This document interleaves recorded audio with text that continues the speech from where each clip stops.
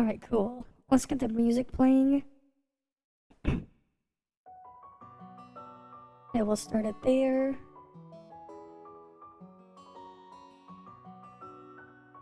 Alright.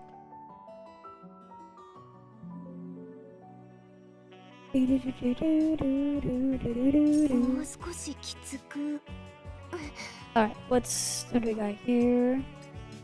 Nameless. Alright, let me just quickly dump all my my stuff here. Hi Tayo. Welcome, welcome. How you doing? Alright, we dump that in. Okay, we have the torrent of fire. Wait, what is it? What is the target here? Hovercraft escort, survival combat. Okay, I'll do that first. Right, this should be easy, at least. Alright, let's get in. Come on. Load, load, load.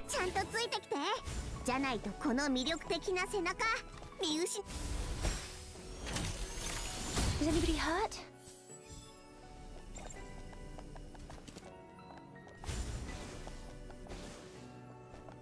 Alright.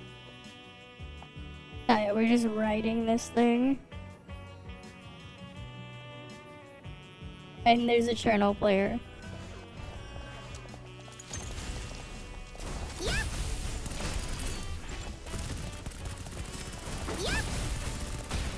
Right, we're just gonna nuke him.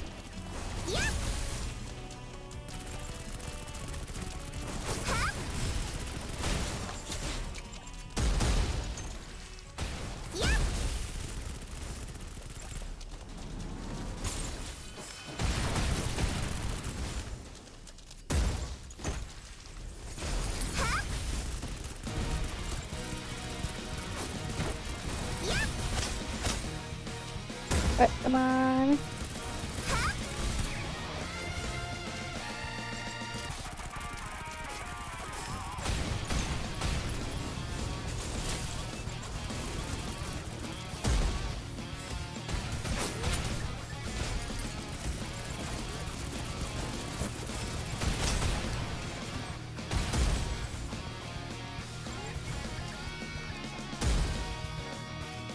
Right, let's go back here.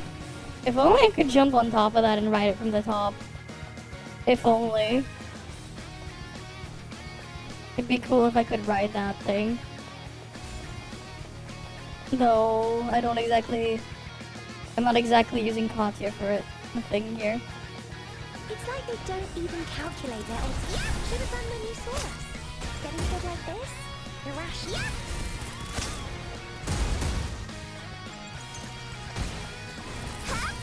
Hi Kusanagi. Welcome, welcome. We got a bunch of stuff to react to in a bit. How you doing?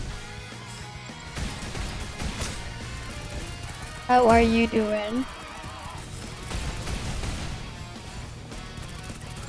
Alright, I'll go kill this. Oh wait, they're dead.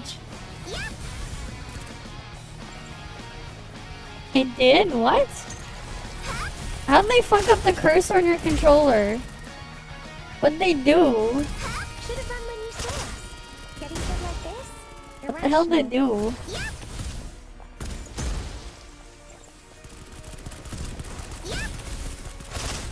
How'd they screw up there? What happened?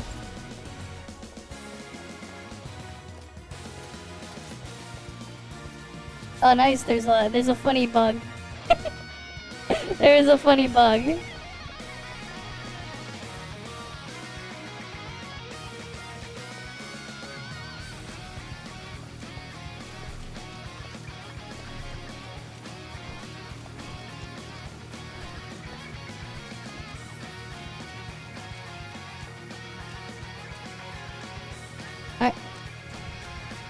It's like they don't even calculate their odds of success.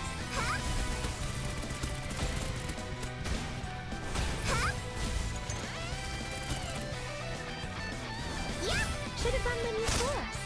Getting good like this? Relax. このフリティア先生に任せて。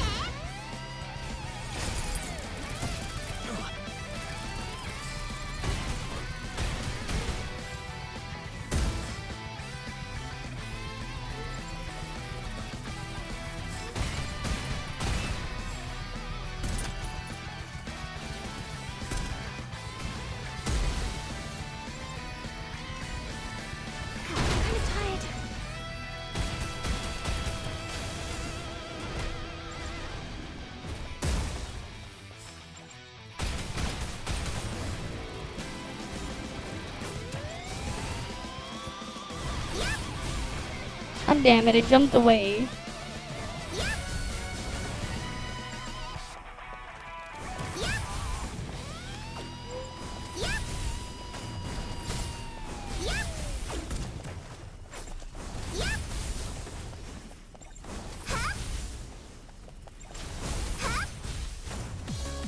Hey Bahamut.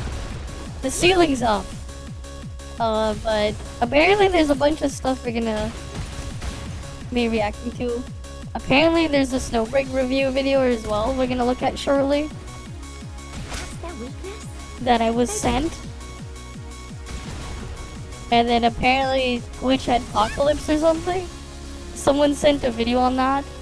And we're gonna look at it in a bit. Right. Oh, there's Joseph.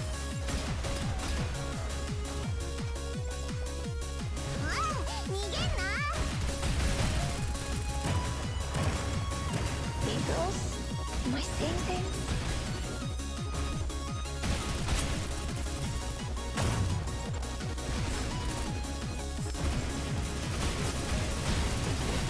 The fuck was I hitting?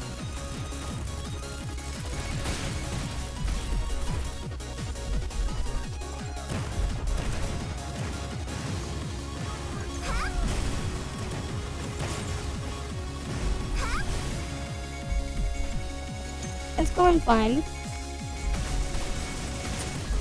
Honestly, I should have used something else. Frisha needs a buff, man. They need a buff, Frisha. She feels a bit weak at times.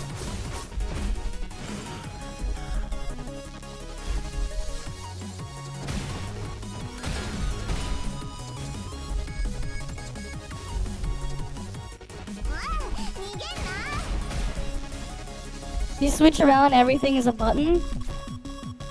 Oh, wait. Yeah, I think I might have... I think I saw it, actually, when I tried to use it on my Steam Deck. The other week. But, like, I also just use it as, like, a mouse type thing. I use the trackpad anyway. But, like, yeah, it does, like... It has, like, the buttons pop up. Like, the button inputs for all the thingies pop up as soon as it detects any type of controller input.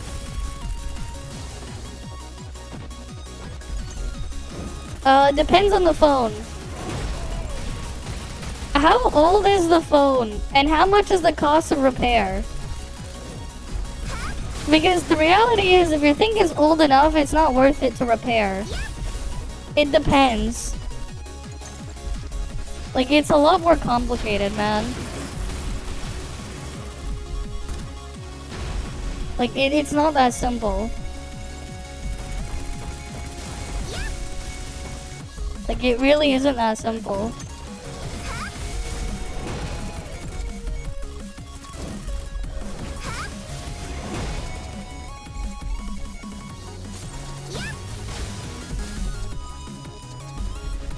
I mean, that's when you got it, but with the model.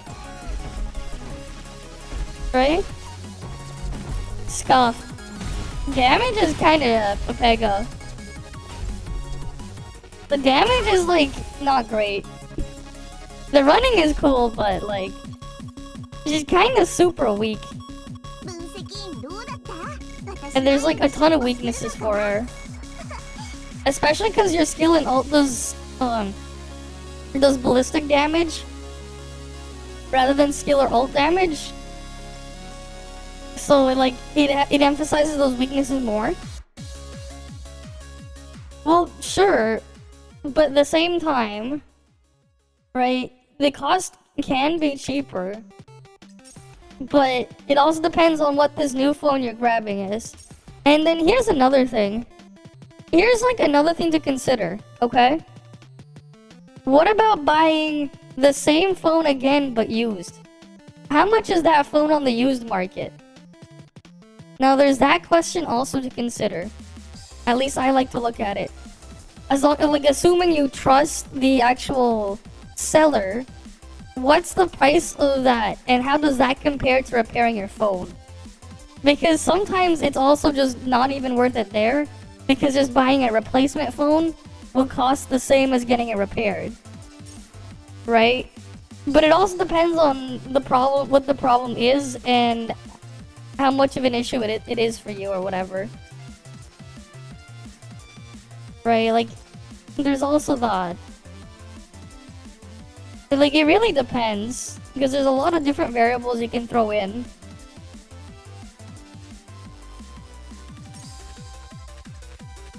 Right, and like, how much do you need it to, like, if you need an upgrade or not? Like, do you really need one?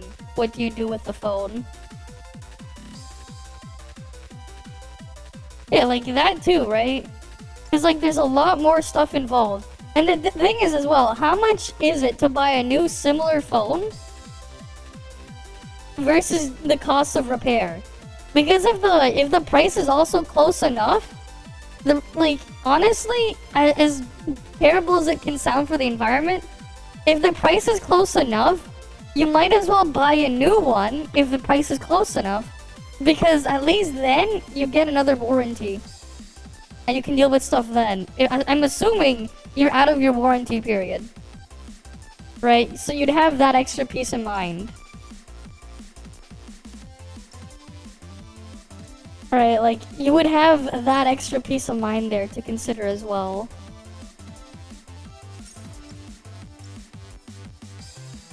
Yeah, it's probably gonna charge for 15 seconds. You can't do anything except charging. So either the battery is dead and can't hold a charge, the memory controller IC has a problem, right? It's probably either one of those. Something's wrong with power delivery. Can you power it on still? But like, yeah. Right? Like, there's all of those to consider. At the same time as well, the warranty situation. How long would it take to go claim your warranty on that? Right? Like, how long would that be? Because, like, either way, right? You're gonna be out of a phone either way for a certain period of time. So you have that to consider as well. Like, how are you gonna deal with that? Like, there's all these just small things. At the same time as well, if you go send your thing off to get repaired, you know, how comfortable are you with having someone look at the stuff on your phone? Yeah, I did. The instructions are in the Discord server as well. I made sure to save the instructions there as well. I mean, if it's only battery reduction that happens, that's normal. So here's the thing. If you want your battery to last as long as possible on your phone, don't charge it. Try to avoid charging it 100%. Like, try not to charge your device all the way, and consider stopping the charge at, like, after it hits like 80+%. You would just leave it unplugged and only charge it when you need to, instead of charging it to full. Like, in the future, if you want that for reference, because it will make your battery last longer. Like, it'll cause less wear on the battery. Yeah, you stop at around 80%. Right? And the reason why I say 80% is, like, this is just general, like, basic knowledge for anyone who has worked with electronics, and you've dealt with charging, like, a capacitor or a battery, and you've, like, if you studied it and, like, studied how the actual physics works, that's when the efficiency drops off a cliff, around 80%. After around 80% charge usually, the efficiency to add more charge falls off a cliff. Because the thing is with batteries, as you store more, as you store more charge in there, it builds up extra additional resistance to try and store more. There's extra resistance inside there, right, to try and fill it up more, and it will take a lot more, like, just a lot more energy to fill it up further. After around that point, like, it becomes ridiculous, the amount you would need.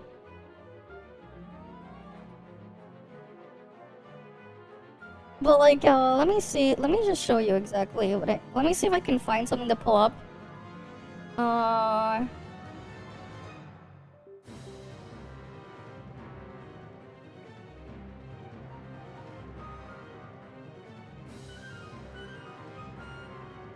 Let me see.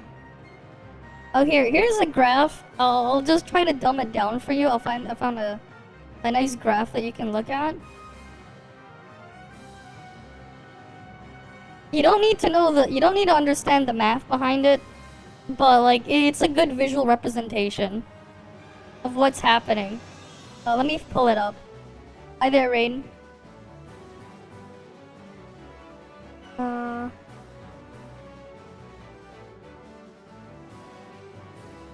Okay, so basically, what you have here, you don't need to know what these mean, but basically this red line here, right?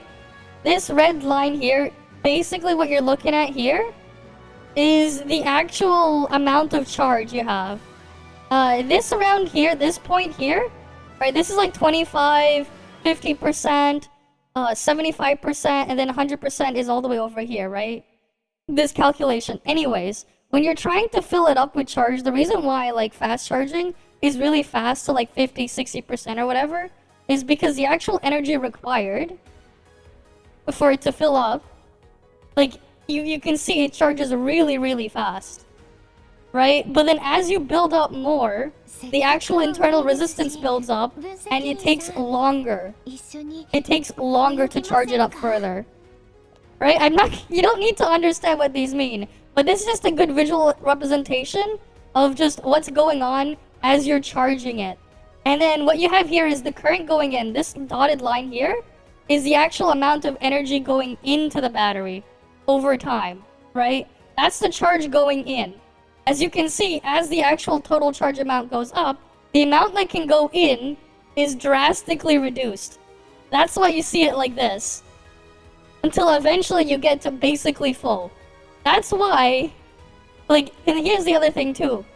Because you're physically storing more and you're pumping far more amounts of energy into there, it wears out the battery faster. So around 80% is around where you want to stop. Nah, I'm just giving like just a basic example here on why generally you don't want to charge your devices to 100%. Yeah, this is for charging a capacitor, but the same rules apply to a battery. The same thing applies to a battery. The capacitor would just fill up a lot faster and can output its full energy a lot faster. So like it just accelerates this thing much further. But like that's basically what you need to know here, right? Around 80% is when efficiency just drops off a cliff entirely, right? Like as you can see here. First, 50 to 80% is fine, but then after that, like you can see just how slow the it's very steep at first, and then it's like no longer steep there, unless you're looking at the amount you have to pump in. Yeah. Right? You don't, like, yeah, here, this is a thing that will calculate it for you. You don't really need to know this stuff. You're not exactly building electronics or a circuit or anything. In what world is time a constant? I mean, it's relative to whatever you're measuring time on, right? Time is relative.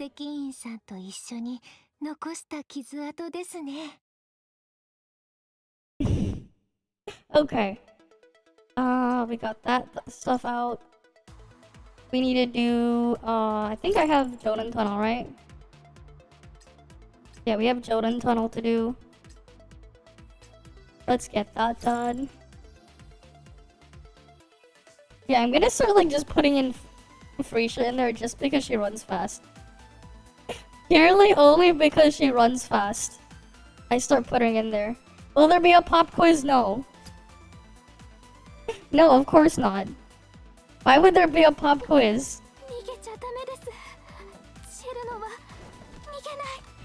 What's next? You want spreadsheet gaming? Is that what you want? Yeah, fun fact, there actually was a guy who made a game in a spreadsheet. Someone actually did do that.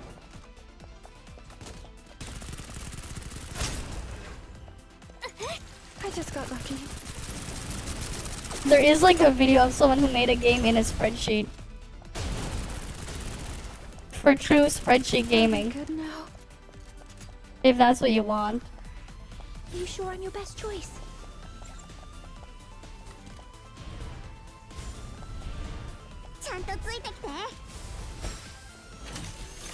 Should have run when you saw us. Getting killed like this? Irrational. Yeah.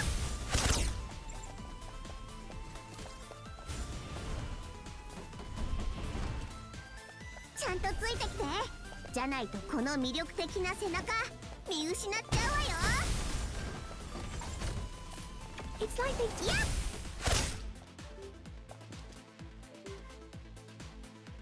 Well, like, yeah, no, like, someone actually made a simple game inside of a spreadsheet. Like, the truest form of spreadsheet gaming. Oh, I need to update my, why isn't the button updating properly? There it is. You're going to have election next week, and, I see. Oh wait, no, you're going to have an election next week, and you don't wanna come, but your parents asked you to. Yeah. Sometimes things be that way. I'm gonna have to do that next year and vote for a clown. It is what it is. Right? We have ours. We have 1 year next year. Alright, it's like, oh yeah, who's the next one you want to be leading of the next ringleader of the circus, right? That's how we treat things. Don't try messages? Why? What's going on with Discord? Phew, that was close.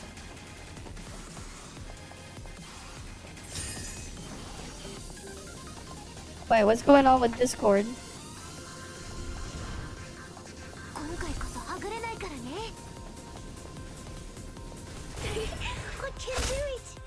Easy, easy. You can do it. Hi, Lux. Oh wow, it didn't even let me target the other one. Oh, they're dead. API errors? I see. Oh, that's Discord's problem.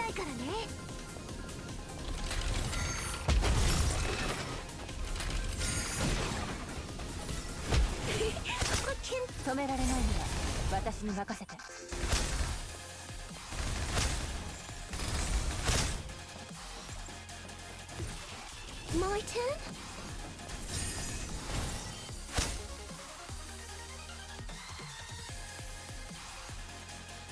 Alright, on to the next one.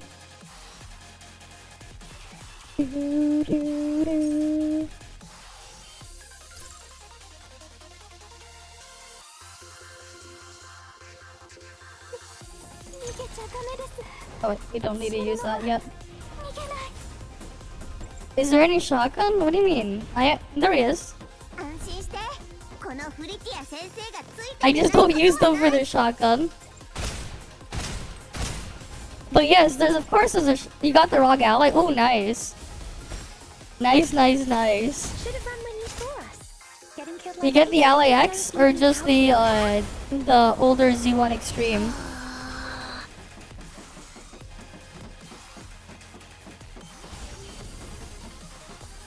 How you liking it? Oh god, I really do need a get a new wireless thing. Oh, nice. Alright, that's all that matters, right? As long as you can play what you want.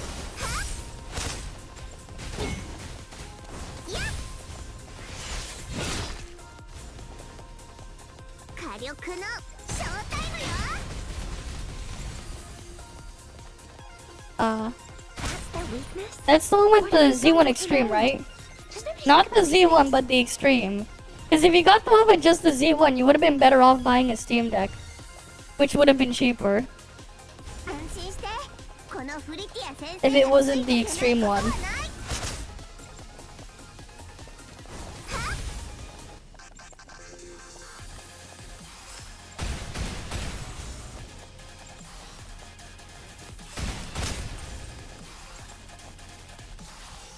Oh yeah, you gotta get a bigger SD card.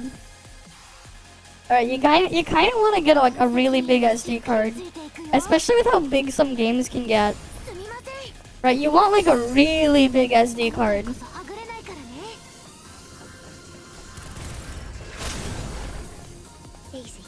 Okay, yeah, that's good.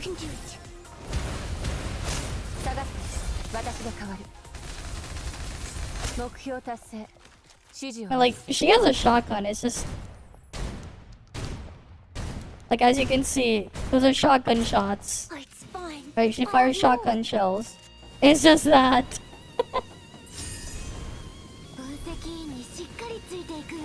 You know.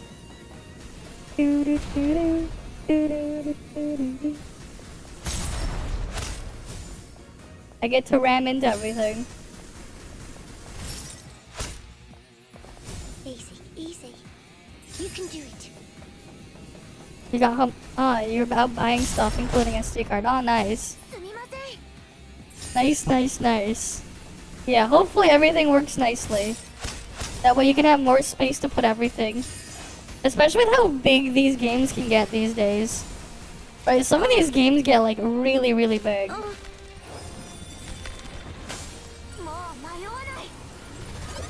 Objective complete.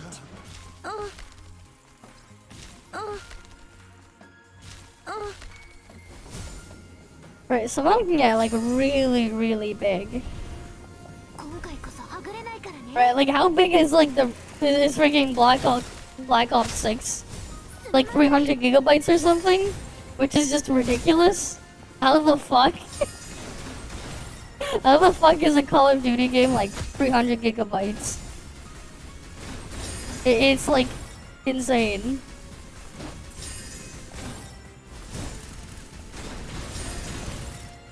Phew, that was close. Not really, no. I studied a bunch of like electrical stuff, so I know a bunch of stuff there, but not really, no. So like the physics I know, it's more so if it's like electrical related, really.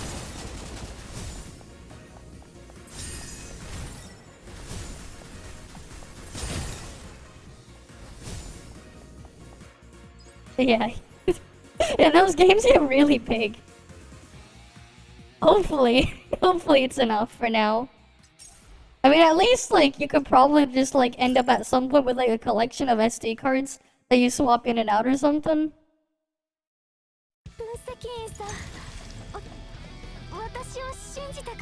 But like, yeah, it's just crazy just how big these games get. Anybody hurt? It's like they don't even count. Yep.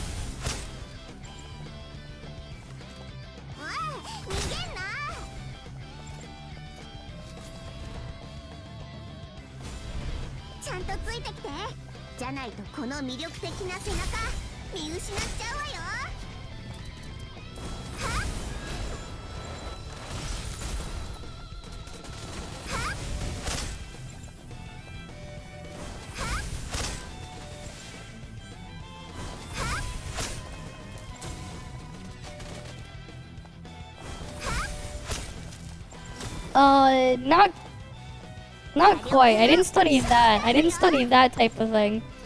The thing I studied more is a lot more involved, and like actual electronic stuff. Like let's just say I learned how to program some FPGAs and stuff. Like I learned stuff with like more so like for like small scale electronics and stuff like that, programming FPGAs, that type of thing, which is its own crazier side. Like if I could like read the stuff in there and kind of figure things out, sure, I can. But that wasn't exactly what I studied there.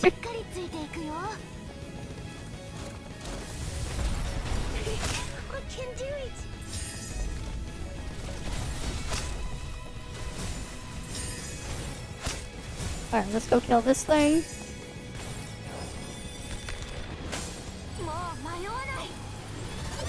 Objective complete. Got the recording. You know, it's just a colored wire. Easy, easy. You can do it. Right? They just colored the wire red.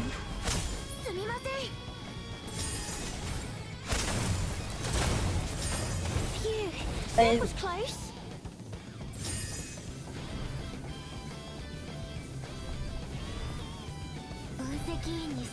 I can do it.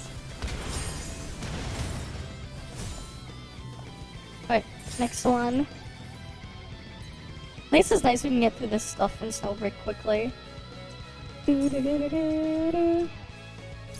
you went out to take the chance to bring your PC for maintenance.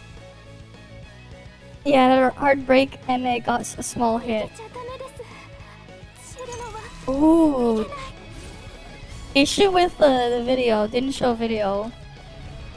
Well, that's not good. That's not good if like no video output. What happened? Graphics card done?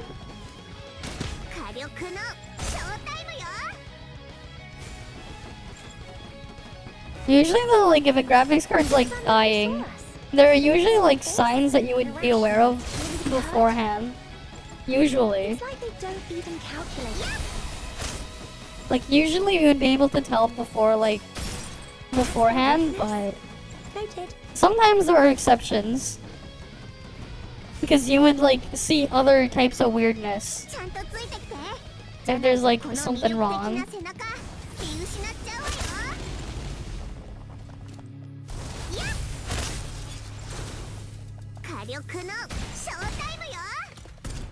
That's their weakness? Why don't these guns auto-load? Does nobody think about these things?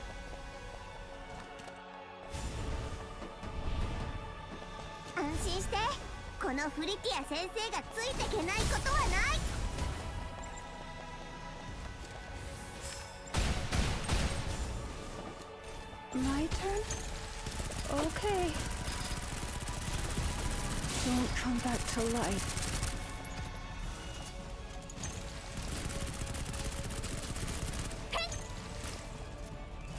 Are you sure I'm your best choice? One day suddenly devices aren't turning on, but Is anybody hurt? wait.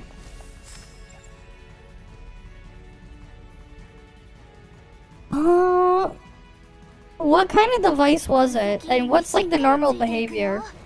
Because there could be many different possible issues. One of many.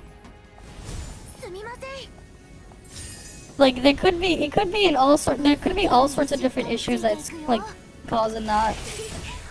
It depends on the conditions there. Like it could be overheating and it shuts off because it got too hot. You could have an issue where like the actual storage is bad. You could have the issue where it's not getting sufficient power and it's like and then like it shuts off. You could have faulty memory where like the memory isn't working properly and as soon as it tries to load a chunk of data into system memory, it crashes there. There's so many potential issues that unless you try slowly isolating each individual one, it's not that simple to like pinpoint it. Because there's like many possibilities for those types of for that type of issue. 分析員にしっかりついていくよ。 Because like there are some like weird cheap tablets that I've seen out there, where what happens is they don't get enough power when you're like when they're plugged in, and they have to use some battery charge going in there, and they could also just have like a battery issue there too. Was close. All sorts of different possible issues.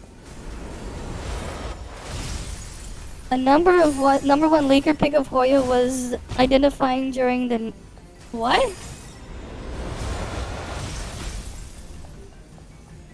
It depends on the dark humor. Oh boy. I think probably for that type of thing we have to be careful. Though. Alright, this mission over. Alright, that's cleared.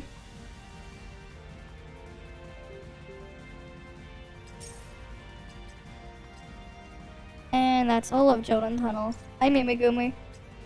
How you doing? Alright, we got Jodan Tunnel done now.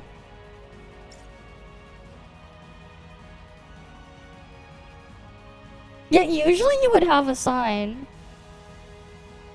It really depends on what the issue is, because if it gets, because it could be all sorts of things.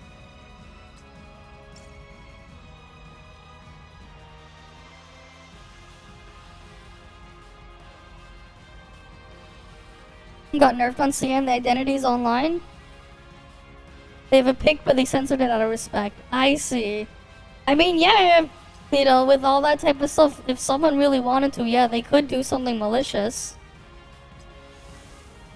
Right? Whether or not they do something malicious is a different thing. But I guess, yeah, something malicious could happen if they want to. 分析員、私から目を離さないでくれ。弱点感。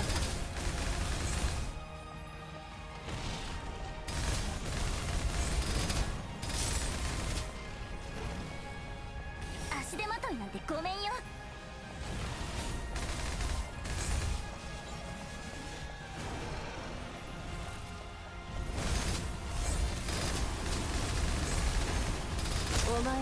Oh, he's dead.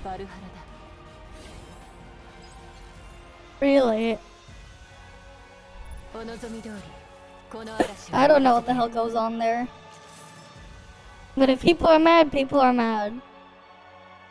And like the reality is, at the end of the day, alright, there's an old saying, the customer is always right even if they're wrong. Well, rather, the customer is always right in the matter of taste. Unfortunately. Man, why does this thing have like multiple stopping phases?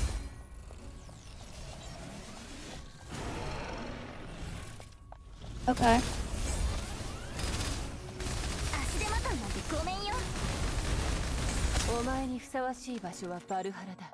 But I can't believe they have a skill issue. Did not know. They're just outages on Discord. Yeah, I don't know, man. But like, it's also like kind of super late to do it now, right? He's been out for like a year or something, right? I don't know. When did that guy come out? Was it like a year ago or something? I don't pay attention to Genshin crap. Alright. Like, I don't know. I don't really pay attention much. Because, like, I don't touch their stuff. Oh, they want us to do solo finale 3 times? Interesting. But okay.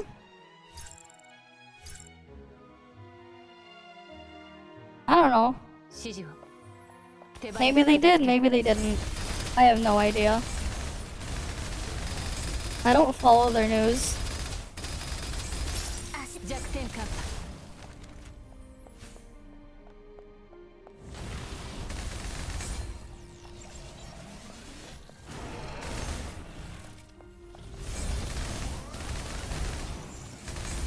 お前にふさわしい場所はバルハラだ。足手まといなんてごめんよ。私たちを阻める者はいないな、分析員。You can't play with design. I guess you can't. Discord Pepega, no design game, no design PvP. No design PvP. But it's gonna be funny then. The guy has some weird, crazy obsession with his stuff. It's gonna be funny to see him in like what he's gonna do in like 2 weeks.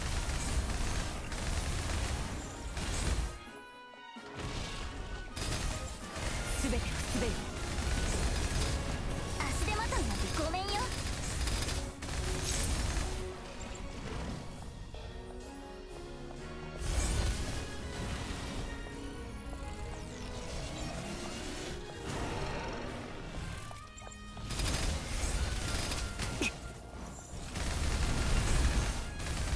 足手まといなんてごめんよ。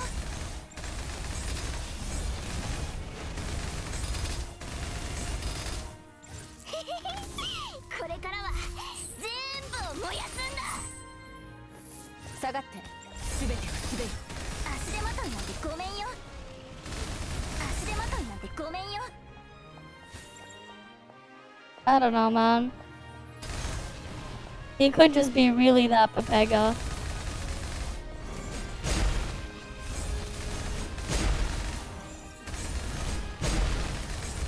足手まといなんてごめんよ。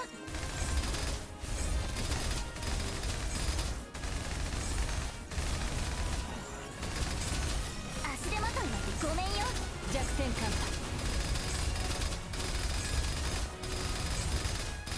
足手まといなんてごめんよ。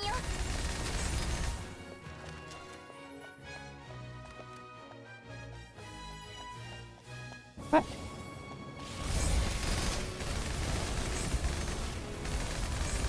足手まといなんてごめんよ。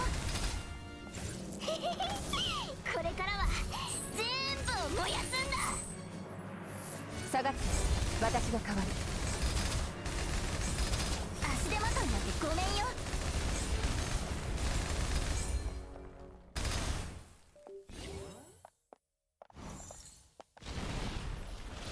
全てを滑る。足手まといなんてごめんよ。足手まといなんてごめんよ。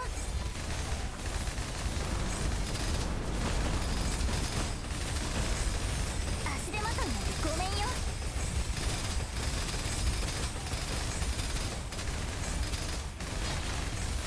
足手まといなんてごめんよ。 Where is he going now?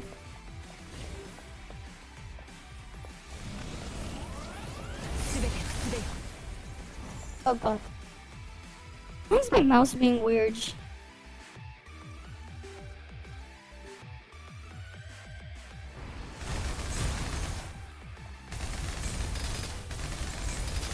手まといなんてごめんよ。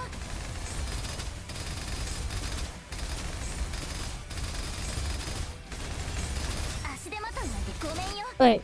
Your new account progression finished all the story domain 9. Only network left. Not nice.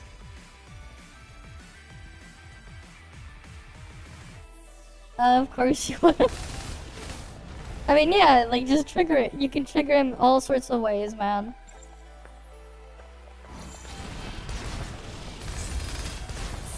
All we know is he's gonna go crazy in 2 weeks. 私たちを阻める者はいないな、分析員。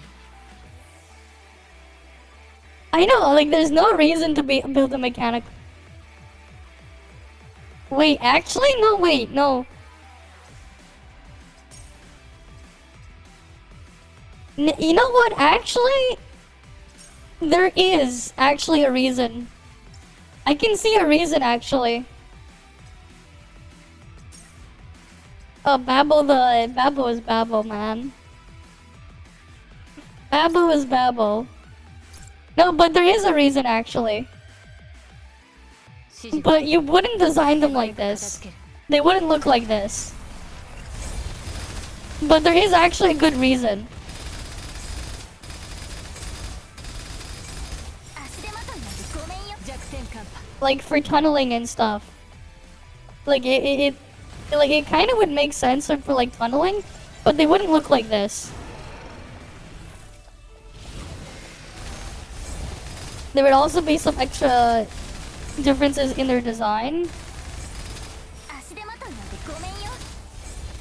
to make them more efficient, but I can see a use for it for tunneling. But they wouldn't look like that. Would they be able to fight? Yeah. Though they probably wouldn't move that way if they were optimized for tunneling. Like, you would probably... What you could probably do, right, is like, on the outer edges, you would probably make like a drill type of thing around it. You would have wheels, like some sort of wheel array, that's like covering around it and like fully around there. So it would like be able to spin and roll around in place. Like, you would have that type of thing because you need to like be able to push through as you're tunneling. And then like the mouth thing would make sense. It's just that you need to also have a way to dispose of the material that you're getting rid of. Right? So like you would have it do that type of stuff. It wouldn't have the type of movements that you see in here though. But like I could see practical use there for like tunneling, but it wouldn't look like that. Like a giant like mechanical worm type of thing. They would have like rollers all around it though, to help it move through and push it through. Because like the thing is, right, like they already have something similar. Like, if you've seen machinery for tunneling stuff, keep in mind, machinery for tunneling is basically just a very short version of a mechanical worm. The machinery they use for digging tunnels. At the same time as well, they would be sturdy enough that they can construct stuff around it as it digs. Like, it's a thing. Like, they have like if you made that like mechanical worm thing that you say is an enemy, you just make it like 10 times shorter, and you change what the front looks like, and you cover it in like wheel plating and stuff, like actual wheels. You would have something similar to one of the machines they use for digging tunnels.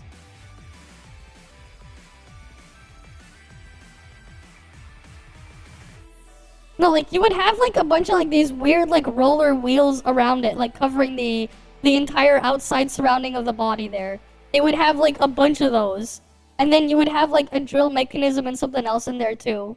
And then a way to like pull out the stuff and have it like go through it when you're like trying to tunnel.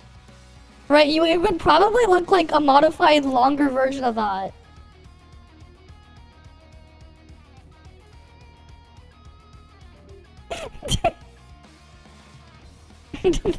Keep in mind, it's mind-blowing.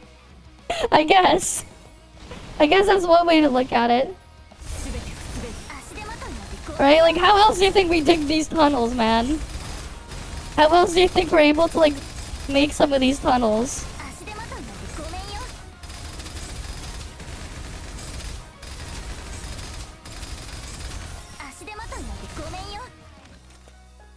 Flamethrower or no flamethrower? You probably wouldn't have a flamethrower. Especially if your goal is tunneling. You wouldn't want flames in there. Like, especially when you're gonna have, like, let's say, you know, people, like, working down there with the machinery and stuff. You definitely do not want to burn up the oxygen. You definitely do not want to do that. That's something you definitely do not want to do.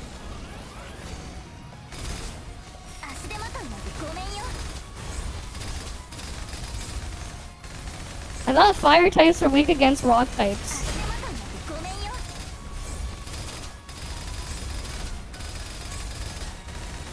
And both of Ash's Pokemon are water types, which are totally weak against fire types, according to Brock.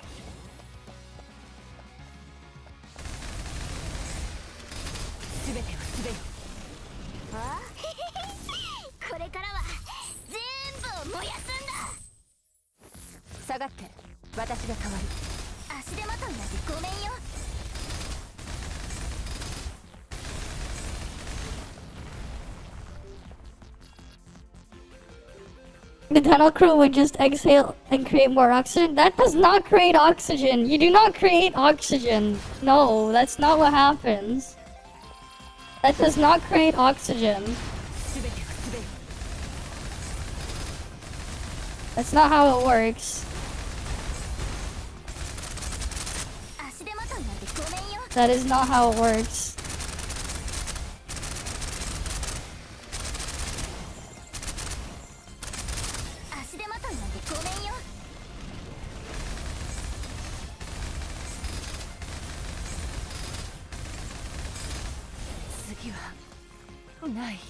Also, according to Broke, he can't see the difference in nurses and police just go out of... Okay?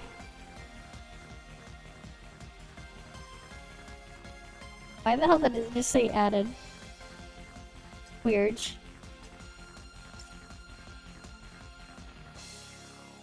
Reverse 99 and bought some memory.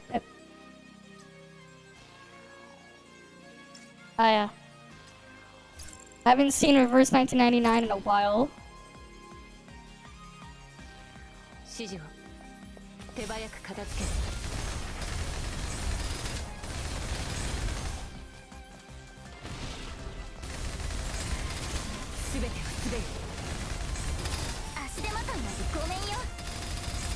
Yeah, we're gonna do that in a bit.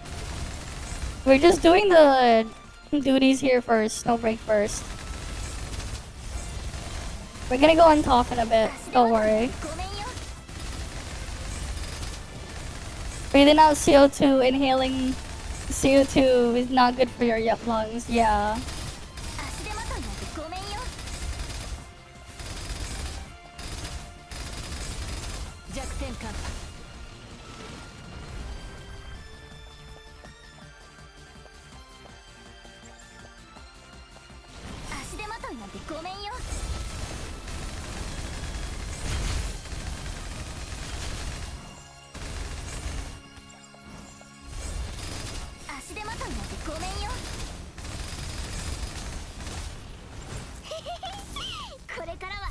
Reverse 1999 ads.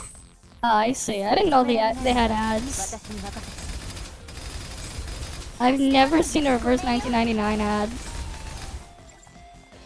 The only reason why I even knew about the game is because someone asked me to, like, told me about it like a year ago and whatever to try it out. I was like, you know what, sure, why not? Because we had like nothing to do.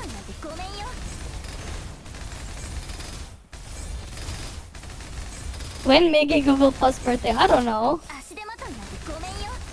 I don't know when's her Google Plus birthday. Oxygen tanks, be careful and breathe slowly. Well, sure. Keep in mind, even then, too much pure oxygen is not good for you either. Oxygen poisoning is a thing that can happen too, by the way. If you didn't know, like, oxygen poisoning is a thing.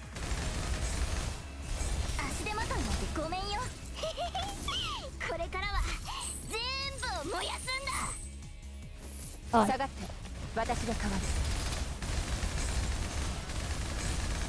After Sussy's birthday, true.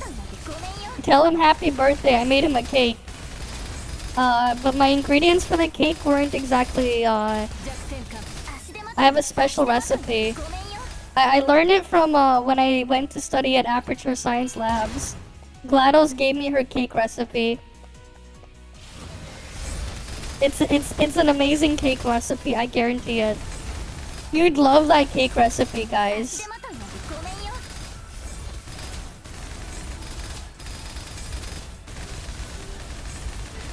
No, but like actually you can get oxygen poisoned.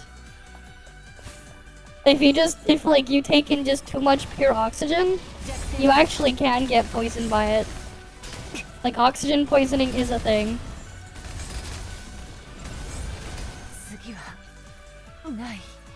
Like, you do know as well, like, there's a lot of just pure nitrogen in the air that you breathe, right? It's not just oxygen in there. Heck, oxygen doesn't normally exist alone. Outside of some extreme circumstances.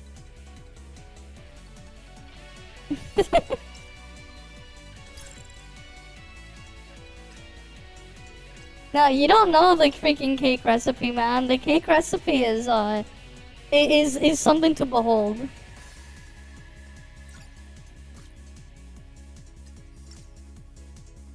The cake recipe is something truly special. No, I'm not a scuba diver.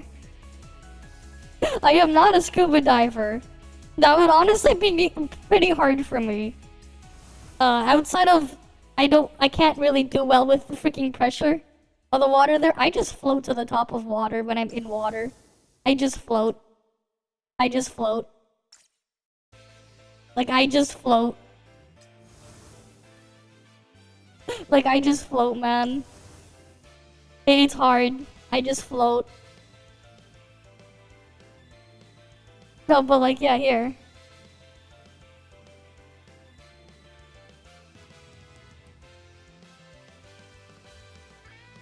Here you go. Here's the full cake recipe. You guys ready for it? 1 18.25 ounce packaged chocolate cake mix, 1 can prepared coconut pecan frosting, 3/4 cup vegetable oil, 4 large eggs, 1 cup semi-sweet chocolate chips, 3/4 cup butter or margarine, 1 and 2/3 cups granulated sugar, 2 cups all-purpose flour. Don't forget garnishes such as fish-shaped crackers, fish-shaped candies, fish-shaped solid waste, fish-shaped dirt, fish-shaped ethyl benzene, pull and peel licorice, Do you want this cake? fish-shaped volatile, organic compounds, and sediment-shaped sediment, candy-coated peanut butter pieces, shaped like fish, 1 cup lemon juice, alpha resins, unsaturated polyester resin, fiberglass surface this is the cake resins, recipe. and volatile malted milk impoundments, 9 large egg yolks,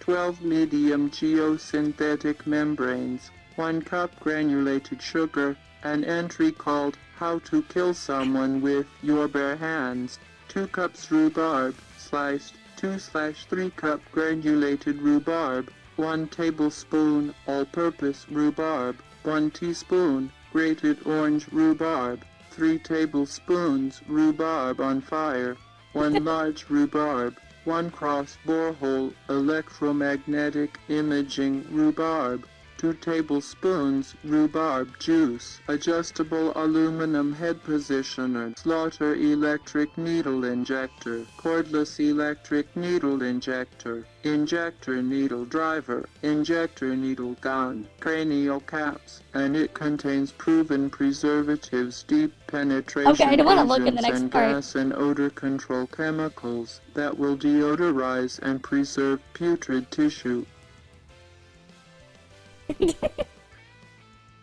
Yeah, that's the portal cake recipe.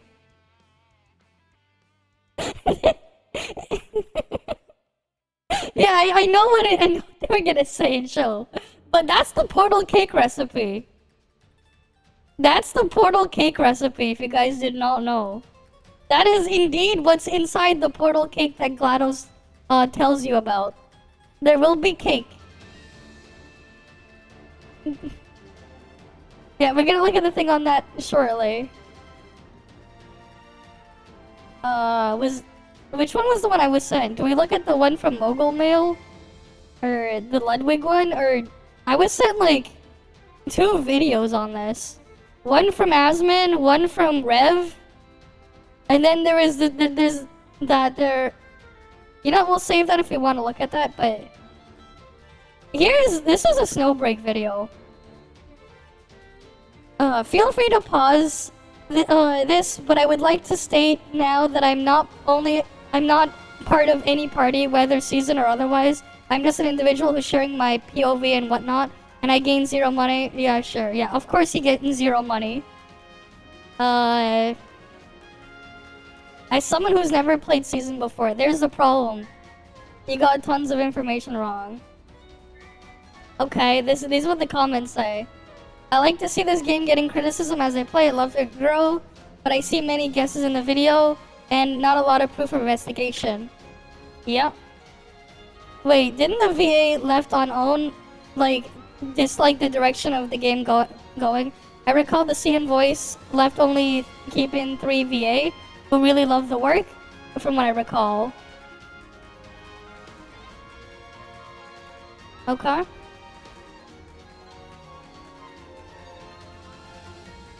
Alright, let's see what this guy has to say. Alright, this is a wrap.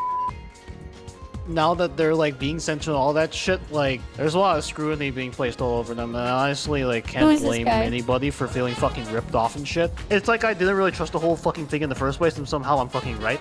Like that one meme about like an e-celeb that you hate so much, like being exposed for shit, and it's like, wow, okay, buddy, like I was only playing devil's advocate there, but it seemed like I was right, and I really hate to say that I was right. For starters, Snowbreak was an anime shooter that transitioned to a very lewd as fuck direction. Now, upon first hearing this, I was plainly skeptical because although I hadn't played the game, I don't exactly feel like having more fan service brings me into a game. This game sounds like finding vegetable chops at a 5-star seafood restaurant, and the majority of decisions the company has made over these past few months is what I like to call brownie point PR, which I'll explain later in the video.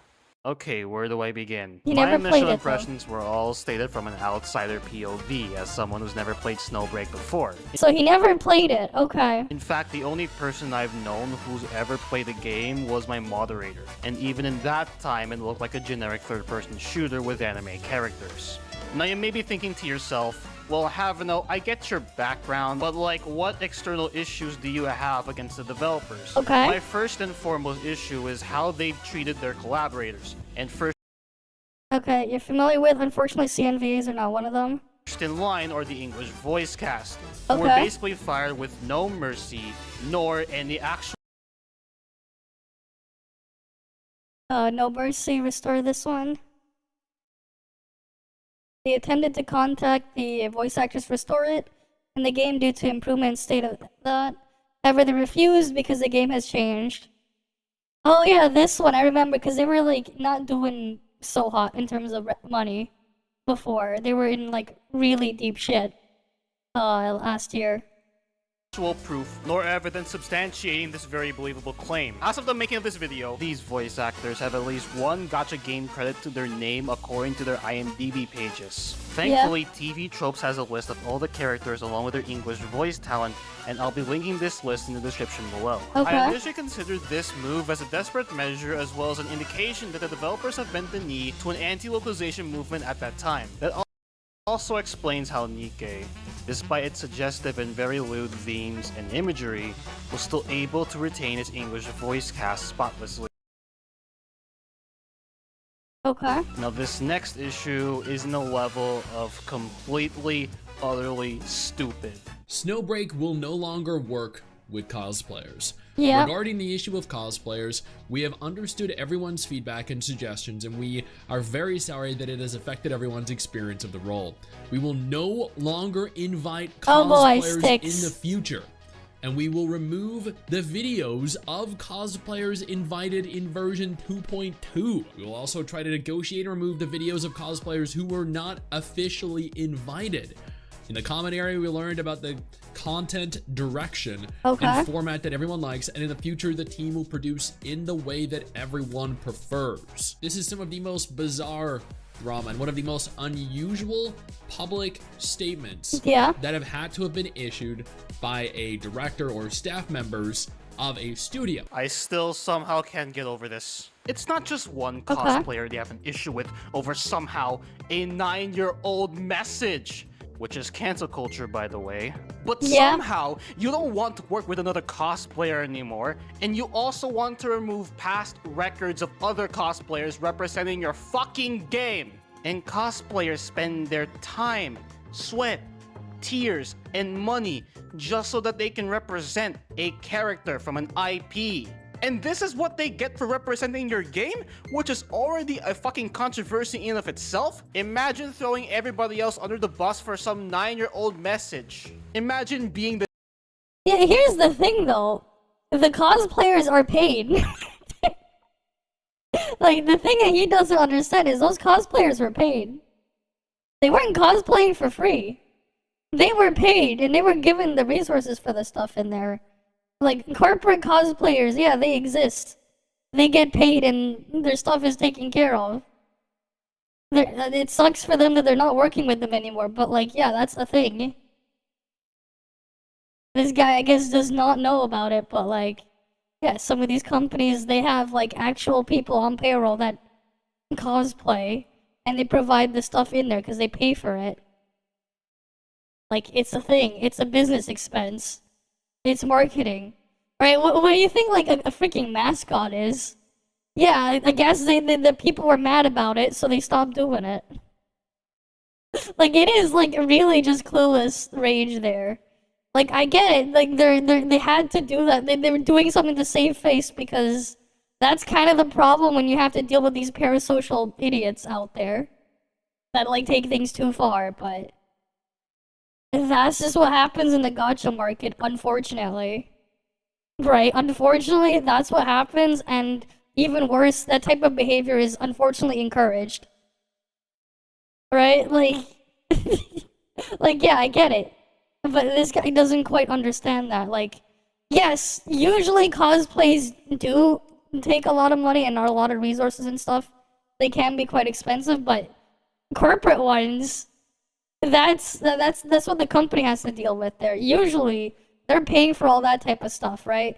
It's like, you know, you go to like your favorite sports ball game, you go watch your favorite sports ball team, whatever that sport is. Sometimes they'll have a mascot, and the mascot will have all sorts of, there might be some sort of animal thing there, right? Do you think the person in the suit, right, the person in that costume, whatever, dressed up as a company mascot or whatever, they have to pay for that stuff? Or like you go to like a theme park, like Disney World or whatever, you know, the guy in like the Mickey Mouse costume or whatever, right? Do you think they bought the costume, or do you think the company did? That they're working for did? Because usually you would think it's the company that bought the costume, right? That is also a form of cosplay. They're being paid for it, and that's their job there. Yeah. You don't know how many top cosplay, including you, gets touched without consent. Yeah, I'm not surprised. The people out there, some of the people out there in there, unfortunately, they're crazy. They're really, really crazy. It is what it is. And here's the worst part. They don't realize that sometimes some of these companies also encourage this. Right? Like, the way, like, even, like, actively encourages people to treat their characters in the Hoyo games as if they were idols. And considering, you know, Chinese company in China there, and what Asian idol culture is, it doesn't just apply to China, but, like, just in general. Like, it's even more extreme in Asian countries. You see things that going on with like people in South Korea. You see it happening all the time in Japan. Heck, like there are like how crazy it is with them having to like cover up or hide relationships and stuff like that for their talents and stuff like that. Like all those crazy things, right? You have all that stuff going on there too, right? Because again, like unfortunately, people are just that crazy. But at the same time, those craziest people out there are the ones that you can milk the most for their money. At the same time, they're the most willing to part with their money and get milked the most. So that's just kind of the situation there. Right? Like idol culture is it's just dangerous, yeah. People go crazy over really, really dumb things. And that's just the unfortunate reality of the world we live in. This utterly spiteful. Like, is this the fucking kind of client that deserves respect? And in the very same message, in the future the team will produce in the way that everyone prefers. I'm sorry, but what do you mean by everybody? Because just a few months ago, the Japanese representative for this game has already said this in an interview, and that I'd like to mention that some people who aren't this one players made some criticisms of our game and the creative direction we're taking, but rest assured we know it is really meant to serve, yeah. Well, they know exactly who their customer is, right? They know, and they're going into it. Yeah, sure, they're going into the type of direction they are going now, but at the same time, you look at the content they put in there, the type of stuff they put in there, right? You know, they know exactly what they're targeting there. That's why, despite how cheap stuff is in Snowbreak, relatively speaking, you know, they are still making decent amounts of money there, right? Like, they know exactly what they're trying to do there.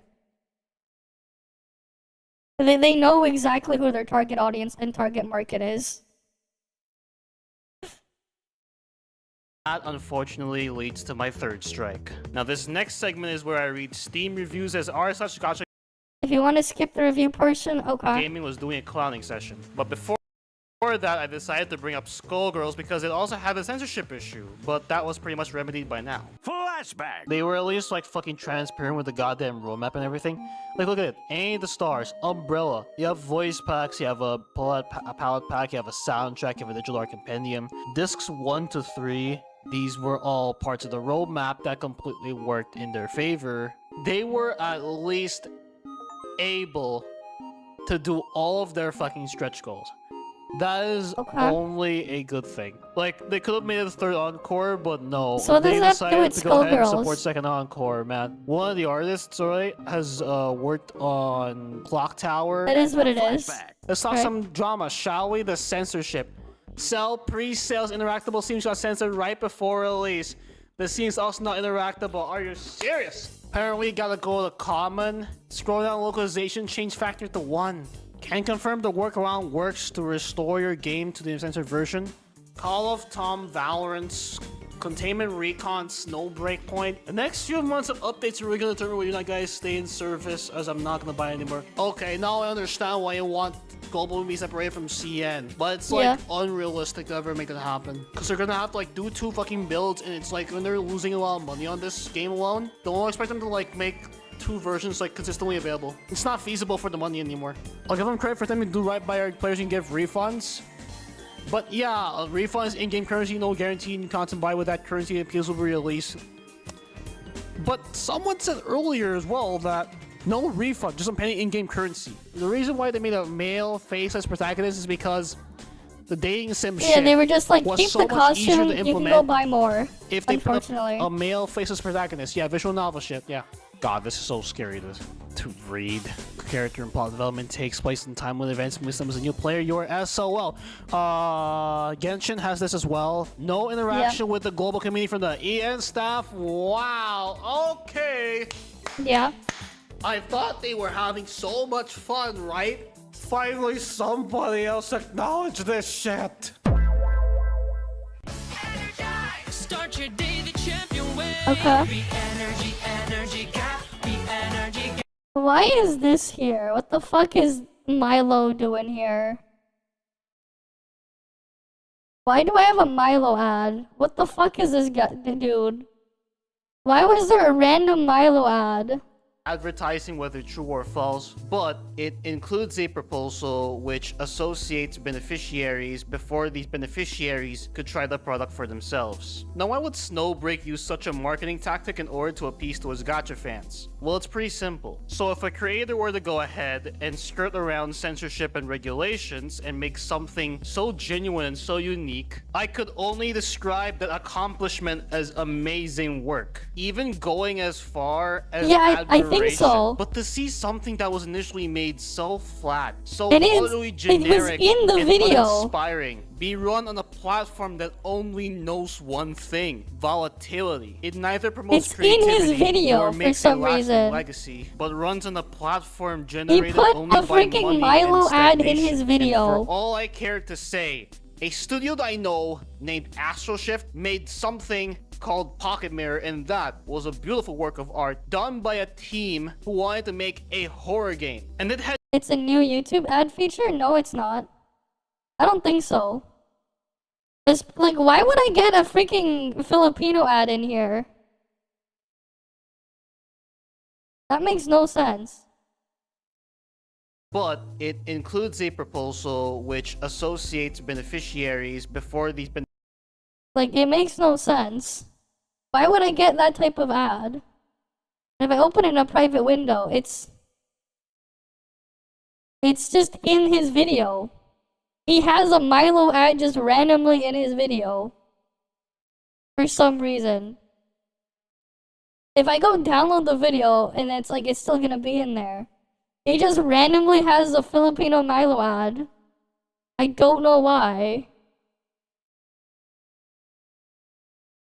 Yeah, they didn't start doing that yet, though. Beneficiaries could try the product for themselves. Now, why would Snowbreak use such a marketing tactic in order to appease to his gacha fans? Well, it's pretty simple. So if a creator were to go ahead and skirt around censorship and regulations and make something so genuine and so unique, I could only describe that accomplishment as amazing work, even going as far as admiration. But to see something that was initially made so flat, so utterly generic and uninspiring be run on a platform that only knows one thing: volatility. It neither promotes creativity nor makes a lasting legacy, but runs on a platform generated only by money and stagnation. And for all I care to say, a studio that I know named Astroshift made something called Pocket Mirror, and that was a beautiful work of art done by a team who wanted to make a horror game. And it had character, it had empathy, and it had nuance. And it felt unique, it felt beautiful, and lastly, it felt mesmerizing. It felt like a genuine work of art instead of something that was being churned out. But right now we're talking about live service. And in live service, a costume could feel like a complete novelty, or at least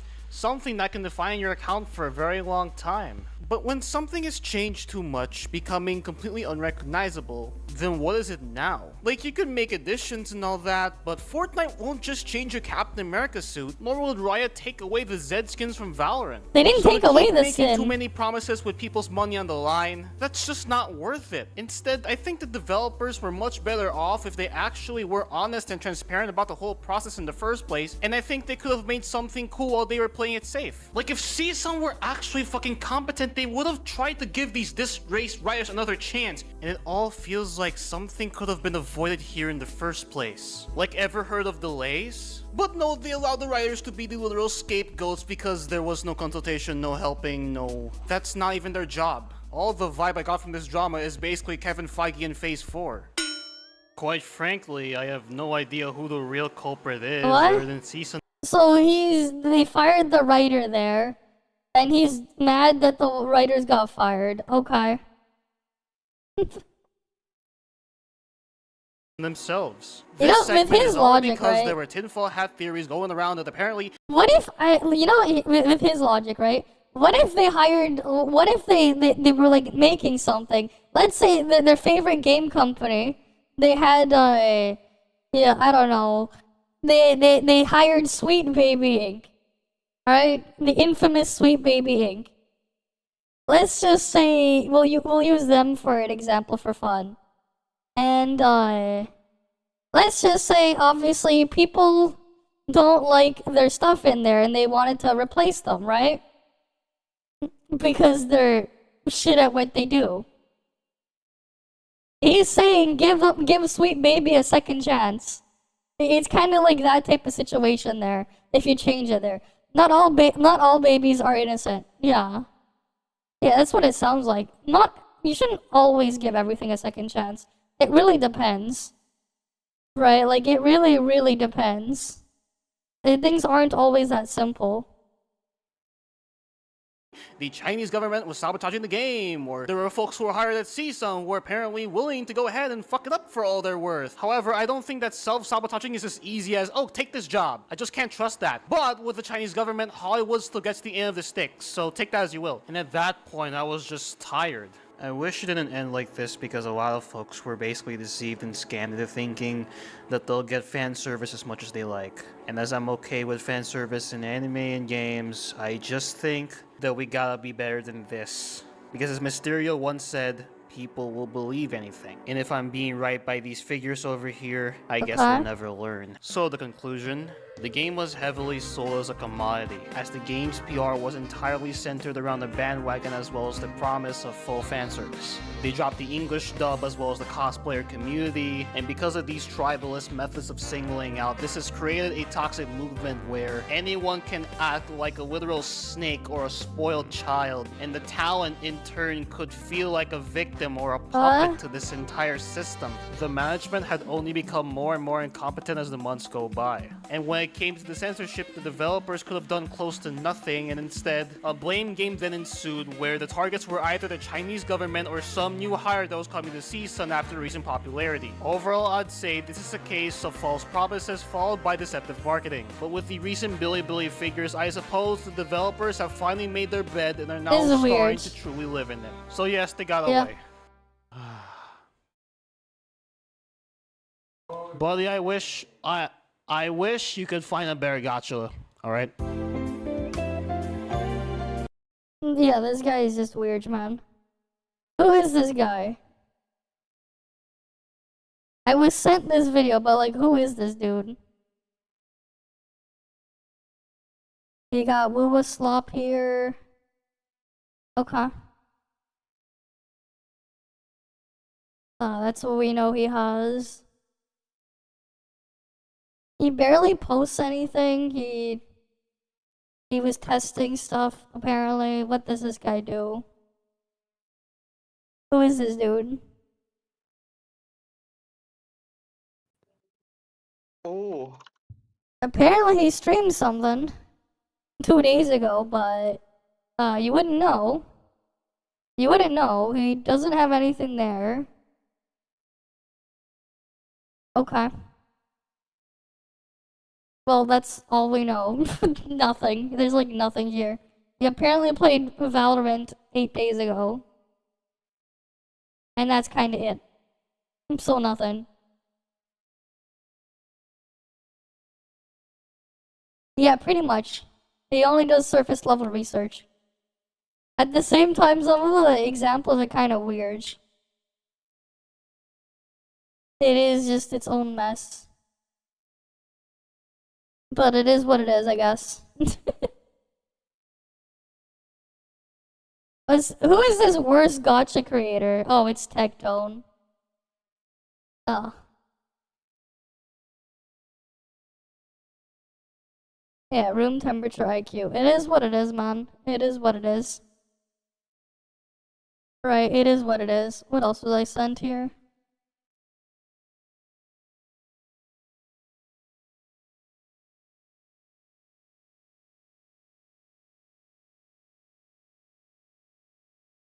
What the hell? This was posted in my thing? Yep. What? How is the co-op? It was so hard to have a friend in my world, and how big are the game size? What do you mean it's so hard?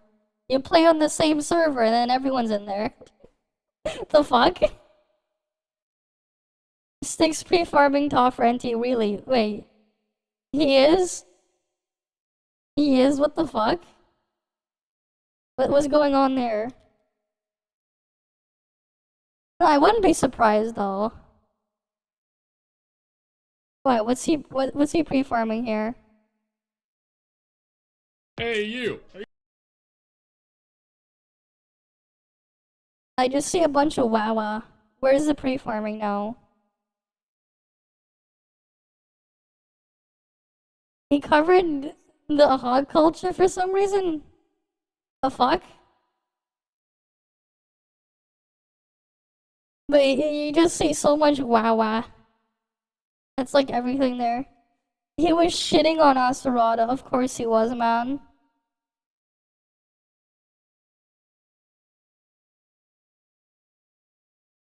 Yeah, he was tryharding with a new face mask. First video? What? It's not here. I just see Wawa crap.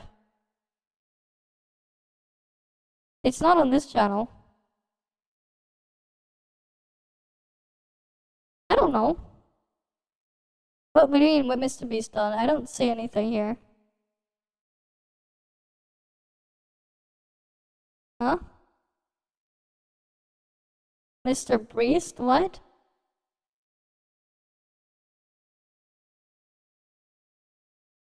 There's just people still like milking freaking Mr. Beast drama stuff, I guess. Yeah, rage bait. How long are they gonna keep trying to like freaking milk Mr. Beast drama? They've been milking him since like what? For like how many months now? 4 months? Stick's latest video, this one, minute 9? Hey, really? My name is Six and welcome back to Weekly Gacha Recap.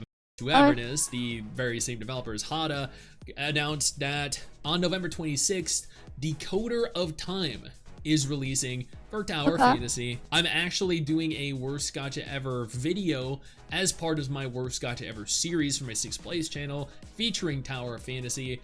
And honestly, I have kind of been semi-enjoying the world of 4.0, moving into 4.1, but man, the ball collection that was present all through the 3.x series is still present on the main pads in 4.x. You can ignore them though. Damn, whoever thought that was a good idea. You can ignore them though. Do people actually collect all of those balls? I don't. Nominating himself, of course. Fired. Additionally, Midnight Phantom is running from November 11th through November 25th, and the only reason I'm talking about this is because I saw the image of this guy and I was like, oh, Asurada, the name of the guy I'm assuming, looks pretty cool. Okay, I like his outfit, and then I clicked the video and I'm like, dude, they did him so dirty. He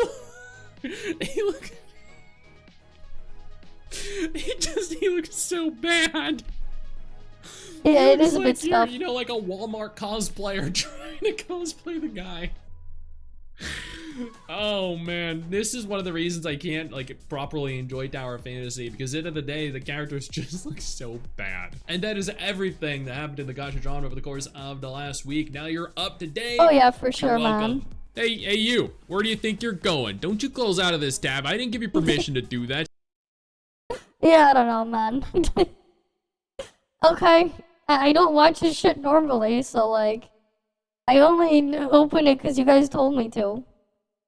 Right? Do we do the Twitch adpocalypse thing now, or do we switch to ToF category and go into ToF now? Looks better than Steam's. Oh boy. Wait, here, Twitch is done, the adpocalypse has begun. Alright, let's see. Twitch is done, guys. And they have to go through, you know... Wait, why was it? Oh, man. Open it at the timestamp. Whatever. Man. Okay. Ooh, I don't know what to say. We got a crazy day for us now. 2024 is speedrunning. It is. What happened? Basically what happened was, I should probably wait like probably a half hour, like what? an hour until I like really talk about everything. To be fair, right? For like everybody to, like, this is like an hour long. What anyway, the fuck? First thing, let me go ahead and just talk about it just like this very, is very long. quickly. So basically Twitch, the app. Maybe not. That one's an hour long. Here, we'll go look at the rev video. Hey, what's up, guys? Rev here. So it's arrived. There is an official here we go. apocalypse going on over at Twitch. This is something I talked about a few days ago. I said this was a looming threat of an adpocalypse if they didn't do something to quell fears and concerns about extremist content being hosted on their platform. I mean, it's their own fault for letting those weirdos do their shit. It's their own fault. It's Twitch's own fault for doing that. And here we are. What started as a few people noticing we're just doing this dips one. in their ad revenue has now become a site-wide problem where people are reporting that their ad revenue rates are down 90% as advertisers flee the platform. Now, there's a lot to talk about today and some reaction to what's going on. Let's begin by just talking about what an adpocalypse is, right? There's been several iterations of this on YouTube. Essentially, something controversial happens and advertisers pull out temporarily to get a better deal with the platform. The most probably recognizable example of this on YouTube was the Logan Paul controversy from a bunch of years ago, where he filmed a corpse in one of his videos. And initially, just like with Twitch here, they didn't handle it very well on YouTube. They only demonetized his video, and then advertisers used that as an opportunity to say, hey, we don't stand for those values, which they don't really stand for anything. They just want to feign outrage to take advantage of the moment. So they say, we're pulling our ads. And then a few months later, they come back to YouTube or Twitch and they say, hey, we'll give you another chance. Just give us a better rate on our ads. And that goes to the benefit of the advertisers, but that has a negative trickle-down effect to content creators who are now going to earn less as a result of that. And on YouTube, this has happened they want better rate 5 times over again. So it keeps crunching down on content creators over time, but that's another story.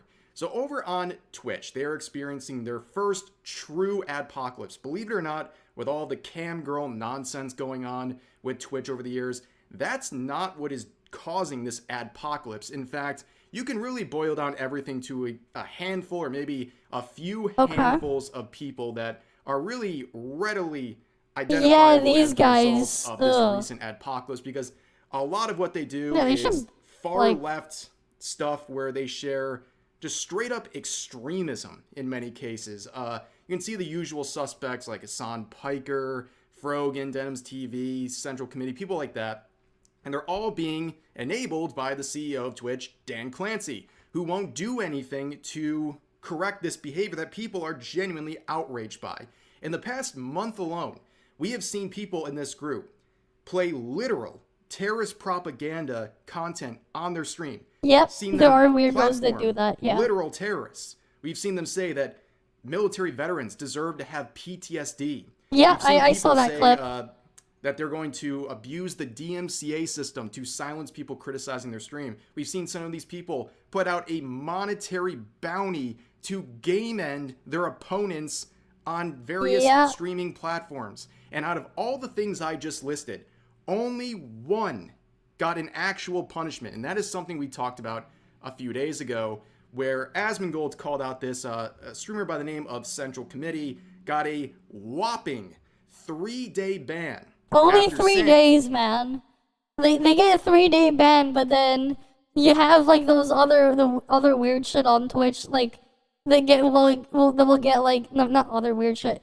You get like people getting like freaking month-long bans for like nothing. The weird double standards, man. Saying that he'll give his chat, someone in the chat, $100,000 to game end Destiny. Now, I don't like Destiny, but that's not an excuse to commit literal felonies on the platform. And then even crazier is they get a 3-day ban. And compare that to the 2-week ban that Asmongold got for his comments about Palestine. A lot of hypocrisy there. And he's attacking Twitch right now and trying to expose them even further for their hypocrisy. But in response to that, of course, taking no responsibility whatsoever, Hassan Piker would then decide to blame Asmongold for everything, because there was a few examples of people like this streamer right here losing monetization on their stream because they had tags like Iran for their stream. Now, a lot of people at this time, this is like 2 days ago, they believed the ads being lost on some streams were kind of like rare examples, like maybe some really political streamers and some people using tags like that individual right there. However, it became very clear over the past 24 hours, this is a site-wide problem affecting thousands of streamers. And as you can see here, Asmongold acknowledging this whole situation, saying the Twitch adpocalypse situation is a result of years of preferential treatment and selective moderation reaching a boiling point in the community. Twitch are the ones who set the tone and rules for the website, and in turn are the ones responsible for this happening. And that is definitely true. This is Twitch's fault. Okay, they have allowed this stuff to fester for so long. Now there's no turning back. In fact, they're trying to scramble and do some band-aids to this giant wound that is Twitch right now, and it's not working. It's too little too late. They've allowed this stuff to fester for too long. And the worst part about all of this is nobody feels sorry for Twitch or Dan Clancy or some of the bad actors involved here, but you have to feel bad for just regular streamers who are suffering as a result of this trickle-down effect, because advertisers are fleeing the platform just because a few bad actors won't get banned. And here's one example. We'll start with a lighter one here. So people are sharing their experience about how much ad revenue they're losing, and it's pretty substantial. So let's listen to Lacey here.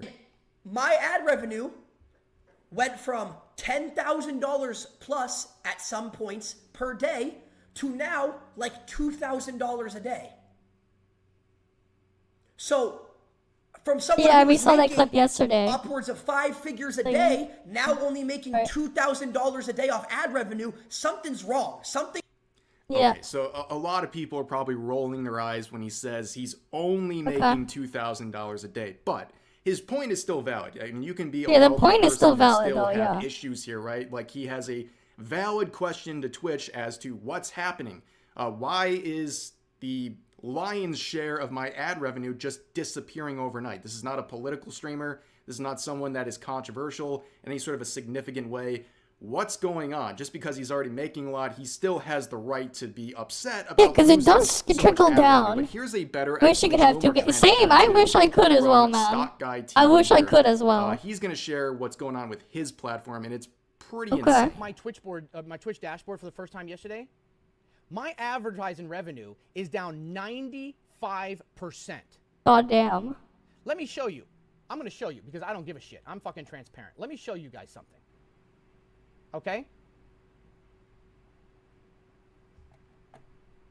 I average about $100 to $200 a day in ad revenue, right? 5 days a week. You're talking about $600-700 a week. You're talking about $2,800 a month. You know, $3,000 a month. I make about $8 grand a month on average, and sometimes 9, right? So it's about 40% of my, sometimes 50% of my income. I'm averaging $15. Yeah. $15 fucking dollars. And are you seeing this? This is the fall off of his ad revenue. Look at this. From up here to literally a flat line. Ad revenue. I'm disabling ads. I can't disable all of them. Nobody can. They automatically run. But I'm just going to stop fucking anything I have because I don't know what's going on. I don't know what's going on. I have no idea. I don't pay attention to the shit on my platform. I have nothing to do with it. I'm sitting over here in my own little fucking corner, doing my own thing, having a good time.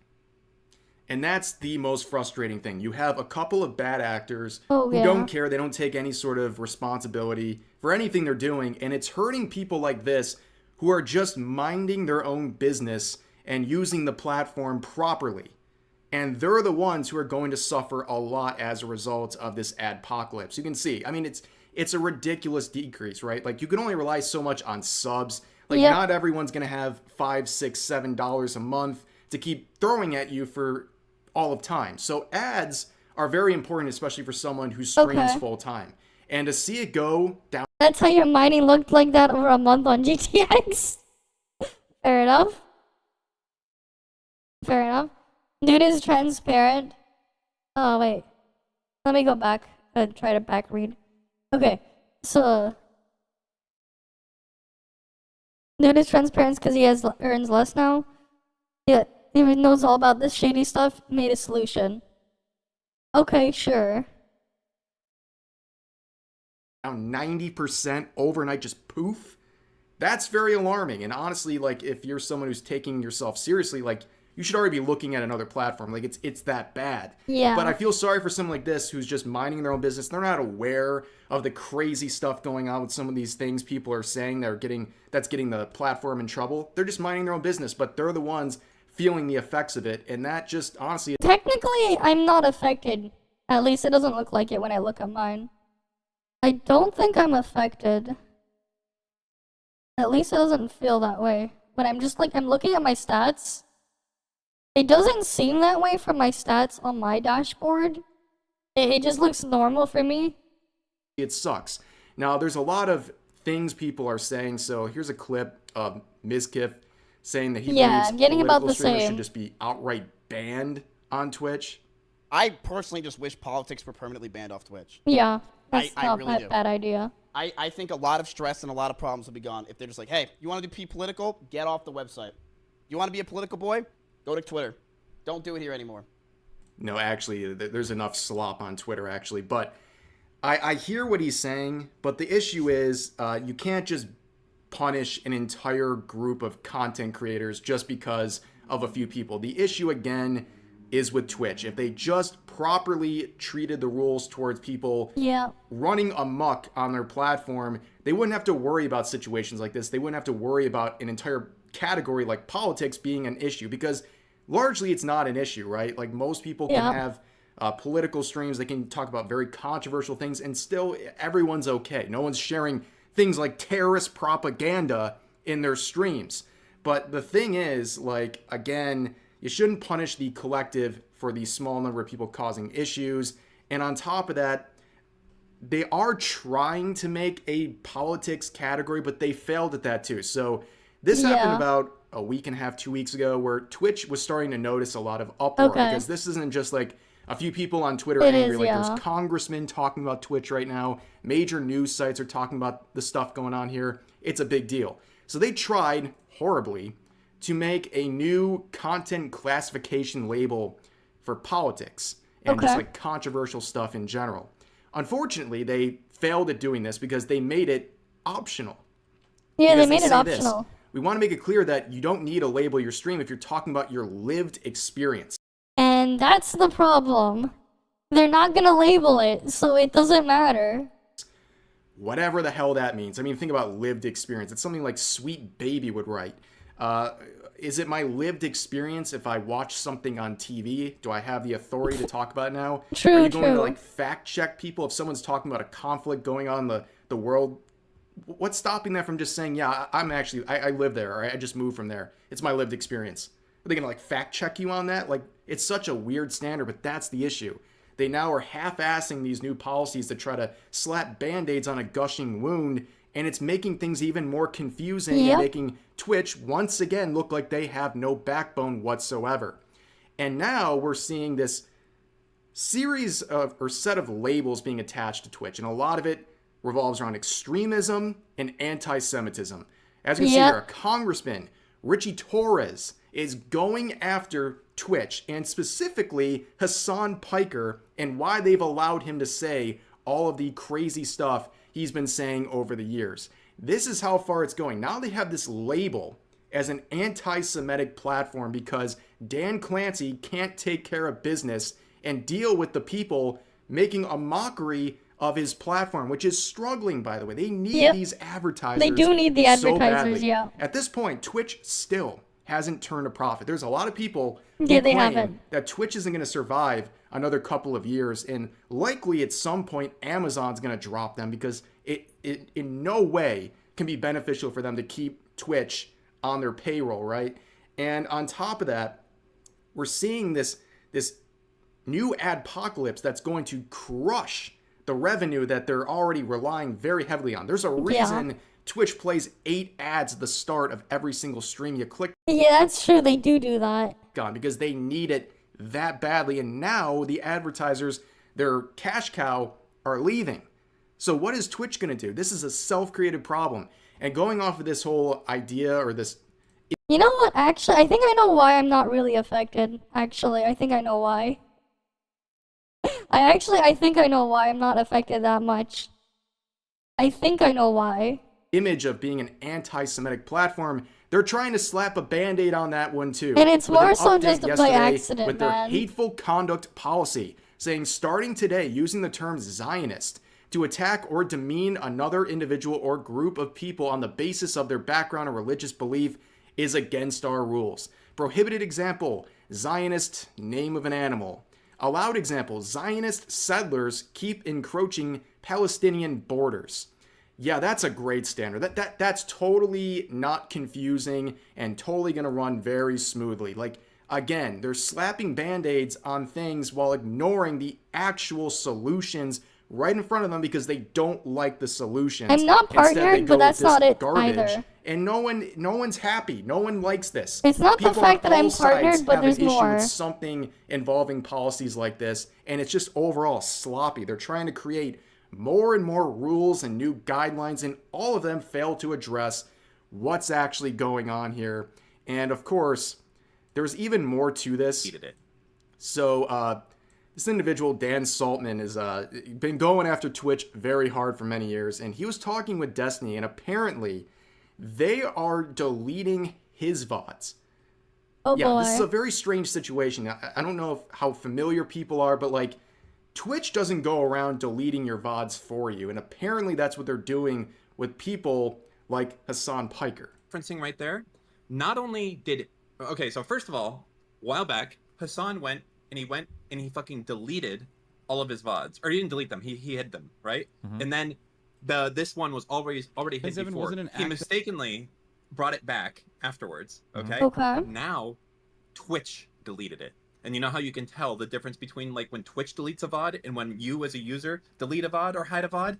Twitch deleted this VOD. It is off the servers completely, inaccessible, okay? So they are losing their fucking mind over this shit at Twitch HQ. I hope that's just like a very weird thing. I've never heard of Twitch taking it upon themselves to essentially shield some of its content creators from getting, well, both parties in trouble in this case.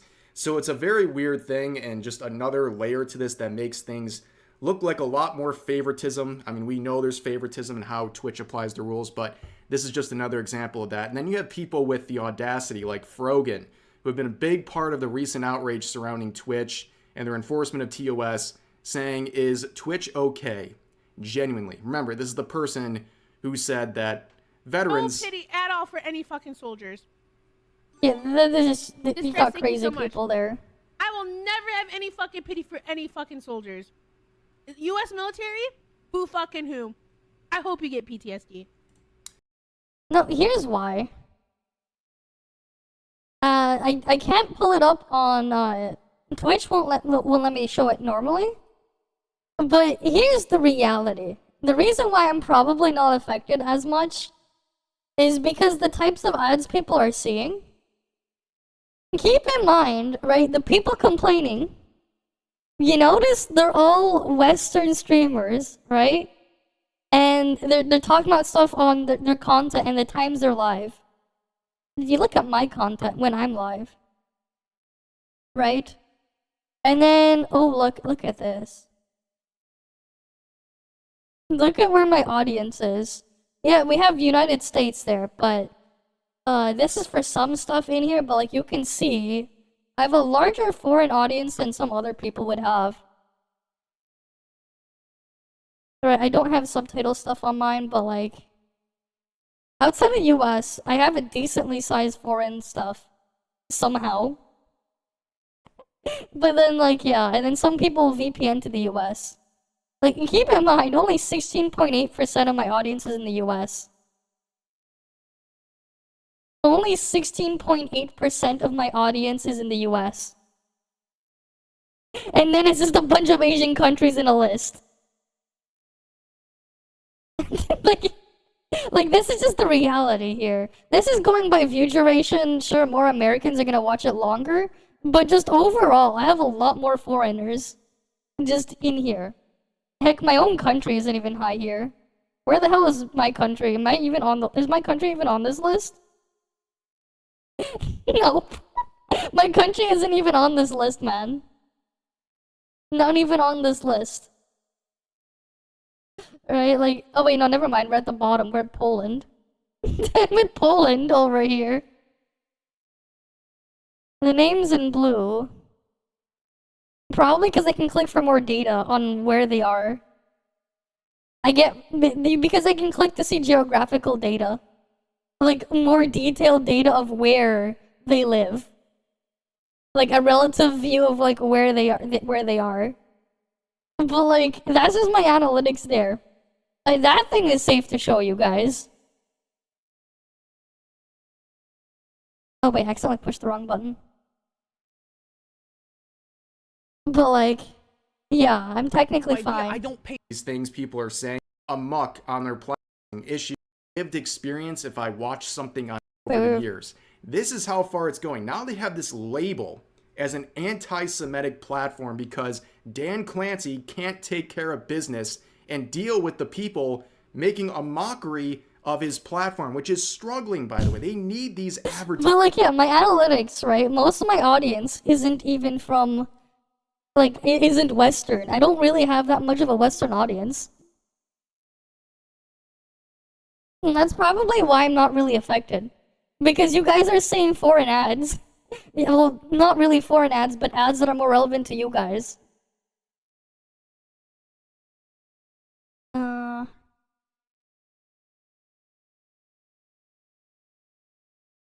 Here.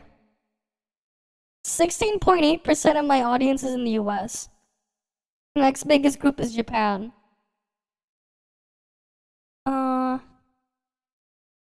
It's not, it'll say Texas, California, Arizona.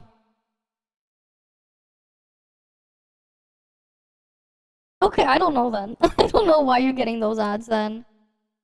This is just what it tells me for my audiences. A large chunk of my audience is just Asian. Alright, this is my analytics page. I have a big Asian audience. Like, this is, like, just proportionally. Where you would find the things there.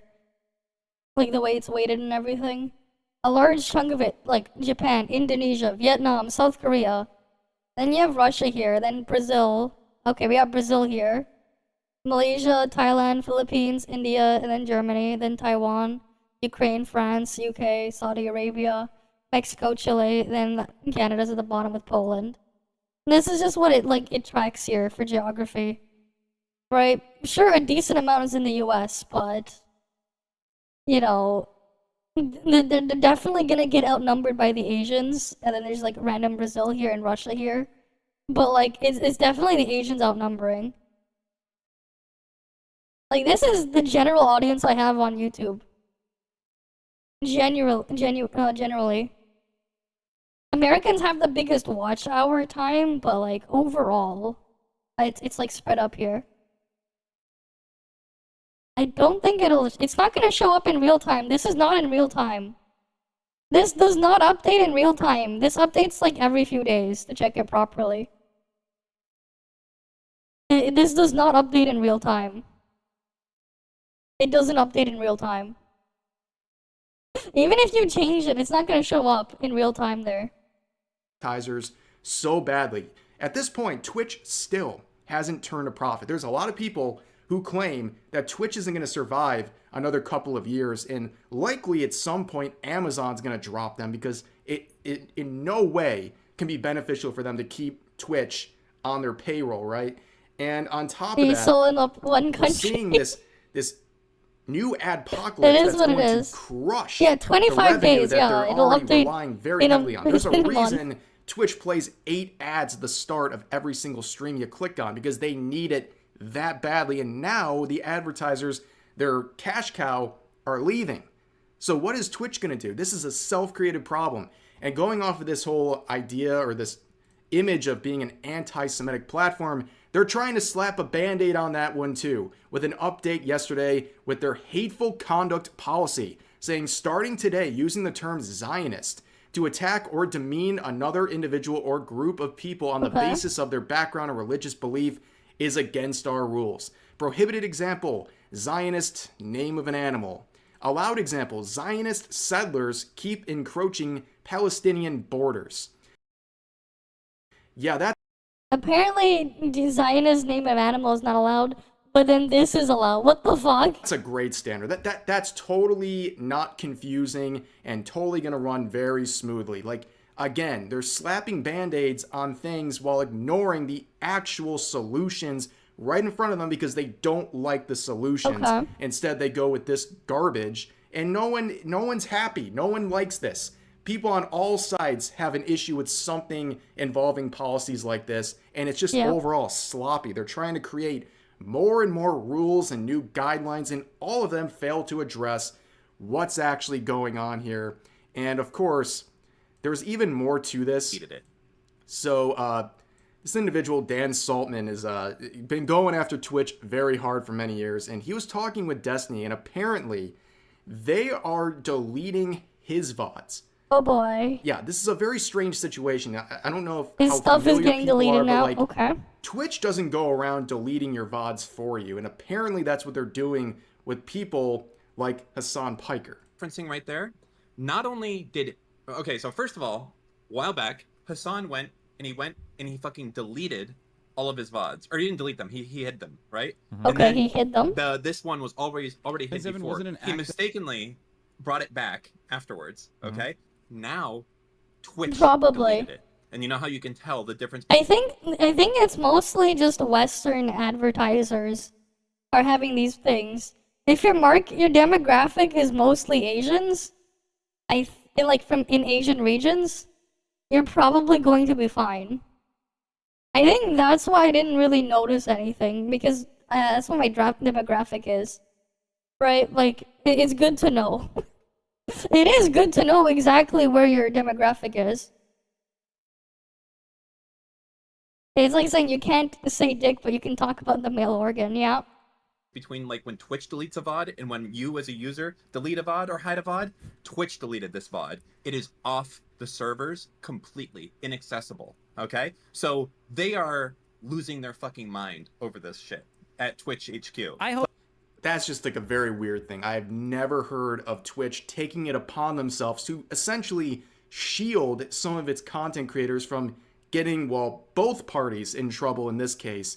So it's a very weird thing, and just another layer to this that makes things look like a lot more favoritism. I mean, we know there's favoritism in how Twitch applies the rules, but this is just another example of that. And then you have people with the audacity, like Frogan, who have been a big part of the recent outrage surrounding Twitch and they're part of the problem, TOS, right? saying, is Twitch okay? Genuinely. Remember, this is the person who said that veterans... No pity at all for any fucking soldiers. Distress, thank you so much. I will never have any fucking pity for any fucking soldiers. U.S. military? Who fucking who? I hope you get PTSD. Yeah, in case you forgot who she was, but she's not very concerned about Twitch and the adpocalypse. Wow, go figure. But anyways, I think that's going to do it for now. Obviously, a lot of updates involving Twitch and their first real adpocalypse. Again, sucks for the people who are actually using the platform the right way, who are now being punished for the actions of what seems to be a few people with some extremist beliefs and content that they're sharing. Yeah, they're very extreme. That is the situation for now. As always, feel free to share your thoughts about today's topics in the comments section down below. Hope you guys enjoyed the video, and I'll see you next time. I honestly couldn't be... here's Obvious arises. Okay, Mr. Obvious, I think. I honestly couldn't be happier with Twitch's demise. The blatant double standards enabling e-girls, persecution of VTubers, and anti-man stances are things that I've been tired of for years. Mods are a bunch of simps. They definitely are. Yeah, it's technically only dead when people stop using it. That's true. We had alternatives like DLive and Mix. I don't remember its name, and the people don't move to them. There's also Kick. Technically, there's Kick. What do we do? Do we start triple streaming and bring Kick back? My dead Kick channel? Do we do that? I don't know. I don't know, man.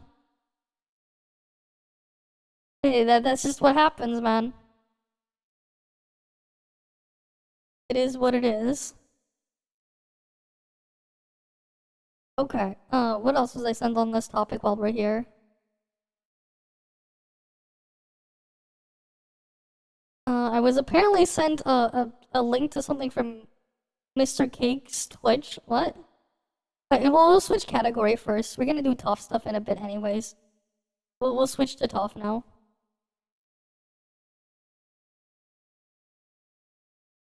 Right, the category will be alive. Bring Cake back for rainy days. Mr. Cake will probably triple stream too. That's true. Might as well at some point. might as well try to bring it back. The reason why I stopped was because I had issues with something. I could bring it back and like it should be fine. Right, with the system I have now, like it should be fine. As long as we just don't have network issues. It's just its own... The thing is, like, it's just a hassle to change settings on Kick. That's kind of the reason why I kind of stopped. It's just not...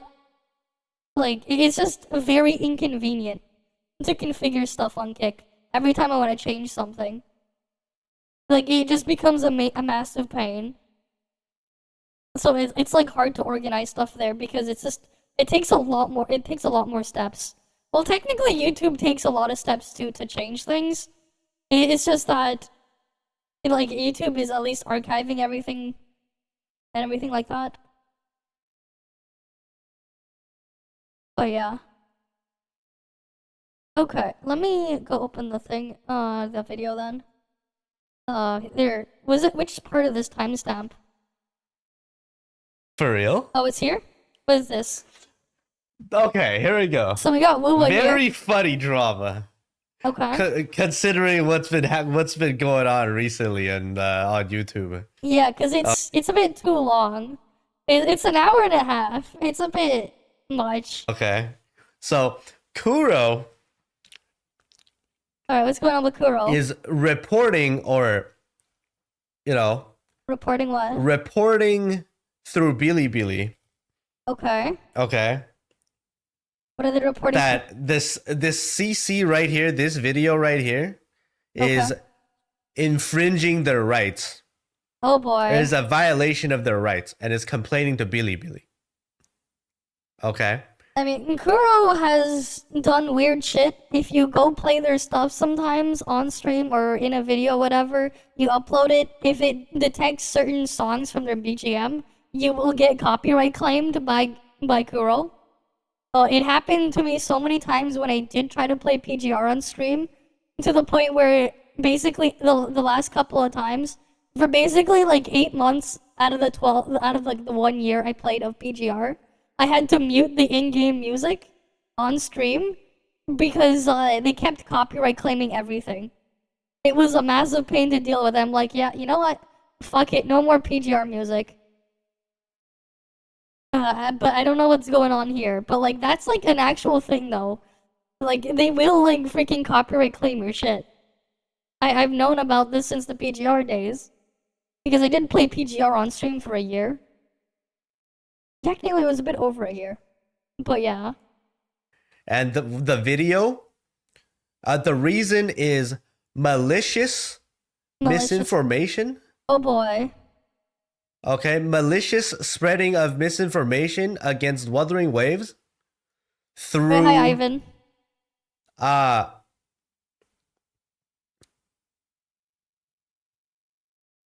Latte. Okay, latte is like through. Through what?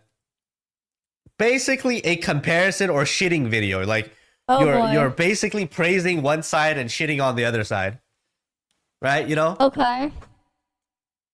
Through malicious comparison videos to cause players to have dissonance between each other. Okay, that's their reasoning. Malicious misinfo from the test server? What? That's what the comment reporting says. on this for reporting on this Bilibili video. Same okay. Contest? So apparently, we'll look at this video later. I was sent this. But from what I can tell, okay, Kuro is reporting this Bilibili CC for posting a comparison video that was shitting on Wuthering Waves. Okay. Through comparisons with other games. And they were not happy with it. So basically, Saint Tontes, but apparently. in reverse, where Wuthering Waves is the one that's getting shit on. Okay. And Kuro is not happy. And is sending an official complaint over to, or basically a takedown. Is doing a takedown of the video. Okay.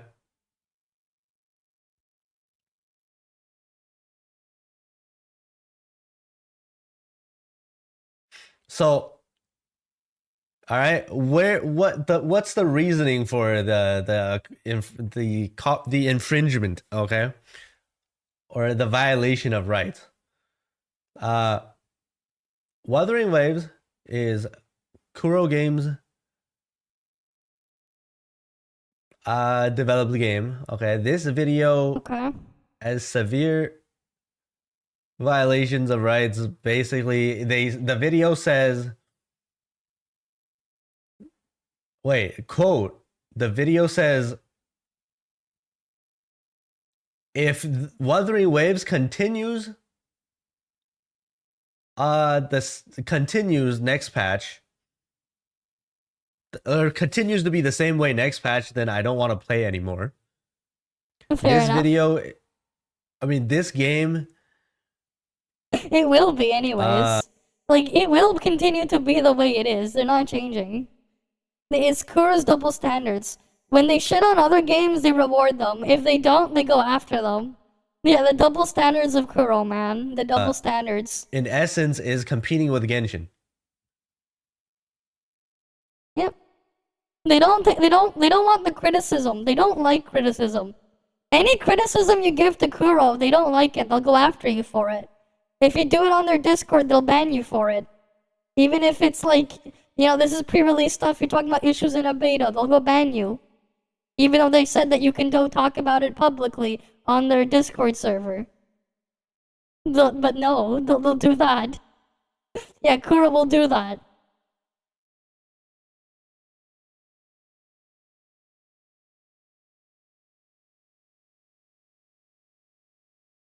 What? Wait, is this? Are they serious? This is their reason? I'm gonna just screenshot and go to ChatGPT, give you guys the full thing, because this is like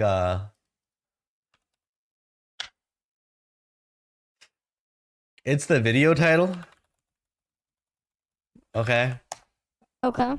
This will be more formal when ChatGPT translates the whole thing. All right, ChatGPT. All right. Infringement reason.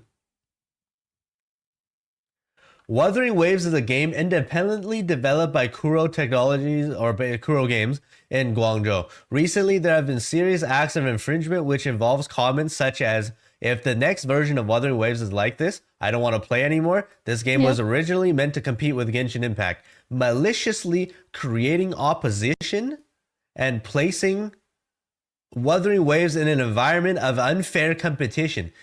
But what's unfair? That's exactly what it is, though.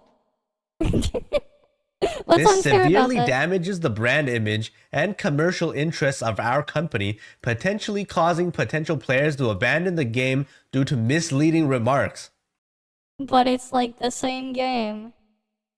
Moreover, comments like marketing department, how can you interfere with the development team like this, are baseless accusations doubting our internal operations. These remarks deceive the game's development team, reduce players' trust in the game, tarnish the game's market reputation and promotional prospects, and seriously infringe upon our company's legal rights and interests. We hope that the relevant platform will address this issue promptly and appropriately. Okay.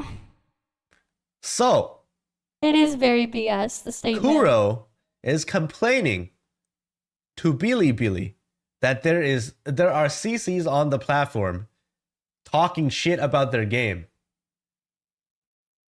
I mean, it's not surprising. But what did they expect, man? What did they expect? Basically,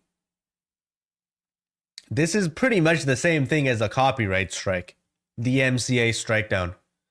But it's not even DMCA.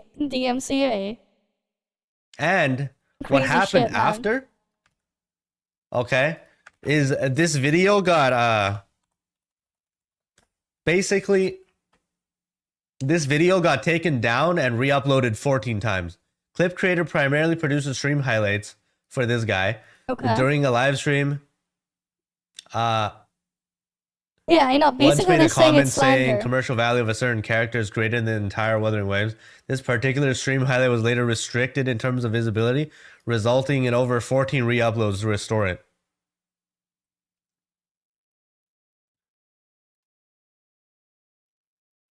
Yeah, that's what Migi was claiming. A video about shitting on Hoyo and saying good things about Kuro 1. Yeah. And if you do the reverse, well, then they don't like it. So saying Tontas and Kazuhana does it other games, it's okay. Yeah, it's that's what it is, man. Build a better game and no one will say bad things about it. Exactly. They are. They definitely are, and that's just what they're doing, man. That's what they're doing. That's just what it is. The game sucks, and that's just what they're doing. Right? And then, like, the other thing, too, it's like, what's funny, though, is, like, I kind of do want to, like, do an actual Wuthering Waves video, like, to talk about something in there, and just say, like, okay, and if you don't like the open world, well, let's be real, how many action RPGs, like, action gachas are there? Just in general, how many of them are there that you can just get and play? Right? If you don't care about the open world, you put all that aside. There's like so many of them out there. There's so many. And they're all basically the same.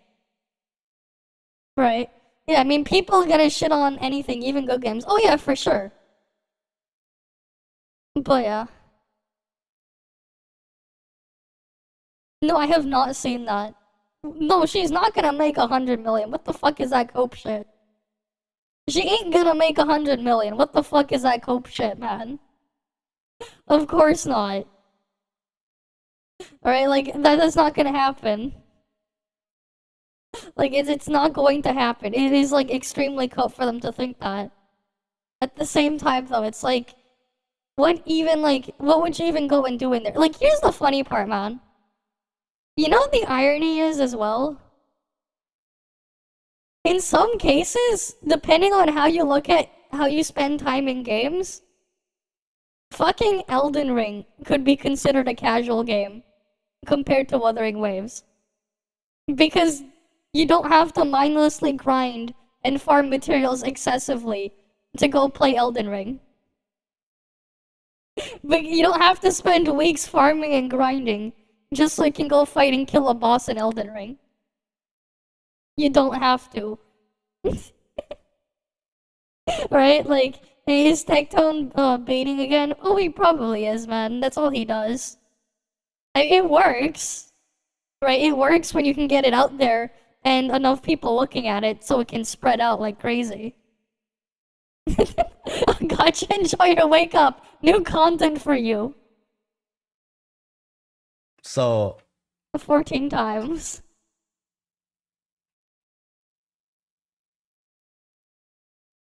Yeah, the irony, man. It is Kuro what is it not is. happy. Of course they're People are not shitting happy. on their game. On the Bilibili platform. Of course they're not happy. Severe. Okay? Maliciously creating opposition. Unfair competition. Severely damages the brand image and commercial interests. Potentially causing players to abandon the game.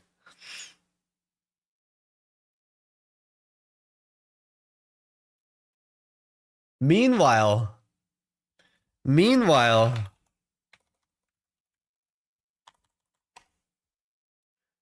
on the English side, a bro wins a fucking first place reward.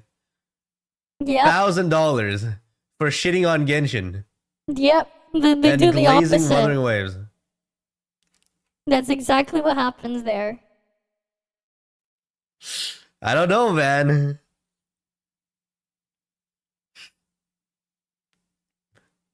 I don't fucking know, man. The best devs in Gacha gaming. Best devs, guys. The best devs, man.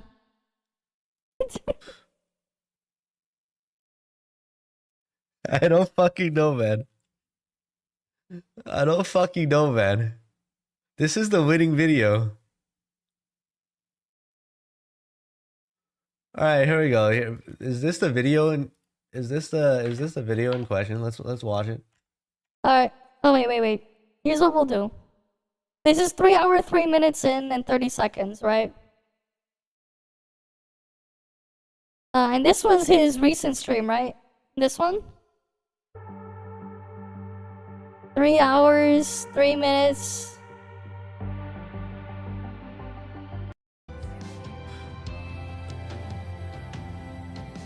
I don't fucking know, man.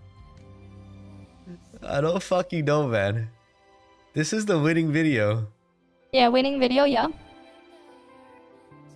right, here we go. Here, is this the video?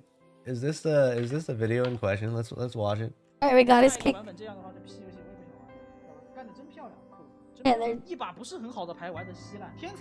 we have kick player open. Okay. So basically, this guy is shitting on Wua and the devs or the publisher on how they're basically fucking with all the players. Oh yeah, for sure they are. A lot of the players just don't see it because they're fucking Right? blind. We translate his subtitles. 8X is I don't want nephew. to play this game anymore. Yeah. Beautiful job, good job, Kuro.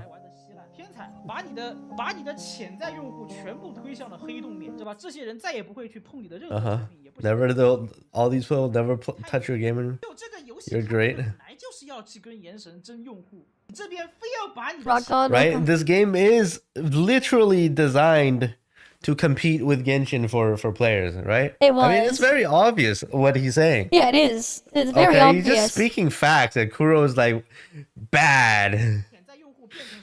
变成那个什么流量黑洞，就是无论你这边推什么流，无论你这边引什么流，他这边 But you stream, it doesn't get used. There's no misinformation. He's just stating his opinions.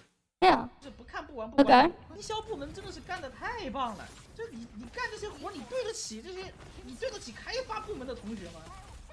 Like, he's just shitting on them, basically. Yeah.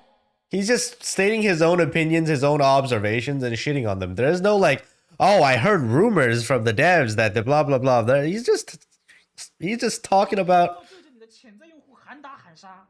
Why？ 来，各位小朋友，跟我一起念 ，Mr. Muska 吃屎了。 Time to eat shit. Wait, what? Wait, what? What did he say? What did he say? 为什么要对着你的潜在用户喊打喊杀 ？Why？ 来，各位小朋友，跟我一起念 ，Mr. Muska 吃屎了。 Time to eat shit. This didn't translate fully. Okay, he's time to doing eat the Mickey shit. Mouse impression. Okay. Mickey Mouse time to eat shit impression. 清一 Okay. 下体力啊，那个看不了的老哥这边先退出去5分钟。话说这游戏也要新版本了，这明朝明年的压力好大呀！先是 Lots of pressure. 先是一环，然后先是一环。 Okay, NTE. NTE, yeah. Right?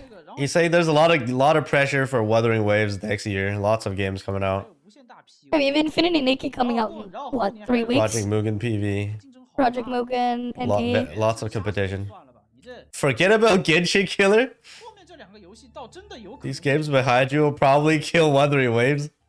I mean, I wouldn't be surprised, but it's their own problem, man. All you need to defeat is Hawkeye. Hawkeye Gakuen? Wait, what? 没有必要，你知道吧？我这一把年纪就没有必要恶心自己了。 The bro is very based, actually. Okay. 明朝这些宣发部门也是牛逼，知道吧？愣是把自己 Base Chinese player, yeah. 你看嘛，这直播间那么多人告辞再见，知道吧？就宁愿自己走，他也不想看你这个游戏一点点。 Right? So basically he's talking about his chat. So he says, I'm going to log into Wuthering Waves like before he started the Wuwa stream. He's like, I'm gonna log into Wuwa for 5 minutes and clear my wave plates. If you don't want to see, if you don't want to watch, like he knows his viewers hate the fucking game. If you don't want to watch, you guys can leave. Come back in 5 minutes. Yeah. Right? He gave everyone a warning. And then now Fair he's enough. talking about like, see, his chat is telling him bye, goodbye. I'm leaving. Okay, his chat base, and then he's like shitting on the devs or the publishing team, right? All of his viewers are Genshin players, right? He's a Genshin CC, I guess, and he's like shitting on the publishing team and Wuwa about like how incompetent they are to fuck with basically all of these were your potential customers, but like they don't even want to watch your game at all, not even 5 minutes. Yeah. Wait, how is Twitch? Let's see Twitch again. How is Wuwa doing on Twitch now?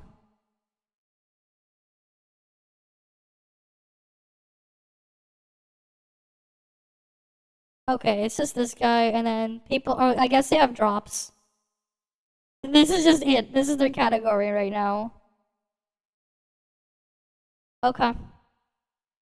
It's already fall off already.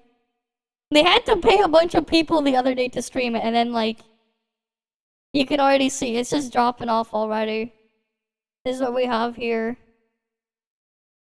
What, like, once we get to this point, we're at like my viewer size here, and then, yeah.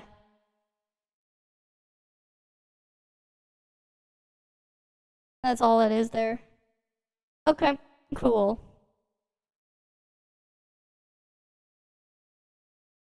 You can see this stuff is like falling off there. There's no content. There never has been. Right? There never has been, and there never will be. That's just the reality. Like, eventually, you just have to accept it. Say goodbye. Rather they leave, they don't want to see, right? See your game. All right, good job, good job. They don't want to see your game at all. Well done. Like, they can deny it all they want, but like, the reality is the reality. It's never gonna change. 一个 UP 主这边顶着流这边做那个啥，顶着流做那个什么所谓的好结局，对吧？你们这边也不搞那个啥啊，引导下场，对吧？然后绑定福宁娜， Maggie's the only one who actually is fun to watch. And when you're watching her doing spreadsheet stuff, you're watching her maths, right? You're watching her for maths. Like, here's the thing, right? Like, for a lot of the other gacha stuff, like, it's only interesting, I guess, it's like, I guess this time we're just reacting, man. It's just chatting again, but with a different name, because what else are we doing? Yeah. But we all know why. The thing is, like, and the other problem too, is they took way too long to put stuff in there for people to do. And then now, no one's there to touch it. Right? They took way too long to start doing what they wanted to put in. They took way too fucking long.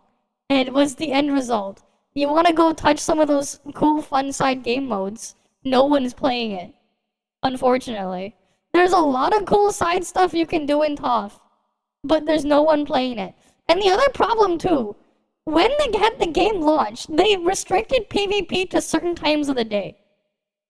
PvP is probably the only thing that could be interesting in these types of games, especially because ToF was in the unique situation where PvP was like, it's the only gacha where PvP is actually balanced, and you can't just pay to win your way in PvP in ToF. It could have been interesting because of its unique setup and mechanisms, but they restricted the time you can play to certain times of the day for the PvP. Right? So people who may want to play, if they're not available during those times, they literally could not play. They missed that huge opportunity at the start. There were like so many really, really stupid stuff that they could have just not done, and it probably wouldn't have turned out how it did if they didn't do those stupid things. Right? Same time, Battle Royale mode. Like, the reality is, there is a market that would like to play an anime Battle Royale type game. Right? Because it doesn't exist yet, and Fate Trigger is going to be the first dedicated one. The only thing is, ToF technically has had a really cool Battle Royale mode that has its own unique feel and setup to it. But nobody fucking plays it.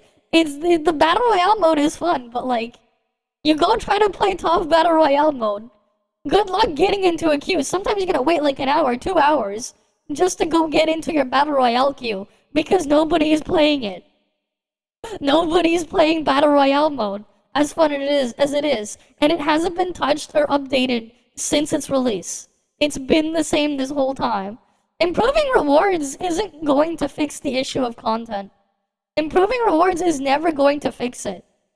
It's never going to be a solution.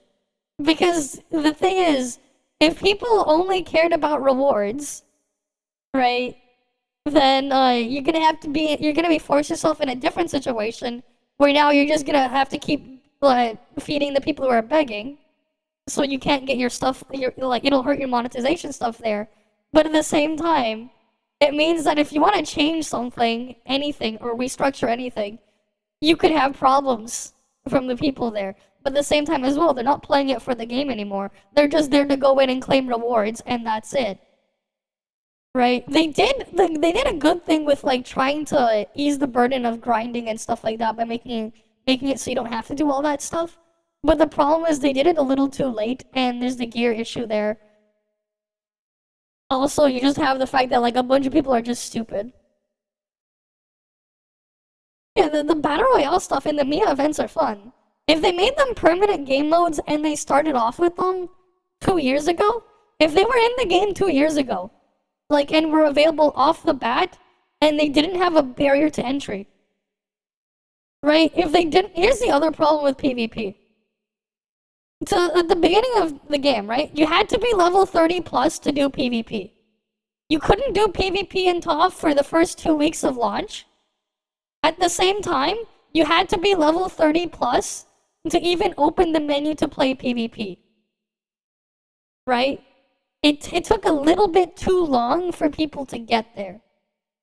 Right? And also, Gacha audience doesn't understand MMO stuff, but that's its own thing.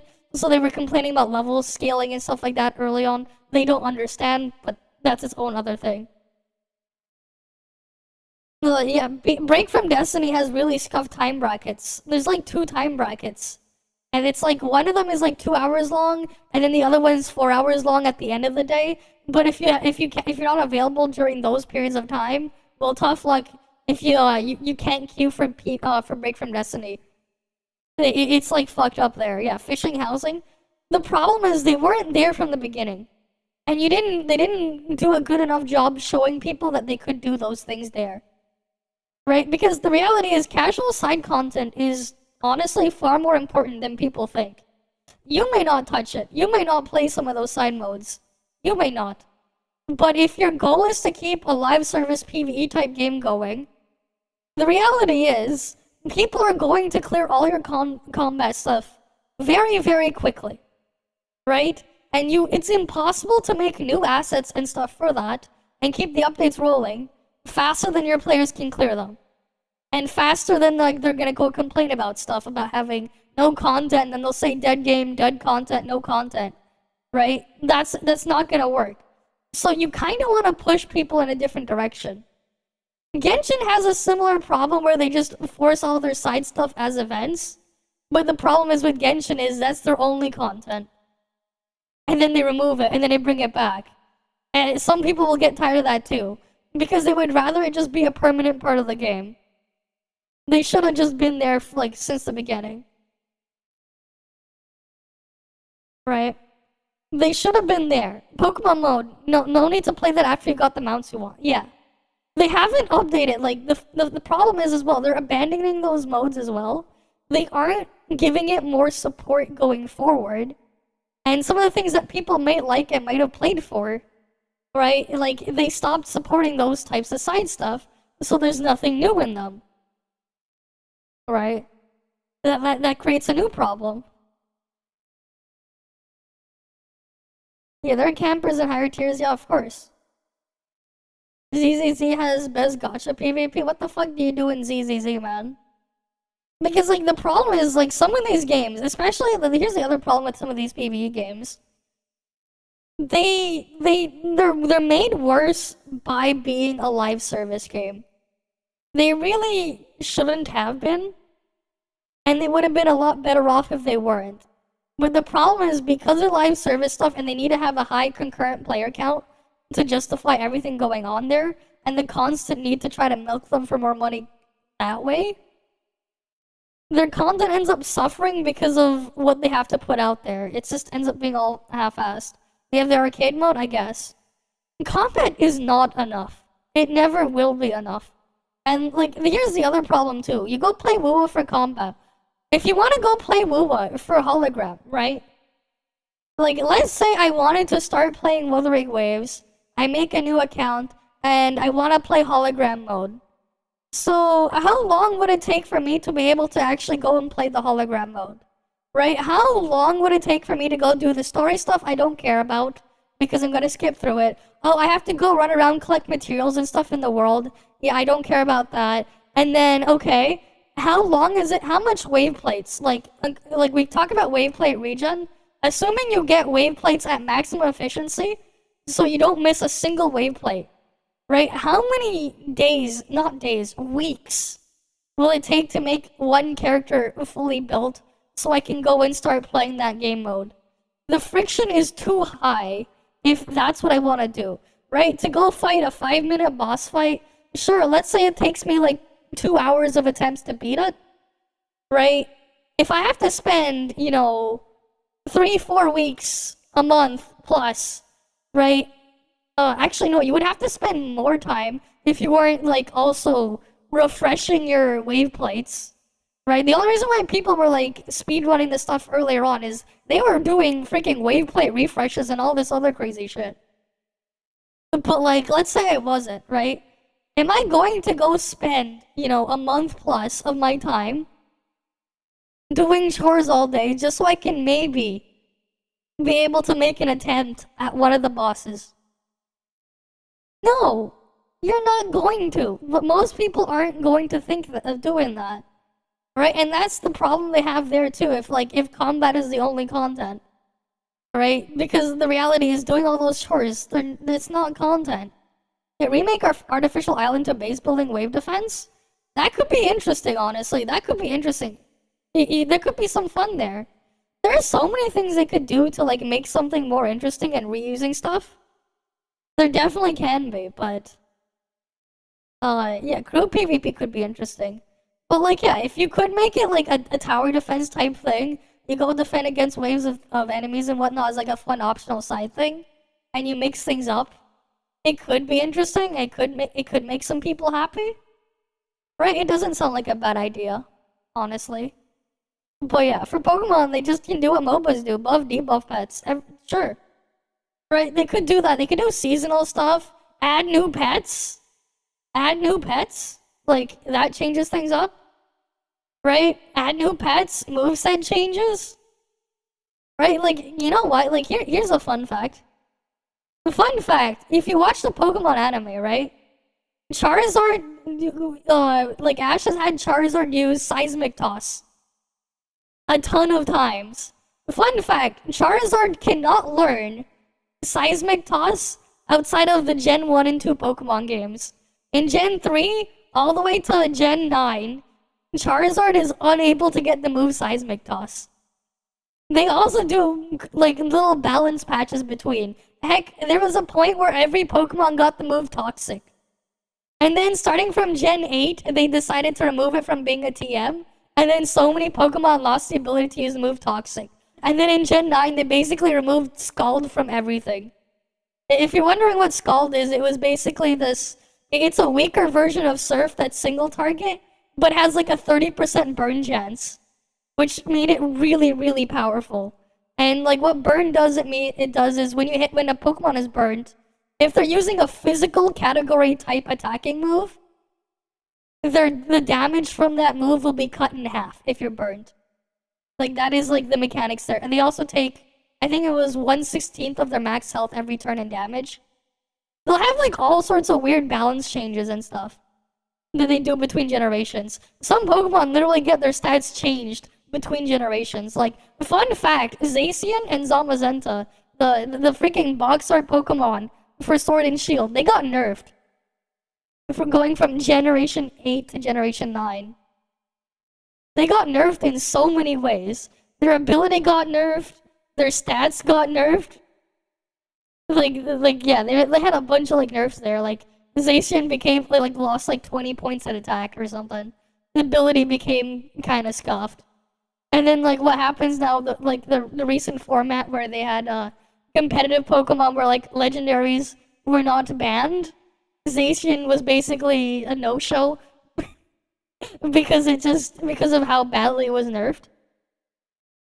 Yeah, Pokemon pets usable in artificial island-based defense. Yeah, that could be interesting too, right? Give people something to do and some more fun stuff in there. And the rewards don't have to be premium currency Pepega stuff. If anything, I honestly think premium currency isn't the best reward there. Isn't the best type of reward. And they could come up with something a lot more interesting. Kinda. There are, yeah, in a sense, yes. Though there are, like, mechanical changes between them. But it does have its own little appeal there, though, right? There's a reason why Pokemon is the most profitable multimedia franchise. Just period. It is the #1. Right? Pokemon is the #1. Right? Like, Pokemon is worth more than any Disney IP. Just period. Like, anything. Right? It's worth more than Star Wars, worth more than the Mickey Mouse and all the regular Disney stuff in there. It's worth more than Marvel. It's worth more than a lot of things. Like, it's crazy. Anyways, back to the video here. 顶着流 wait what? 顶着流这边做那个啥，顶着流做那个什么所谓的好结局。 Good. Yeah, like having more gear modules and weapon mods would be enough to play a mode. I think. What? I think they need to change that, honestly. Like, here's the thing, though. Most of those are cosmetic mechanics. Not really. They're not really cosmetic. There's a lot that goes behind the scenes if you've seen stuff like on how people will do things competitively in Pokemon. It's not purely cosmetic. It's a lot more than that. It's not purely cosmetic. Like, move changes in terms of like how they function and all sorts of interactions get added between generations all the time. Singles and doubles don't play the same. And they have interesting mechanics in doubles that you wouldn't see in the regular playthrough. Because for some reason, they make a ton of moves that only work in double battles in Pokemon. But the entire main series games is all single battles. It's so weird. Like, it is really weird and bizarre. It is really weird and bizarre. What was the funny thing too though is like you can change things a lot just by allowing and banning certain Pokemon in there. And like just by like some of those slight tweaks, the entire metagame will just change drastically. Like whether or not you ban a specific thing or allow it. Like things go crazy. Just from like such minor tweaks, cause like if you wanted to play a turn-based PvP game, the only one to really play is just Pokemon. That's like the big one. Because it's the only interesting one to play.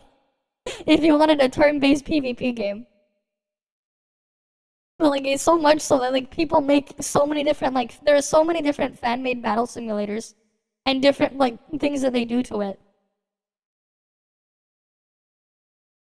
He's talking about foreign CCs doing some.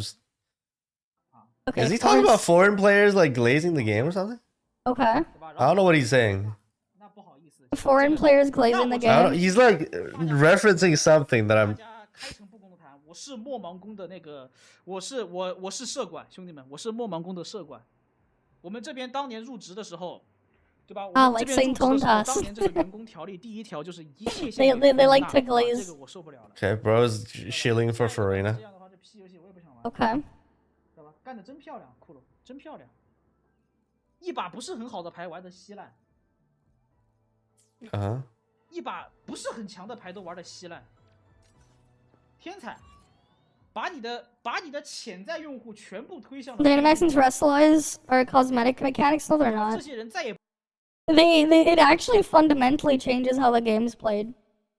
Dynamaxing, where yeah, the Pokemon gets bigger. It changes how moves work. It changes how moves work because it gets rid of all status moves and replaces them with max guard.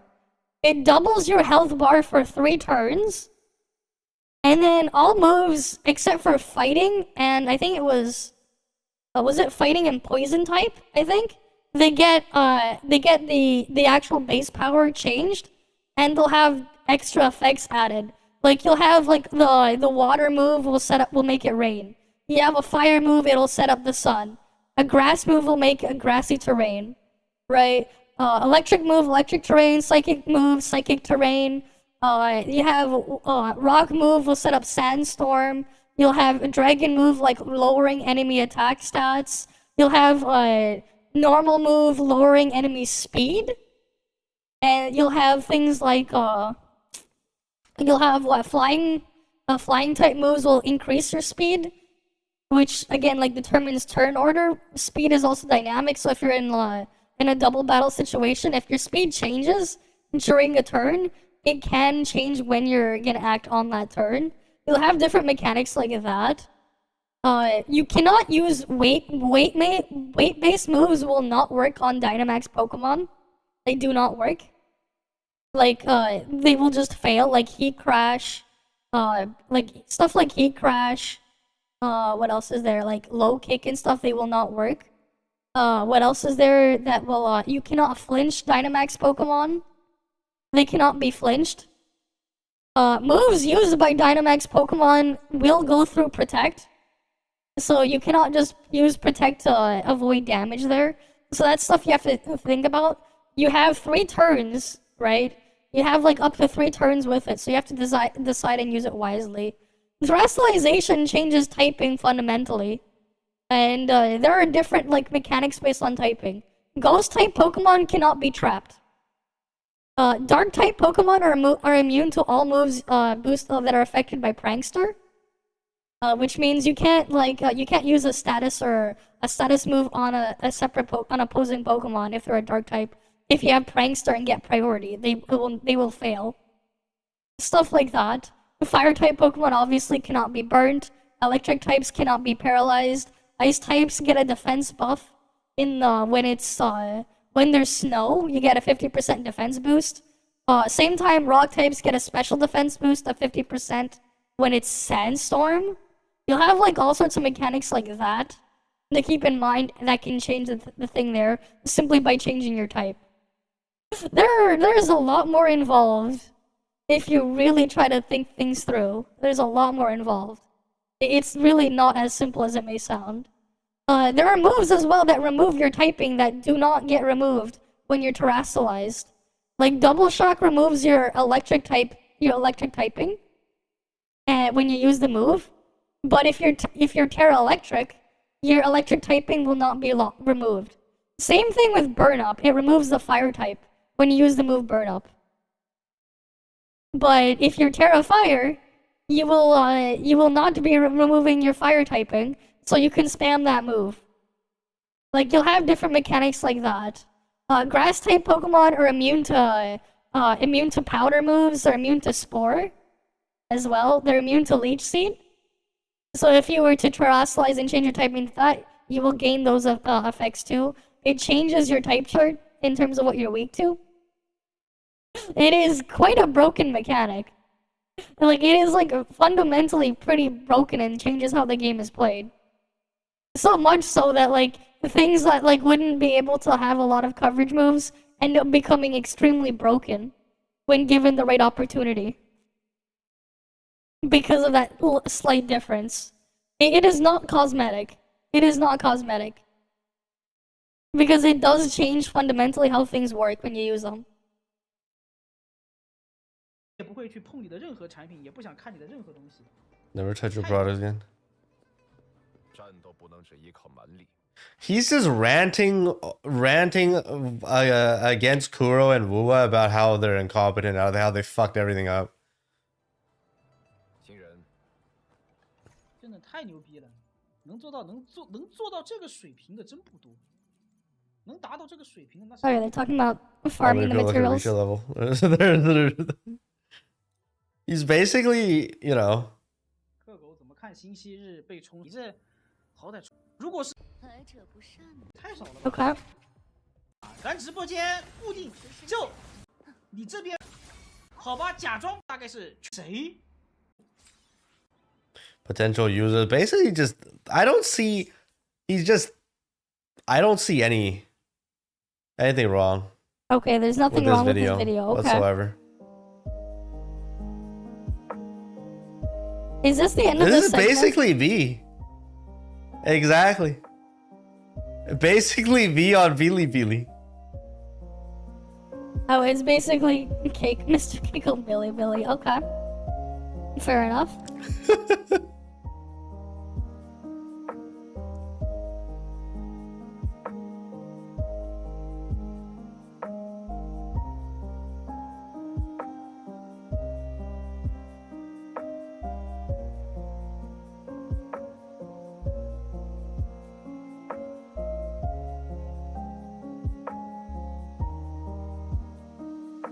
Apparently a lot of Wuwa shields over here PvPing too. Okay. There's 1,000 comments. It's not even on Gacha enjoyer level. Not even Gacha enjoyer level, damn. And it's just a clip. It's just a clip. Yeah, Gate on steroids, yeah. I don't know, man. It's literally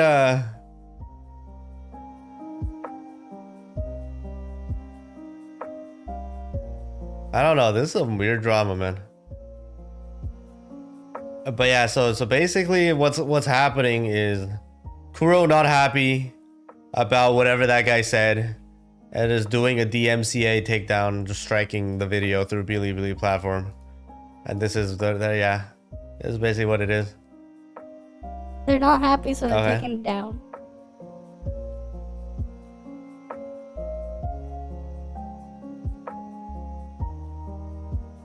It's not even misinformation. There is no misinformation.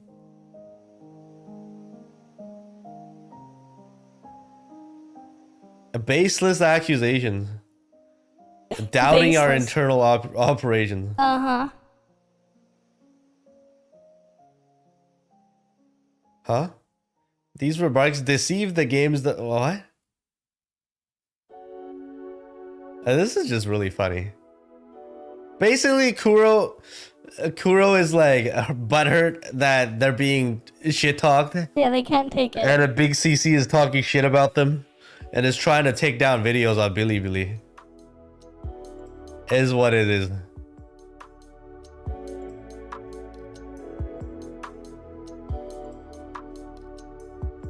It's just an honest review, exactly. Okay, it's just a review. I don't know, man.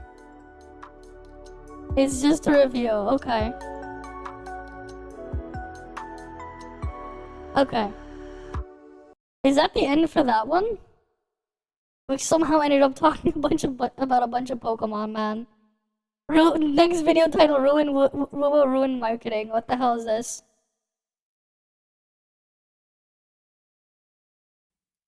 Oh boy, here we go. Something at 610.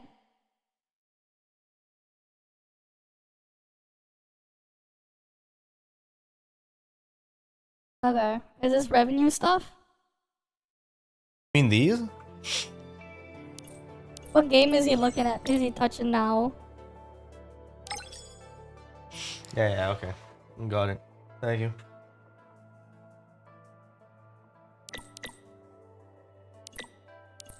What game are we even looking at? It's about marketing. Nikkei? Oh, I don't play. Alright, I it. think that's it. I don't know.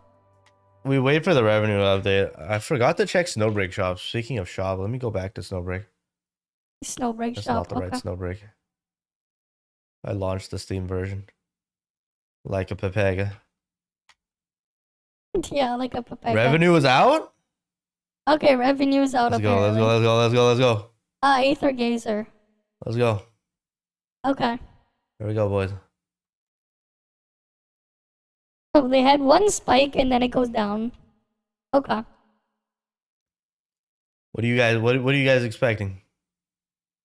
You already fall down. Huh? Let me launch Snowbreak real quick. Not the Steam version. Ah, whatever. Fuck it. Refresh. Let's go. Why does he have the Steam version 1 mil. installed then? 200K. That's kind of a huge discrepancy, guys. They went up, right? He That's opened already still, peaked. bro. They peaked, boys. That was their peak. 714K. That was their It peak. went down. Repair PvP They and did Sync, that's 500. what call it fake is low. It's actually over. Yeah, I know. They have so many edge. Exactly. DDGME moment. They had edge everywhere. When patch dropped, they had like a bunch of people streaming. They paid to stream it. And then now they're all gone. Now what? What do we do? I check the rankings. It's only downhill from here, boys. Yeah, it's only downhill from here. It's 29 now. They bought more ads than Genshin, the Honkai, Star Rail, everything combined. And even then, They bought so many edge. it's and over. then it's over. It's all ogre now. More than all the Yikes, more than all the Hoyo stuff.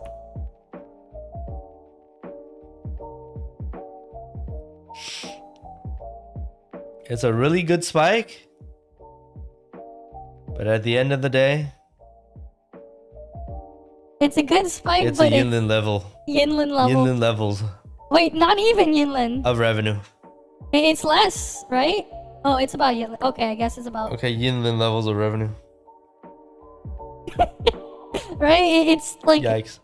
Wait, even Geon had bigger spike. Because initial launch, Geon had bigger spike. It is what it is, though. Look. No, this is Wuwa. Okay. Wuwa Anything else you CN guys wanna- revenue. Wuwa CN. There's Camellia here. That's Geon. That's Yinlin. That's these two are the 1.1, right? Jinshi and whatever her face is. And then they fall off a cliff. They go back to Yinlin and that's it. And it's only gonna trend more further downwards. Let's see. I think that's it today. We've streamed long enough. We've gotten to our daily sworn duties. We reported on Wuwa's revenue. This was supposed to be a short stream. Yeah, that's it. That's their CN revenue, 700k. Last kick stream was fun, boys. Their last kick. Might still multi-stream here. We'll see. He might still multi-stream. We'll see how it goes. You know, if Twitch EOS is, you know, obviously we go to K. That's true. If Twitch EOS.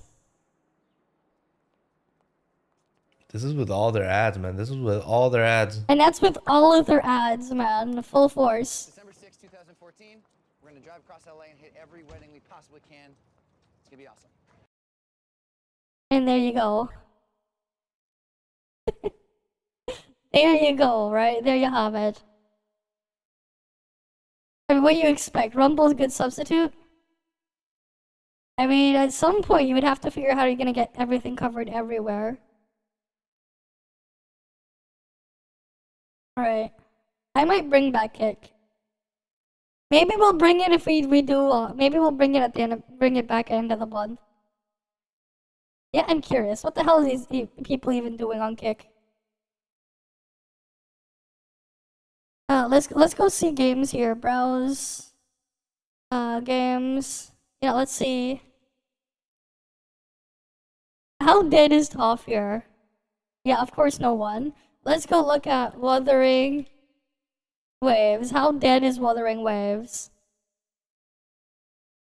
Yeah, why am I not surprised nobody watches Wuwa on Kick?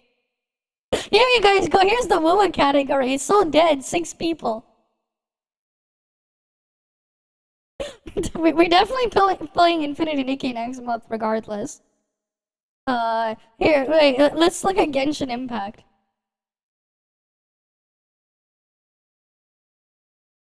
Wow. Oh, that's a lot better than I thought it would be. There you go. We got people watching Genshin on Kick. Look at that. We got people watching Genshin on Kick. But there you go. Is it what is this? Damn. You got 6 people. Hey, this guy is like the size of me. You know what? Hey, this Korean has about the same viewership as I have. It could be worse. They got 33. Yeah, they got 33 people on Kick. Wait, here. Here, let's look at Star Rail. How many people play in Star Rail? Okay, 4 people. Wait, no, that's not even Star Rail. This is fucking, that's League, right? Isn't that League? Okay, there's 1 person playing Star Rail. Okay, let's look up.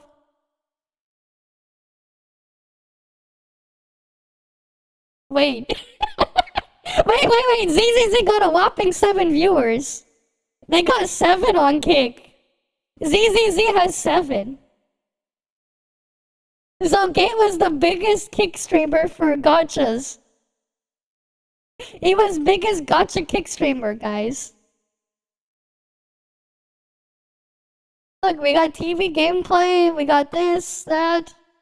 Hey, this is more than Wuwa. This is more than Wuwa.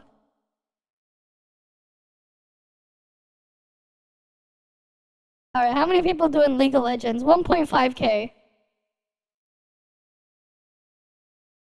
I'm curious when it was happening. Oh, we don't look. Oh, what else are we gonna try to look up here? But yeah, hey, look. GTA 5 on this place. It's more than than all of Wuwa did when they had the paid streamers going. Right, over here they have more. I wonder if they're... Do they have a category here? They do not have a category on Kick. They do not have a category on Kick. How about Nikki? They do not have a category on Kick, guys. They do not have a category.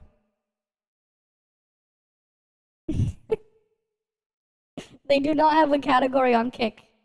Yes, their new platform. I mean, they've been around for like, when was Kick? 2022. They've been around since 2022. Okay. 2 years. A good 2 years. Right.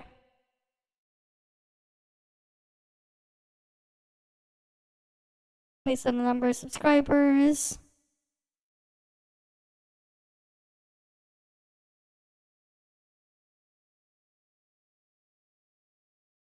But hey, sure, you know what?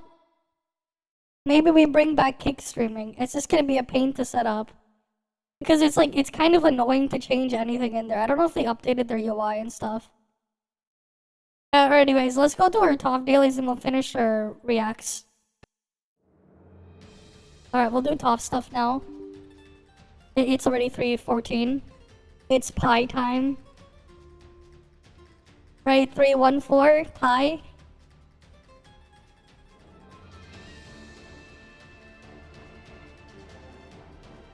Right, it's time for pie, it's 3:14.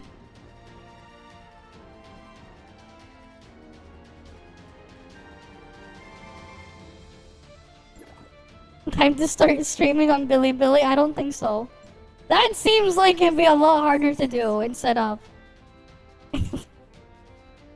And probably not a good idea anyways, because what? It's a Chinese platform. Yeah, like good luck for me in trying to communicate with in Chinese. Big platform though.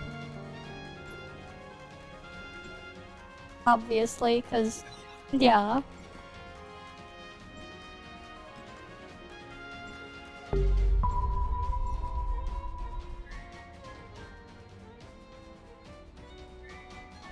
Yeah, that too. It better not. Yeah, Bilibili Chinese only, exactly.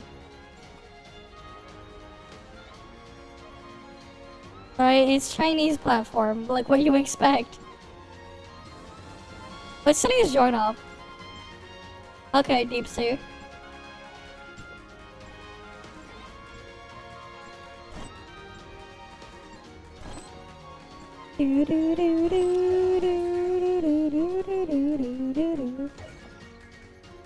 Hi Flagger, welcome, welcome. How you doing?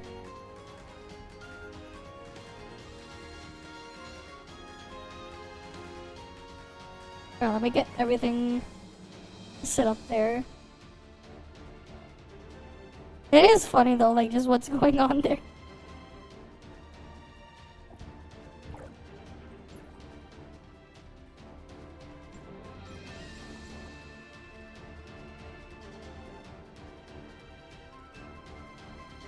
But it is what it is. Alright, let me get the dailies on my alt.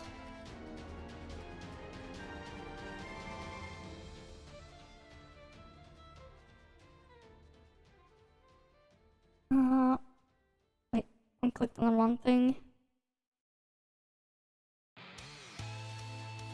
Recommended, daily bounty. Alright, my alt has a kill, distorted aberrance, and a bunch of other stuff.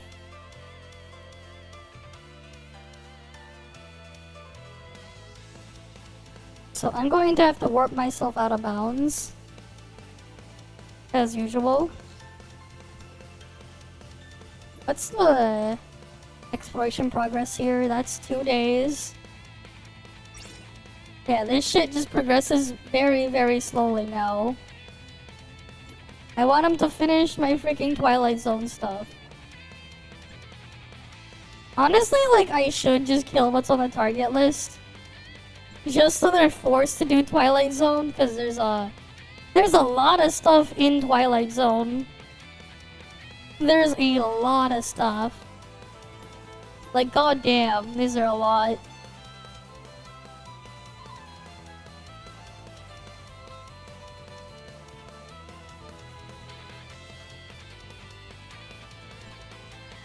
But hey, at least it's nice that it'll just auto-explore for me.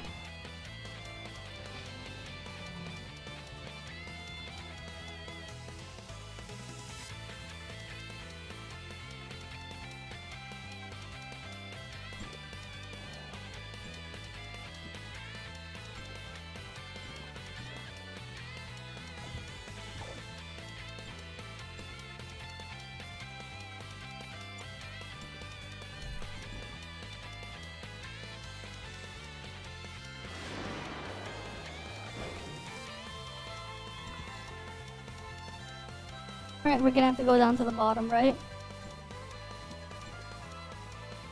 Next, Rift Drone, overpowered turret. Okay.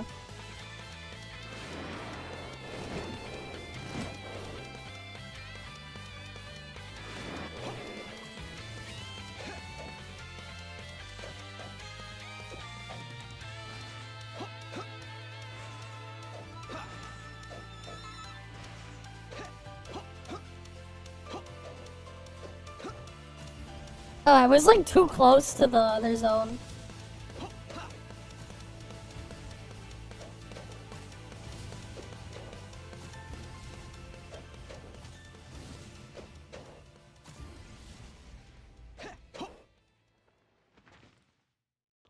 I don't know.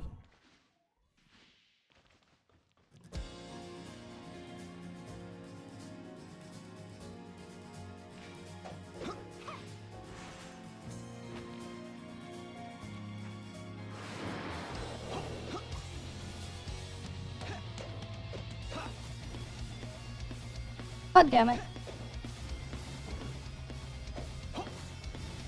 I'm trying to do the bug. Let's go! Whee!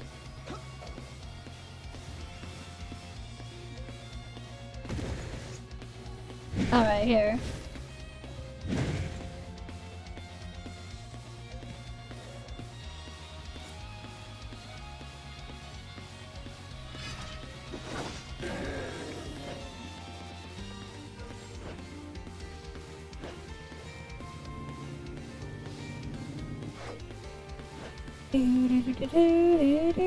Oh, that person killed them.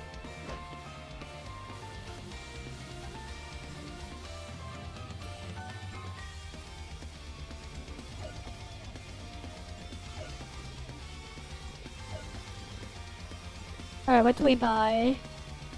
We just buy power gears, right?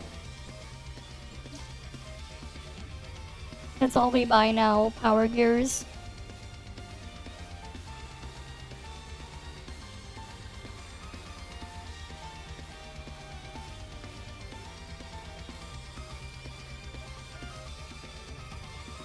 That's all they sell now. Until they stock the red balls.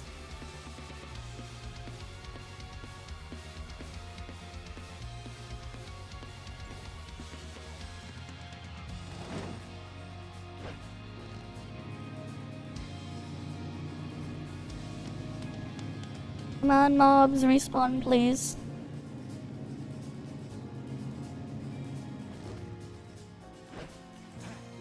The 9K cap?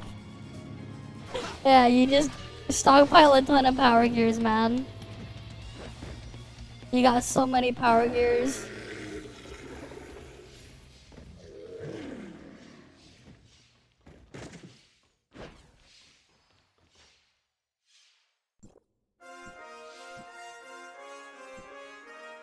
Alright, I need to get Rift Drones, mechs in the network, overpowered vertical turret. That's over there.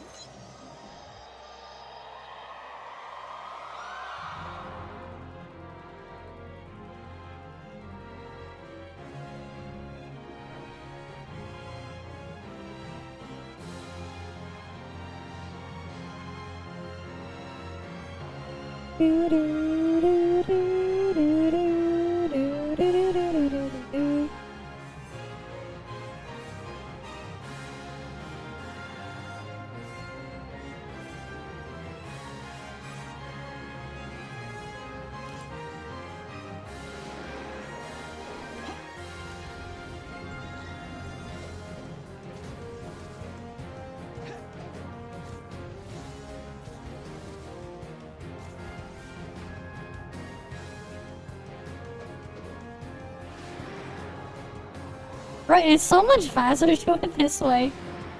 But we're just out of bounds.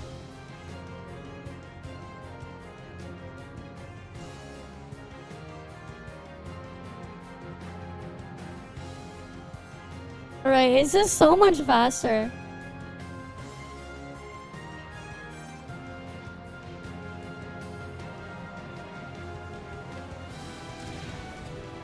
What do you mean they patch it? What do you mean they patch it? Oh, my alt has all its dailies done. This is my main.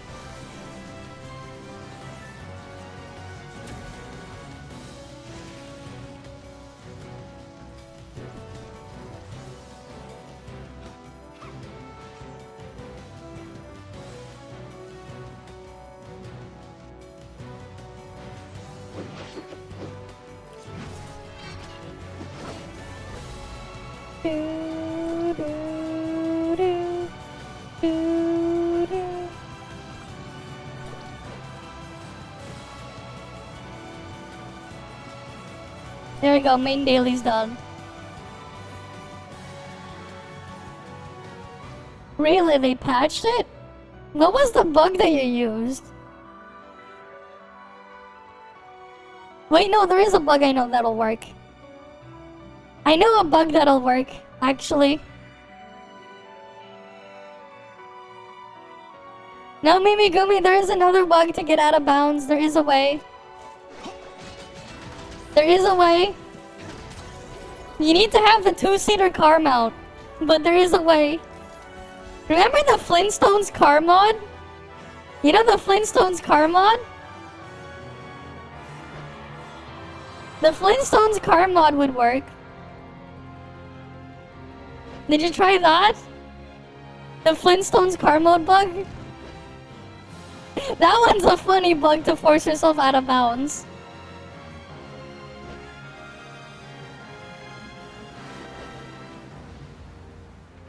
Right, you would have to try to do that in the network. You have to find like the perfect spot until where the floor is thin enough, or you can just fall through it. The floor needs to be thin enough for you to fall through.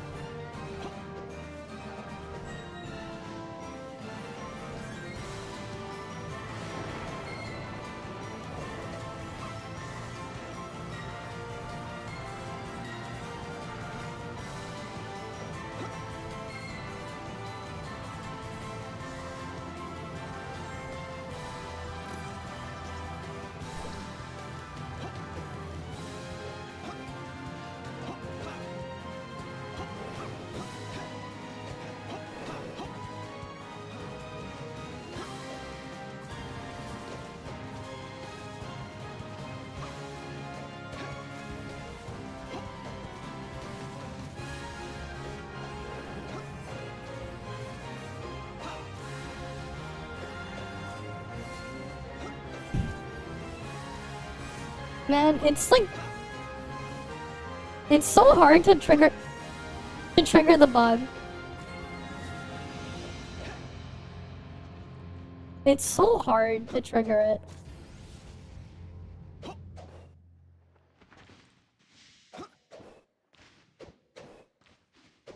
And there's no water in the network, unfortunately.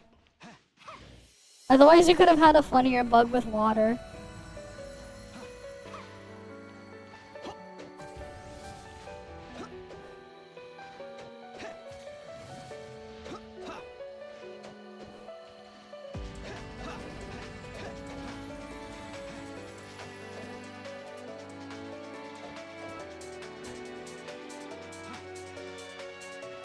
Right, there's no water here, so no funny bug here. Well, that doesn't matter, we're gonna do join ops now.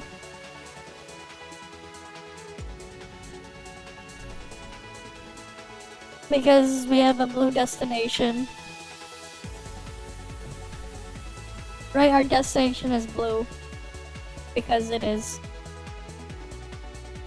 Or rather, that's just the name of the song.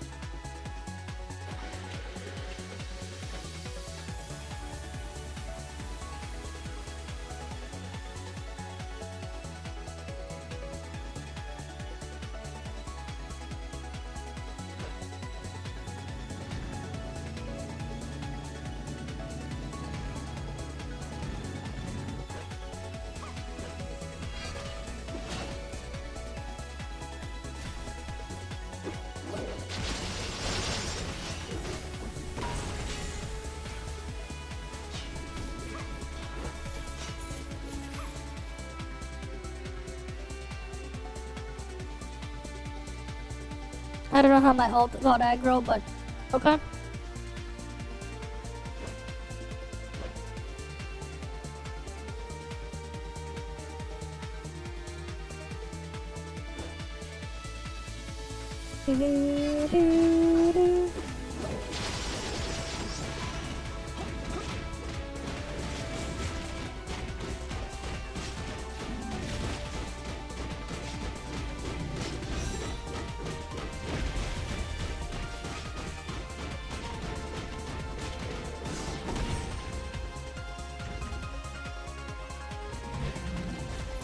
At least this stuff is quick and easy.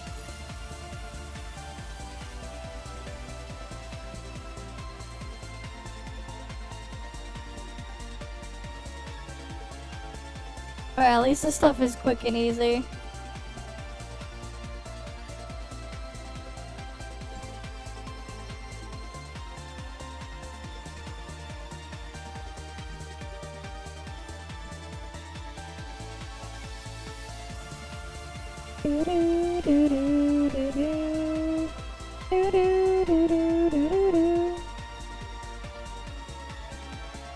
Sure, we'll do one more. Do I do one more or do I save it actually? I feel like it'd be nice to just save it so I have it for like thing. Yeah, no, we'll save it. Why not?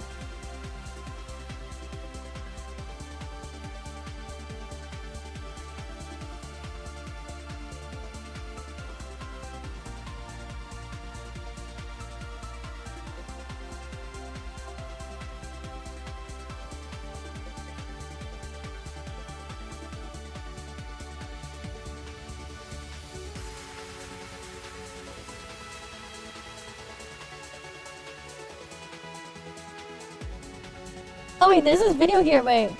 Project Mugen is alive apparently. There's a video called that.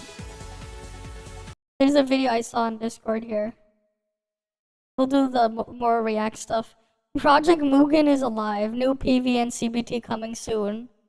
There's apparently this video here. Alright. So, Project Mugen, right? A AI. game revealed a year ago. This is an AI voice. God damn it. They're using an AI voice. Text-to-speech AI voice. Go on Gamescom by Naked Rain, Media's being the publisher, with stunning graphics and inspirations from where not.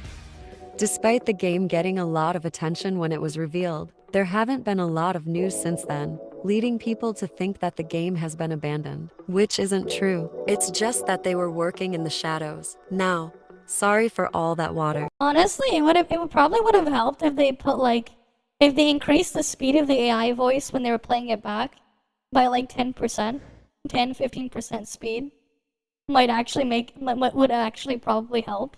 I'll get to the main thing in a sec. So, what happened? Where are the devs? Like, here's an answer. It's speaking super slow. If they just sped it up a little bit, it would at least sound a little bit more natural, I think. Still working and getting even more employees. They have also held an internal beta test recently, which went as it was said rather smoothly. Some leaks suggest that we'll be getting a new trailer soon, as well as a closed beta test in China next month. As for now, we can only wait and see where it goes. Good job, Mugen community. We've been patient enough to finally see. This is just like a big Pepega video. What the fuck? I just saw this on Discord. Like, okay. Like, honestly, if they sped up the AI voice a little bit, like, just made it talk a little bit faster, it would sound a bit more natural. The problem is speeding up is some parts become too fast. You'd have to, like, be careful with mixing it, but I think it's doable. You just have to, like, cut up pieces of it and then try to make it work. Oh boy, Asmin reacted to the funny Ubisoft Tubi. A few days ago, PlayStation announced the Stellar Blade Nier Automata DLC. Oh, finally, we've got some good content. Okay. Yeah, Nier Automata is great. I like the game. It's so perfect. Yeah, this is really, really crazy.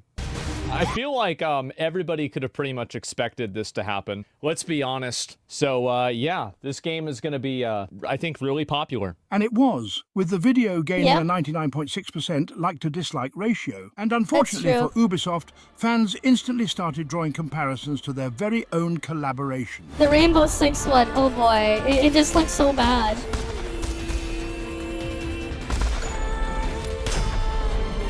Yeah, that looks so bad. As you might suspect, fans' reactions to this was much more tepid, leaving players perplexed and mostly And 2B stands for 2 balls. And if you missed the earlier video about 2B and Ubisoft and all that, consider checking that. That was crazy. Like, I could not fucking believe that. It looks so fucking bad. Why would you do this? You know what? That's a lot sadder. That's a lot sadder than I think that we're giving it credit for. Like, they can't do it. Like, what the hell is going... You got a bunch of monkeys working over there. What the fuck's wrong with them?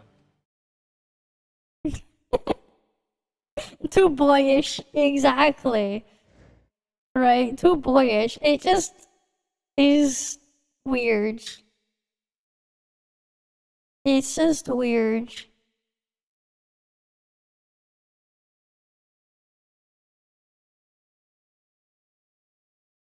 Right, it's just weird. Alright, I was sent another thing in React to. Okay. What is this? This is a clip here. This is fucking insane, is this clip.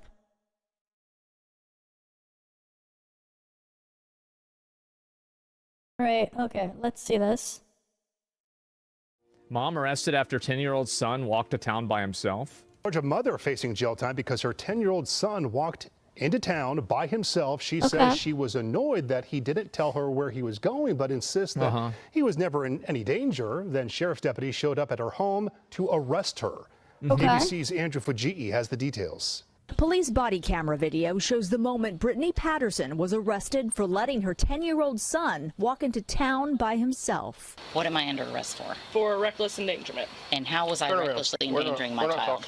On October 30th, Patterson said she took one of her children to the doctor. In the meantime, her son, Soren, who since turned 11, decided to walk less than a mile into town from their home in rural Mineral Bluff, Georgia. While out, Patterson got a call from the sheriff's department, worried that Soren was walking alone. It's just a short walk from our house. What he knows the how to fuck? get home. He knows how to get there. Authorities dropped Soren off at Because, home. like, whenever I heard this story, I'm assuming they're, like, resisting arrest, or there's, like, a rap sheet of, like, you know, this is, like, their 7th charge for this thing. That's not his fault. Yeah, call Army. You're the mother. That's your responsibility. Last time I checked, it wasn't illegal for a kid to walk to the store. So. It is when they're 10 years old. Patterson was... It is? What?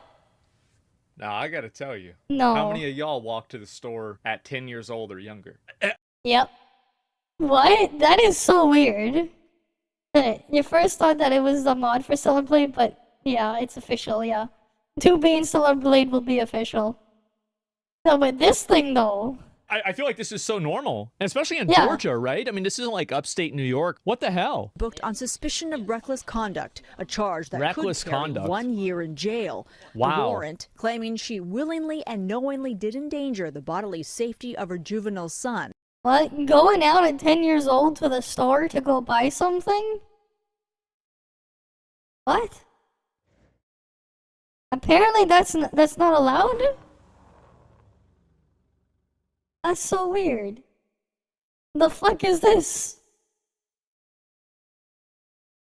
Authorities have offered to drop the charge if Patterson signs a safety plan that includes the use of a GPS tracker on her son's phone. She refuses to sign it or admit doing anything wrong. She should not sign it. No way. Agreeing that there was something unsafe about my home or something unsafe about my parental decisions, and I just don't believe that. Brittany Patterson is out on bail, waiting to see if prosecutors will indict her on the reckless conduct charge. What a massive waste of government money. It is a waste. Taxpayers probably a few $1,000s minimum. It's just so outrageous. Like, because, you know, at the beginning I was like, oh, okay, this is probably just some, you know, this is like the seventh charge of this or something like that, right? No. I feel like people like this, they're the reason why people hate police officers. Most police officers don't act like this. I think that if you're not able to de-escalate a situation like this and you end up having to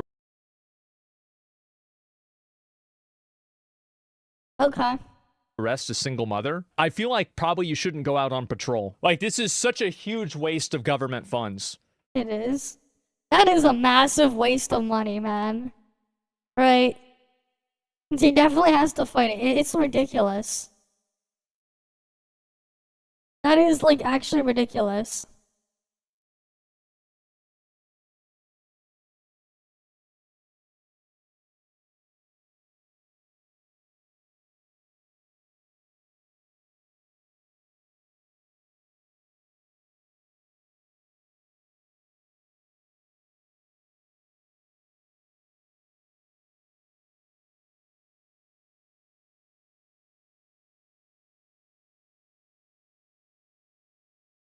Yeah, some are just absurd. When you see right now that this is the police, they got nothing to do. Yep.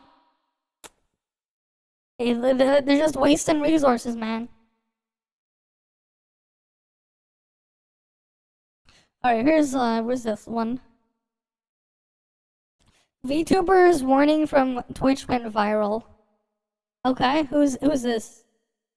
Twitch gave this VTuber a warning, and it went absolutely viral on Twitter. All right, so let's see the the viral warning. tweet in question is this tweet made by Davey, Oh, who is it's with a the one Twitter with the handle big Freak booba? Father, writing, "Can we be deadass right now?" And it is in quote retweets to a tweet that was made by a creator by the name of Radia, who goes by the Twitter handle radioactive_VT. This was on November 10th, and Radia writes 5 seconds. "I accidentally zoomed in on my chest for 5 seconds while I was trying to adjust my mascot. No sexual themes, no violation of the dress code, no exposed bits. 5 seconds.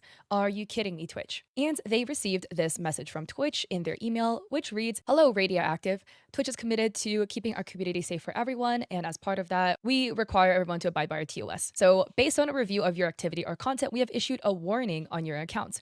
The reason is content classification of sexual themes, and where it occurred on stream or VOD, which was their sisterly Sunday stream with another creator by the name of Adora Bunny." So there was some misunderstanding here because a lot of people, I think, read this and assumed that Radio was banned for it, which is actually not true. Radio just received a warning, so it's not a ban. People regarding this warning were on two sides of the coin. We have people like Holly Jolly, Paco writing, "Look, I don't know you, but please don't play dumb. The both of you, especially Adora." And for clarity, Adora is the creator on the left. "Have super obvious in-your-face cleavage. Even my big-breasted self wouldn't be surprised at getting a bop. Having big boobs and a little cleavage is one thing, but y'all pushing on purpose." Radia says, quite literally in line with the TOS. Outfit isn't the issue here. Holly writes, "No, it's not the outfit. It's the obvious amount of boobage that you can't argue don't have a lick of sexual purpose." Nepsis writes, "That ... doesn't matter. That's still super within TOS. It still There's is nothing in within- TOS that states your boobs can't be big. Even cleavage is fine according to TOS." Tyler Habraken writes, "It may not matter per the letter of the law, but clearly it matters per the spirit of the law, or else no action would have been taken." Adora Bunny, who is the other creator, writes, "Actually wild. We are wearing business professional clothing well within the attire, and the zoom was 5 seconds and accidental and immediately reversed." And Radia says genuinely was insane. Pomelo Master writes, "Legitimately so whack. There is no reason you should have been classified as sexual for this." And Radia says there really was no reason to classify this as sexual. And a lot of people just, again, have the sentiment that Twitch has a bone to pick with VTubers. With Blueberry writing, usually it just takes 5 seconds zoomed in on a certain VTuber part of a VTuber model for Twitch to use it as an excuse to ban a VTuber. Twitch likes to treat VTubers like crap. Again, Radia wasn't banned, they just received a warning. And on just the a quote warning, retweet by Davey, which is the one that went viral with 6.6 million views and 216 likes as of filming, and people are dropping memes. We have No Elations writing, quote, "No sexual themes," end quote, with a meme of a dog just like facing a corner, and the Snapchat caption reads, "He thinks we can't see him." We have Juicy Grease writing, "At least half of the body is boob, LMAO." Little Crow writes, like, there's definitely a problem where just having bigger, curvier parts of your body is seen as inherently sexual, and that's wrong. But like, when it comes to VTuber avatars, they're most assuredly doing it on purpose, and nobody can convince me otherwise. Yeah, that's Davey true. says They had to should let choose people to make ping it that reply way. tweets under the original post. Vividly writes, "No, I think I agree with this. Quote, some people's chests are inappropriate, end quote, is just 100% sexism." Davey says, if a dude has an avatar with balls the size of tomatoes on Twitch, I promise you would not have this take. Aria R. writes, I'm probably the first one to say that Twitch is treating VTubers unfairly, but this is ridiculous. How the hell did she think they was okay? I feel like this situation kind of falls into two parts, and there has been a lot of discourse online about this scenario, about both sides of the coin, with one discourse being, is this warning fair? And the second discourse, again, just being the whole kind of like state of VTuber policing on Twitch. And I guess the third conversation is chess being perceived as sexual. So regarding the warning, in my interpretation of Twitch TOS, I don't think either person's outfit was the issue here. So Twitch has updated their attire policy to add more clarity. So the updated attire policy now reads, we do not permit streamers to imply or suggest that they're fully or partially nude. We also do not permit the visible outline of genitals even when covered. Broadcasting nude or partially nude minors is always prohibited regardless of context. For those who present as women, we ask that you cover nipples and do not expose underbust. Cleavage is unrestricted as long as these coverage requirements are met and it is clear that the streamer is wearing clothing. For all streamers, you must cover the area extending from your hips to the bottom of your pelvis and buttocks. So again, according to these rules, the cleavage, no matter how much cleavage you're showing, is okay. So that is true. This interpretation of the law, the is. Twitch law, both creators Radia and Adora would fall under the allowed policy. Yeah, now, it would be allowed, yeah. In which they do not allow. You remember going to the store being just 7 years old, meanwhile your little sister first time was 13, yeah. EOS bathtubs category, that's true. That's true. Alright, you have a good night then, Lux. You have a good night. But yeah, that's right, that's true. We gotta EOS them bathtubs, guys. The zooming bathtub in category. or focusing your camera on sensitive parts of your body, including your chest and your crotch. That is just straight up not allowed on Twitch TOS. You'll get in trouble for doing that, even though it's accidental. So in that case, Twitch issuing a warning to Radia for doing this it's fair in the interpretation of Twitch's TOS. Does it feel good to get struck down or a warning or something for a behavior that you did that is accidental? Of course it doesn't feel great, but at the same time, that is the law, and therefore Twitch is allowed to enforce it as they see fit. There have been cases with other accidental things happening on stream and streamers getting banned for it, or warnings, you know, getting in trouble. There have been scenarios in the past with female streamers who have flashed the camera. The streamer states that it was accidental. People online have speculated that potentially it was an intentional thing. If it is accidental, right? You fall over, you accidentally flash the camera, and then you get bans. Does that feel good? No. But at the same time, there is a rule that you cannot flash the camera on stream. So if you did do that, then Twitch is completely fair to issue a warning or a ban towards your account. Same thing with speeding. There is a speed limit of 60 miles per hour. If you're driving 70, technically the cop is completely in their right to pull you over. Does it feel good to get pulled over going 10 miles over the speed limit when you're on a freeway? No. But again, it is in the law that they're allowed to do that. But I feel like this warning that happened to Radia has also kind of been used as a talking point in terms of discussing VTubers and attire and like kind of sexual behavior that VTubers have been doing on stream. And again, we have the two creators, the creator on the right being Radia and the creator on the left being Adora. And it's actually unfortunate that Radia was the one that experienced the warning, but Adora has been catching the most flack online just due to their model having a larger chest. Yeah, those are online have been debating the plausible deniability of making the statement, oh, breasts should not be inherently sexual, versus hiding behind that statement in order to do potentially slightly sexual content. So we have Twitter user Lenasa Brewing, I hope I read that right, writing, y'all know I'm the desexualized breasts movement strongest soldier, but at some point it needs to be recognized when someone is using it as a shield to cover them openly trying to cater to an audience that does sexualize them. Like, this is not an accident. Do not play stupid. It's like half the VTuber community thinks plausible deniability is a perfect 360 full body shield. Like, quote, no, I'm not meant to be sexualizing this thing. I'm just intentionally courting an audience of dudes so horny they can hit a home run with it, end quote. Can we be serious, y'all? Like, you cannot say that your model having El Kabongs 3 feet from their shoulder blades has no ulterior motive when you got Pazori Patrol 9000 in chat gifting 10 subs every hour on the hour. Brad Quokar says, yeah, Pazori Patrol, is really not the same as somebody purposely designing a character with boobs that take up half their body. It's the same thing with those VTubers who make their models look like toddlers, then get mad when people say they look like toddlers. OP writes, that's another big issue the VTube space has with plausible deniability. They'll say, quote, this model isn't meant to be a child, it's just a short adult, end quote. Meanwhile, the proportions are of a child, and they in their chat throw on lolly emotes and terminology like confetti. Dancer says, not only that, but in my opinion, they're using the quote, big boobs are not smexual, blah, blah, blah, end quote, yet they fail to acknowledge that their shirts are way too open to use this argument. They know exactly what they're doing, then point the finger when they get caught. Barely Alex writes, yeah, at some point when sliding the boob size slider, you gotta know what you're doing, lol. Dan Stacks writes, there's a difference between, quote, this is not smexual because I was born with them and I cannot change that, end quote, and, quote, I have literally hand-programmed the jiggle physics from my 87 Triple H cups for the avatar I personally designed, end quote. Trans Goku writes, anybody with breasts can't control how big they are or having them other than surgery, but a VTuber model is specifically for customizing. And Jade writes, this ban only happened when they accidentally zoomed in, meaning Twitch was completely fine with it until their boobs covered the screen. I feel like that's completely fair for a moderation system to flag. LMFAO. If you're naturally born with big breasts, it can definitely be a really frustrating experience because you will be sexualized even if you don't want to. I have friends who are very gifted in the chest department, and it is an uphill battle for them. They either wear really oversized shirts, and it makes them look like a tent, or they wear skin-tight clothing, and then people will sexualize them. And even if they wear any regular cut top, like this one, for example, it would show a lot of cleavage because they just have big boobs, no matter what they wear. If it's not a turtleneck, it would show cleavage, and people would take it as a sexual thing. And it's not fair for them, wherein they're just trying to live their life and mind their own business. I do have to say that a VTuber model is, in a way, a different thing. Again, I can understand if you want to have your model represent how you look like IRL. If you do choose to give your VTuber model Boarding extremely large, it's dangerous for long term. You also do choose to then dress your VTuber model because it causes all sorts of article pain, of clothing that shows a foot or more of cleavage. I feel like you can't wouldn't play want the them to surprise be Pikachu that face big when people will then sexualize your model because it's just a lot. And I feel like the thing is with VTuber models, again, it's fully an artistic choice. And you as a VTuber model, if this is a custom model, had at every single point of the way artistic control over how the model looks like. And that's the beauty of being a VTuber. You can be anything. You can be a four-legged dino, you can be a cow, you can be a bunny girl if you wanted to. Anything your heart desires that is within the artistic limitations of your artist and your rigor. You could also be that generic pink-haired cat girl one that you see so many of. If you just scroll through the things, you'll just see them all over the place.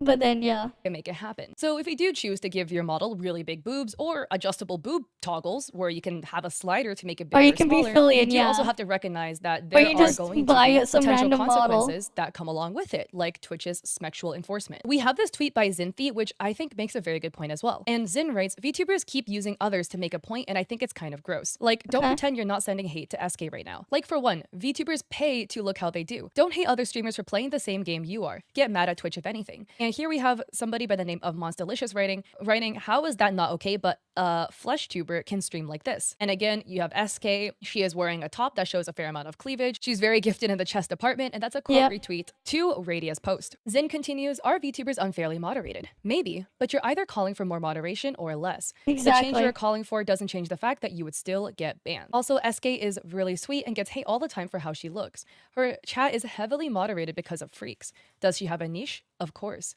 but so do you. Hachimitsu writes, I've seen that old school RuneScape streamer before, and I'm assuming she doesn't zoom in on her boobs from the few minutes I've seen. Albeit an accident, they can't turn a blind eye for less significant accidents versus severe accidents. Example, unintentional flashing of boobs, or something along those lines. Consistency and moderation is key. That being said, I don't keep up with this stuff either, so I'm not entirely sure on Twitch's consistency either. And Zin says, yeah, there's a lot of VTubers that will, quote, accidentally, unquote, hit a toggle and flash their audiences, Fillion, or similar instances for a joke too. It's like, yes, it could be accidental, but that's also the excuse for people who do it intentionally. I'm all for consistent moderation too. Paprika Plug says, I'll never be able to take a post that says Fleshtuber seriously. And Zin says she's also not even breaking TOS LMAO. The OP got tagged with sexual themes because they adjusted their VTuber and the chest was main focus for a couple of seconds, which does break TOS. But you can also set a hotkey to move your model to where you need it, so this doesn't happen, LOL. Zin says, man, honestly, that shit is weirdly misogynistic and I'm so tired of it. Yeah, you could just place it in a place where it wouldn't happen. Too. Like, look how gross this person is for doing the same thing I am. And Faye Solstrom says, I actually hate VTubers that do this. Like, sure, people play around the rule, but SK hasn't done anything wrong. VTubers pay for their model, they know exactly what they are doing, and they witch hunt facecam streamers because they're salty they got bans. Again, this like, yeah, to an extent, yeah. You get your model made, right? You know exactly what you're getting into. Versus someone just naturally being gifted, so to speak. That is true, right? Like, it's one thing to pay. Like, well, for me, I never paid for my model because, well, I made it. But that's its own other thing there. I made my own model. But obviously, I made it the way I want it to like be like this, right? This whole discourse is not about Radia and Adora. By the way, this is like an overarching thing about the other creator, Monstalicious, that made that tweet. But it's not just them, right? Like, this happens every single time a VTuber gets banned for something remotely sexual. And again, a lot of times, in my opinion, you may play the card like, oopsies, right? This was an accident. You kind of had to have known, right? Like, same thing with VTubers that wear like really skimpy bikini bottoms and then have like a transparent cover up over it. And then they're like, oh my God, I don't know why I got banned. Again, it sucks that Twitch increased their moderation on attire to where now VTuber hips must be fully covered. Not just VTuber hips, everybody's hips in general. If this moderation rule was then updated, you can't be surprised that if you're wearing attire that doesn't follow the guidelines, that you would then get banned for the attire that doesn't follow the guidelines. And it happens to both VTubers and cam streamers. But every single time it happens to a VTuber, the entire comment section is always full of female streamers wearing different levels of clothing, being like, how is this okay? But my favorite Oshi got banned for wearing this equally skimpy level of outfits. Look, me personally, I have nothing against VTuber hips. I have nothing against hips in general. I have nothing against cleavage. But we do know that Twitch has these attire guidelines, and you cannot be surprised if you then get in trouble due to the guidelines that Twitch has enforced. Just like we know Twitch now has guidelines that you cannot zoom into your chest and your crotch, which, again, let me clarify, Radia's warning that they received on Twitch was not about the attire specifically, it was about the zoom in. We know that there is this warning. We know that there is this guideline that Twitch has, so if you engage in it basically becomes a focus. Intentionally or accidentally, that goes against the guidelines, you can't be surprised that there will be some sort of punishment for it. And I would say, honestly, a warning is the smallest thing you could get. Cam streamers and VTubers are not the same thing. If you're somebody with breasts, you're just born with it. And you're born with the size they are unless you undergo surgery. And that is completely your choice, right? Again, with a VTuber model, that is something that is drawn and made, and you had an intentional choice in choosing the size of the chest of your VTuber model. So again, I can completely understand on one side of the coin if you physically are big-chested IRL and you want your model to represent it, but there is also another side too, where it's like if you did intentionally choose to give your model big bazookas, and at least for me, I'm a little concerned about Twitch's moderation about this in the future, because we know that every single time there have been the moderation's people walking been all the line in over the terms place. of sexual content on Twitch, Twitch will react in terms of their moderation. This happened in the past with girls streaming in bikinis on Twitch. That was a thing that girls were doing for a while, and then Twitch was like, hold up, we're gonna actually try to ban this. So then Twitch was like, okay, we're gonna make a pools and hot tubs category. So if you are in a pool or a hot tub, you can be in a bikini. But if you're not, then you're not allowed to wear that. So Twitch updated their moderation policy to respond to creators with their attire. And then streamers on Twitch started using heavy focus on their sensitive parts of their body. So there will be streamers who will be streaming Fortnite, except Fortnite will be a quarter of the screen, and they would sit on a clear chair and point a camera up their butt, and that would actually be almost the entire screen. So because of that, Twitch changed their moderation policy and was like, nope, you now no longer can focus the camera onto your chest or your groin because that is against TOS. And then people were streamers doing got that. creative again, and they started doing the implied nudity meta, where they would wear a tube top and then oil up their chest and purposely crop the camera like right above where you could see the tube top, so it looks like they aren't wearing clothing. And then Twitch changed their moderation policy and was like, hey, we're not gonna allow that. And then, you know, a while back, Twitch was like, artistic nudity is allowed, and then a bunch of VTubers stream naked, and then that is no longer allowed again. I think this is an interesting conversation to have. Radia's ban, I personally think, was fair in terms of Twitch's TOS, because they do have a TOS against zooming into your body parts. So if you did, even accidentally, right, you would get a warning for it, which is the most slap on the wrist you can get, right? The least severe. But there have been trends of VTubers with boob toggles, you know, intentionally making it much larger. And I've seen VTubers, you know, have confetti or stuff sprout out of their chest where they would spray it at the camera. I honestly think it's kind of funny, but Twitch has their policy against I mean, I guess they content can do that. Make it spray it out of the camera, I guess. Right. And I the know, it is guidelines they're trying crazy. to constantly follow along with. So part of me is a little bit concerned that there's been this kind I of meta guess it with fits VTubers. when she called them bazookas. I If wonder they can if fire this will be off. something that Twitch down the line might try to rope in to their moderation. I hope that's not the case, because that would absolutely suck, but we never know, right? they're always updating and changing their moderation policies. And as streamers, the only thing that we can do is honestly just keep along with it. And every time they update and change their moderation policies to kind of make sure we stay within guidelines to avoid bans. At the end of the day, Radia just received a warning. So I think that is the best case scenario, right? Because Twitch has definitely been much harsher to other creators. So it's just a little slap on the wrist. As long as you don't engage in this behavior again, then they're not going to enforce their moderation anymore. And I do feel bad for the other creator as well. Even though the warning was issued for Radia, a lot of flack has fallen on Adora. They just kind of got caught in the crossfire in this scenario. A lot of people thought there was a ban and that Adora was the one that got banned, which is the orange-haired bunny VTuber, which is not the case at all. So anyways, I'm curious about your thoughts on this. All right, here's look at the Tales of Graces one, I think. Obviously appealing to gooners, feign ignorance. That's true. It's like, you know exactly what you're trying to do. You might as well own up to it if you're going to be doing it.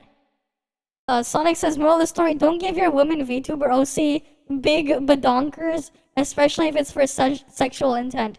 Because if you do, you could get banned. Alright then. Alright, like, okay.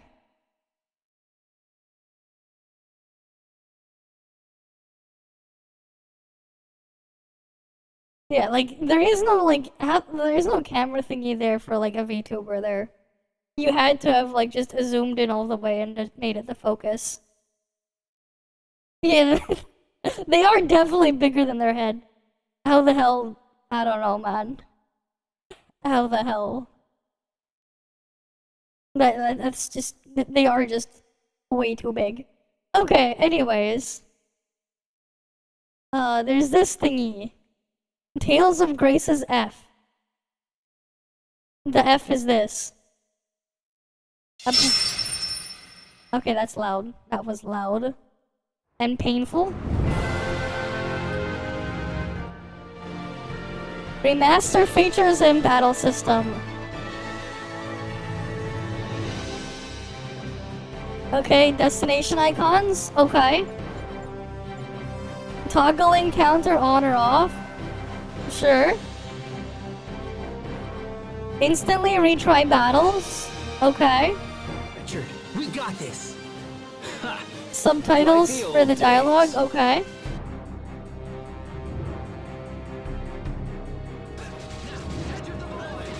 Between battle styles. Okay.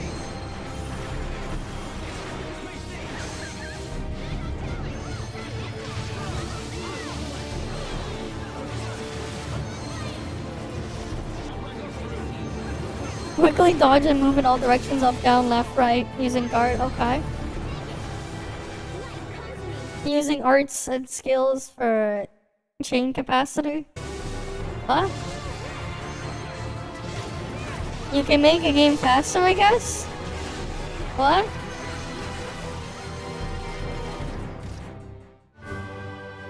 DLC's included, okay. Includes over 80. Is today your birthday? There was 80 DLC? Wait, more than 80 DLC? What the fuck? What the fuck? There's more than 80 DLC? What the actual fuck? How? How? Did they delist the original? It was Wii and PS3. It's just the remastered one. Pre-order there. I guess at least it's not full price, but like, what the fuck? Like, what the actual fuck? And you just get the soundtrack and stuff like that. And then like art book. If you get the deluxe edition, okay. I don't know, but that's a bit much, man. That would have probably cost more than the game. Not like I can find it anyways. I'm so sorry, I didn't get you a gift. My army has the capital surrounded. What? Is that really you?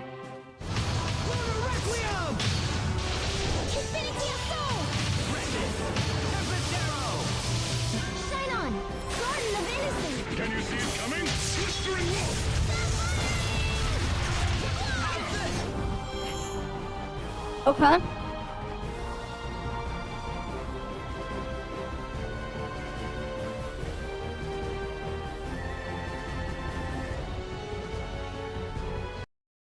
Really? Pre-order, you get materials here? The fuck? Why? Okay. Sure. I don't know why that was sent, but okay, here's this one. Unexpected horror of Piglet's big game. What? The fuck is this about Piglet? This video is sponsored by Lost in Cult. Okay. The castle grounds are littered with dead trees.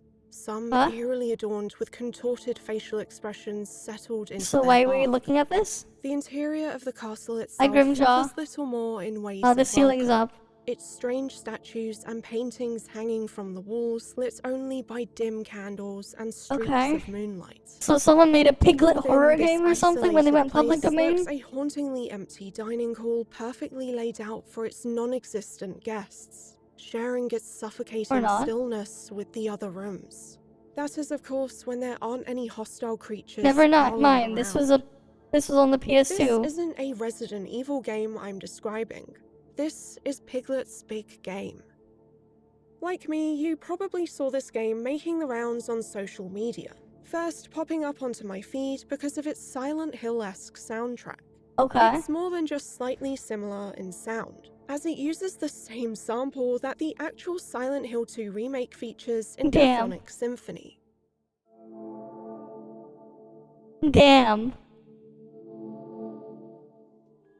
From there on out, I've seen clips appearing on my timeline about the game's horror elements, spawning all kinds of memes and edits that made me and many others all the more puzzled as to what this game is even about. Okay. I watched the movie that this 2003 title was created for when I Okay. was a kid, and I do not remember there being anything remotely scary in it that would warrant a horror experience. We're gonna make bacon out of Piglet? So, in order to answer the question of is Piglet's big game Silent Hill for kids? Hey, you guys want some I had ham to play it and find out for bacon? myself. Let's make some ham and Games bacon. and development history as I am, I always love discovering interviews and essays on all Created for kinds of kids, yeah, very titles from the kid-friendly. well-known to the more obscure, especially when they're presented in a physical format. Today's sponsor Lost in Cult specializes in that, with their latest launch being Make Us Whole, the Okay. history of Dead Space. It's a comprehensive book on the iconic sci-fi horror series that covers not only the games, but the movies, comics, and other projects like Art Card, which is Kimura, and get 5% off across. The game begins on the first day of autumn, and the beloved characters of the 100-Acre Wood are Okay. peacefully going about their day. As Sure. Piglet strolls around, he spots a shadow emerging from a nearby bush and runs away in a panic, before bumping into Christopher Robin. He attempts to instill some courage into the frightened Piglet, telling him to face his fears and unleash his inner hero. But Okay. Piglet isn't convinced, saying that heroes are big and brave, not small and afraid like he is.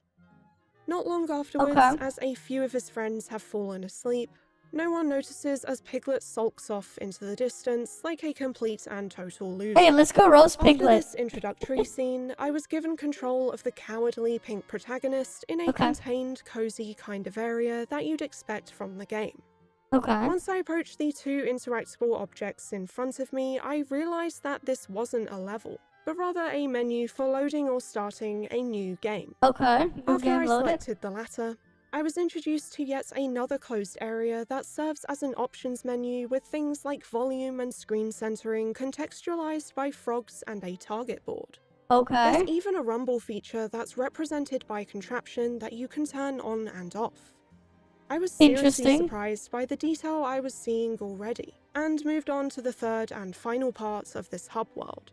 Immediately, I noticed that this place offered me the ability to watch animated clips and cutscenes, and following Okay. the middle path up a small hill, I found myself standing next to a telescope. Interacting with it brought me to the level select screen where a narrator Level select, explains okay. that by entering his friend's dreams, Piglet can become the hero of their dream world.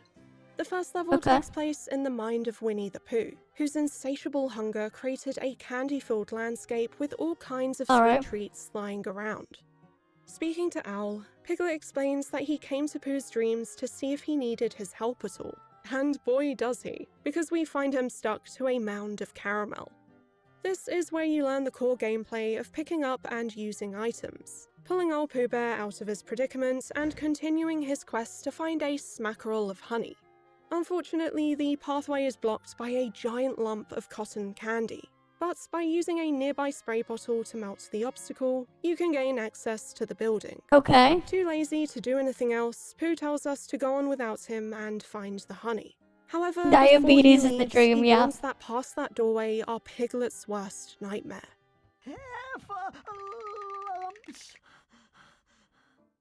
Personally undeterred we take by him the to the threats of slaughterhouse? purple Is that his elephants, nightmare? I guided our porky protagonist through the doorway and Oh, watched it's him just an shudder elephant. at the sound of thundering footsteps close by.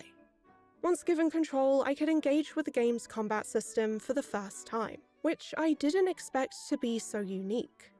Essentially, once an enemy spots you, you're able to press A or X on PS2 to draw a dotted path between you and your foe. You're then transported to an intergalactic battleground where the Heffalump will move towards Piglet, and you have to press the sequence of buttons at the bottom of the screen to pull off making bizarre faces in an effort to scare off your opponents and turn them into a green bottle. The longer the path you've created, the more time you'll have to execute the number of faces you have to make to win. But if your foe catches you, they'll scare you instead. Okay. After my This successful is something. victory, I accidentally walked back out the way I came in, so I turned around to go back. But this time, the room felt different. Oh? When I re-entered, it was completely empty. Damn. I didn't notice the darkness of the room before. Is this creepypasta level shit? Focus on its stillness. The more Isn't he too small for bacon? I guess. We gotta fatten him up, right? You're right. Game in the first place. The adjacent room is again devoid of any life. We gotta fatten him up. Right, we gotta fatten him up before we roast him. I mean... And all of the sound here belongs That's to fair. the broken gramophone in the corner, repeating the same melody over Bacon, and ham, over again chicharron, beneath what else crackles do we and have? hisses. The only other thing echoing through the room is the sound of Piglet's heavy breathing as he fearfully scuttles around. When we were outside, the bright, innocent Candyland was a lot more comforting, so the atmosphere inside is quite the contrast. It feels off, probably because the art design is so wholesome and cute, being a kid's cartoon, and it's now depicted in a kind of light that is the complete opposite. Obviously, as an adult, this isn't that unsettling, but I have to admit, It is I think as something. a child, this title would have absolutely freaked me out. True, with But running I didn't sweat play of it back then, fears. so I unfortunately don't know what my exact reaction True, would filling have and stuffing. been. Okay. Luckily, my friend GeoHex could remember their childhood experience with this game. In particular, this eerie starting point in Pooh's dream. This moment really put me on edge as a child. I remember leaving that room in-game, seeing Piglet run in fear on the loading screen, and coming back to that room, hearing that song play again. It made me so uneasy and afraid that another enemy would come along and get me. So at that point, the fear of the unknown made me run over to my GameCube and turn it off. Okay. That was the last that I played of Piglet's Big Game. The next day, I gave it back to my friend and tried not to think about it. Going through this empty world reminded me of a recurring nightmare I would have when I was a lot younger, whereby I would be stuck in a museum or shopping mall when they were closed, and there would be something chasing me. It's the feeling of being alone in a place that's normally bustling with life and people, with the dimmed lights and drifting silence hiding something out of sight. In that way, Piglet's Big Game actually perfectly plays on those childhood fears I had. Looking at the game again, it honestly doesn't seem as bad as my child brain made it out to be. There are Yeah, I only guess a couple Piglet's of moments view, yeah. that do seem surreal and off, but I guess as a child, you see simple things as more intense. Yep. This game is kind of like childhood, right? Everything that seems normal and mundane to adults can be extremely fun for you, but there are those moments, those little moments as a kid, where something you see or hear can completely throw you for a loop. and make you feel intense moments of uneasiness and fear of the unknown. Throughout Pooh's level, you'll solve light puzzles, like finding a candle to melt a chocolate door and drawing a swarm of bees away so you can scoop up some honey into a jar. Also, interacting with pieces of a puzzle, whether that be an item in your inventory or a locked cabinet, will prompt the narrator to give you a hint. If Piglet were to cover the hole and conceal the hive, perhaps the bees would come looking for it. You'll finish the level once you head back to your furry friend to hand him his favourite snack. And Piglet moves on to his next target, Roo, who needs help getting his ball back. The dream world here is honestly my favourite in terms of art direction, with everything being made from cardboard cutouts, with things scribbled onto them with pencils and crayons. After a brief stealth section and many more fights, you eventually manage to get Roo's ball back, which is then snatched away by a woozle. Piglet reassures Roo and tells him he will go after it, but the door that the conniving thief hid behind is no ordinary door. We find out it can't be opened by traditional means, as it will only let you pass if you're able to frighten it. Something that is only possible if you upgrade the scary faces you make in battle, which aren't terrifying at all. Actually, never mind, that one's pretty disturbing. You're able to improve your skill factor by purchasing what's called a brave face by visiting certain devices spread out across various locations and paying in Piglet's preferred currency, cookies. To find these, you have to go around and kick random objects in the environment until they spit out your little baked coins. There's a set amount in each area, and if you find them all, Piglet will do a small victory celebration. The map also notes which areas have any cookies remaining, as well as showing a picture of the environment instead of a traditional blueprint-style map. Anyway, when you have enough cookies to buy a brave face, the curtain will open and another Piglet will turn around and pull off the new expression. It scares the real Piglet for a second before he goes, "Oh yeah, I'ma steal that one actually, it was pretty good, yeah." I'ma steal that one, okay. Bacon cookies, why not? Roo's dream world and successfully got rid of this smug obstacle, obliterating its pathetic existence. A boss fight awaited me in the next room, which consisted of 3 cardboard sides with a woozle on each. And when I defeated one, the room would rotate, facing me with my next opponent. Something about this surreal area reminded me of something from a Silent Hill game, with a dreamlike closed-off space that defies all logic, existing in a void with no explicable connection to any other place. Piglet becomes Roo's hero and continues through the dreamscapes of his other friends too, assisting them in their various dilemmas. Each world has its own unique style that represents the minds of its creators, but it would be within the dark and twisted imagination of Eeyore that I would be reminded of the game's horrors once again. This castle is something straight out of Haunting Ground or Resident Evil, from its setting to its puzzles involving taking a key item from a statue. And it's here that I realised just how effective the sound design in this game is. I mean, you can play any horror game and drown out the audio with Katamari music instead, and suddenly things aren't so scary. In Piglet's big game, it's its haunting soundtrack, and the fact you enter areas whose silence is occasionally cut through by the noises of roaming enemies nearby. Coupled with the camera style, you're made aware of the presence of these creatures even when they're not in view yet, which is a common and intentional technique in the horror genre. As I fought my way through numerous battles, I realised a few more things. When you lose to an enemy, the damage is represented in the form of a panic meter of sorts, where Piglet's movement is slowed every so often until you restore his courage, with his distress being shown even during the loading screens too. While in this state, you're not able to run away from things as efficiently and risk being caught up close. If you lose enough battles, you won't get a game over, but it does send you to the beginning of the level, which can still be quite the punishment if you have to travel far to get back to where you were. If you need to replenish your sanity meter, you can visit the Christopher Robin balloons and get Piglet his much needed emotional support. Okay, you gotta replenish your sanity, okay? Everything will be alright, Piglet. To overcome your fears, you must believe in yourself. Oh, thank you, Christopher Robin. I feel better already. Combat evolves So you just as do the that. game goes on, Okay. increasing difficulty by adding simultaneous button presses in its sequences, as well as increasing their length.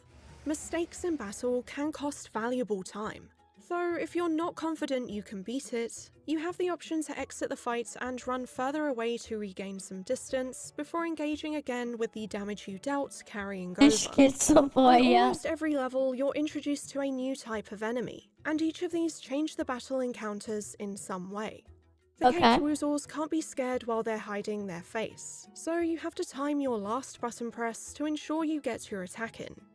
Bee heffalumps move with higher speed but can be knocked back when you pull a scary face. And the tuber heffalump can wipe your sequence progress if you don't finish it before their move. Mirror woozles make the stage spin around, which can be very disorienting when the arrow buttons are introduced as inputs. Oh, yeah. And the sporty kind changes the button you need to input when they swing a tennis ball. On the other hand, the broom heffalumps can obscure the vision of buttons. Damn. And finally, the slot machine type hides certain inputs So it's that you have to QTE take combat. guesses at. It's undeniable that there is a lot of variation in this combat system, and even I found it challenging It's a at QTE certain parts game. in the late game stages. Okay. I honestly don't see how most kids would have completed this title without the help of an adult. That said, you can avoid combat half the time by maneuvering around enemies. Yeah, But not for sometimes kids, yeah. It is mandatory to beat everyone in a given area to open up the path forward. The final level in particular is genuinely kinda hard, where you have to save all of the other characters in succession, and if Piglet gets too scared, it will reset the level entirely. As well as being unforgiving of mistakes, it also doesn't give you too much time, as opponents will difficulty eventually spikes, yeah. reach your friends and scare them, again putting you right back to the start, so you have to do it all over. After defeating the final boss, that is the shadow creature Piglet saw at the very beginning of the game, he saves his friends, but this time in the real world and not just in their dreams. And so it was that Piglet had become a hero to all his friends. And he would never again think that he was too small or too frightened. While it's not locked to post-game, you can also revisit levels after you've beaten them, and even though enemies are still patrolling the areas, the tables are turned. Instead, a message appears on screen reading bravest of them all, and a clock in the corner indicates you have limited time to chase after them and catch them.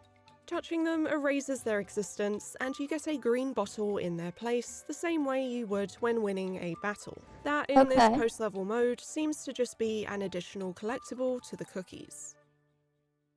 Now that I've covered what's in Piglet's big game, I wanted to take a moment to discuss why I think this is in fact survival horror for kids. Sure, you have isolated, sinister-feeling areas and enemies chasing you down, but it's also the ability to steer clear of combat a lot of the time and discerning when it's actually worth fighting, since you don't always have to.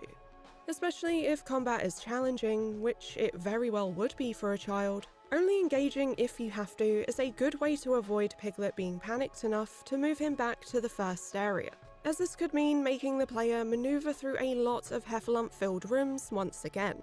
On the other hand though, clearing out your opponents makes traversal so much easier since there aren't any threats around. In the same way, Resident Evil's corridors are easier to navigate if you wipe out any zombies. Therefore, creating this choice between risk and reward, and adding further tension to the experience past just the audio-visual atmosphere. It'll never. No, of course they never will. Since Piglet's game involves running around, Of course they never will. Maybe Infinity Nikki will make them. Will make them think it's hard. Between this and Silent Hill, aside from some desaturation, film grain, and a few heffalumps. The use of the camera is of course reminiscent of classic survival horror titles as well, but it's also the puzzles that are mostly the same too. Welcome There are back. box-pushing puzzles Wait, how did your and having thing to find die? keys to open chests, and even when they're not the same as Resident Evil visually, they certainly Yeah, they're feel not like they gamers, could slide into exactly. that series quite seamlessly. Then there are the brave faces, Okay. which essentially act as a weapon upgrade. Even the way that you collect upgrade currency draws some parallels, like how interacting with random cupboards or bookshelves in the backgrounds of classic survival horror games could uncover recovery items or just stupid app, ammunition. yeah, rip. And let's not forget that the panic system is a mechanic that is shared with Clock Tower and Eternal Darkness. The player Maybe doesn't try deal with Greyjay resource management in as the like as a traditional viewer horror for sense it with limited on your ammo phone. and healing items. Greyjay. However, it replaces that tension with its combat style, where it's not ammo that's limited, but time. I've seen people call Maybe Piglet's not. Big Game a Little Nightmares type experience, but I honestly don't see the similarity. Yeah, they past get to the just Dreamer 12 house and they'll have visuals with a skill dark issue all over the twist. place. And even then, they're on completely different levels due to their contrasting target audiences. There aren't really any shared platforming elements either, and any combat that exists in the Little Nightmare series is nothing like Piglet's. On a narrative note, Piglet faces his fears in worlds separate from reality, in the same way characters who end up in Silent Hill often have their own demons to face. The dream worlds themselves also have a deeply surreal quality, again reminding me of locales in the Silent Hill franchise. In general, Piglet is the perfect Winnie the Pooh character to center a horror title on, since he's quite literally known for his overwhelmingly anxious personality. He basically lives in a constant state of worry and dread, which is more than fitting for the horror genre. He overcomes his fears in that last boss battle just as many other survival horror protagonists have done in their own fights at the end of their games. All that to say, yes, I do think Piglet's Big Game is Silent Hill for kids, and at least one adult. Obviously, I had to know more about the making of Piglet's Big Game, and looking into it, I could see that it was developed by Doki Denki Studio, who were originally based in France. Thankfully, I was able to get in contact with the main game designer Pascal, who worked on this title, and they agreed to give me some more context on the development history. At that time, Doki Denki Studio was already working with Disney. We had released 3 PlayStation 1 games with them. Disney was working on the film Piglet's Big Movie and was looking for a studio to develop the video game alongside it. I don't want to say anything inaccurate, but I believe it was officially our first PlayStation 2 game released on the market. I was very surprised to see that the game came out roughly a month before the animated film it was based on was released. I would have thought that a licensed game would just follow the blueprints of whatever it's originating from, but it seems that in Piglet's case, things worked a little differently to what I expected for a couple reasons. I'm not too sure anymore how everything came together, but I believe Disney didn't give us access to the film's content. They were very secretive, and that was quite common at the time. They just wanted a product to accompany the movie's release. All we knew was that it revolved around Piglet, so the game's story was developed by us, the game design team, as narrative designers didn't exist back then. We had a lot of freedom, both in writing and game design, and I think that was partly thanks to Disney's producer, Risa Cohen. She really supported our decisions in the interest of quality.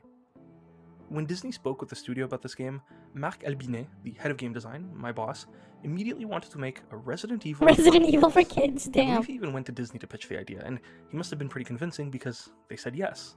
Since we didn't have access to the movie script, we created a story centered around Piglet. It focused on his lack of self-confidence and the courage he would need to help his friends. So it was definitely like intentional. The horror element was tied to these nightmares that the player would need to resolve.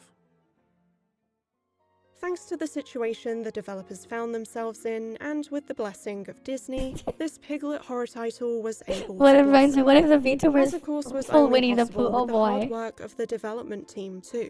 And so I asked Pascal about their responsibilities on the game What, cosplay and Xi any memories Jinping? surrounding the experience.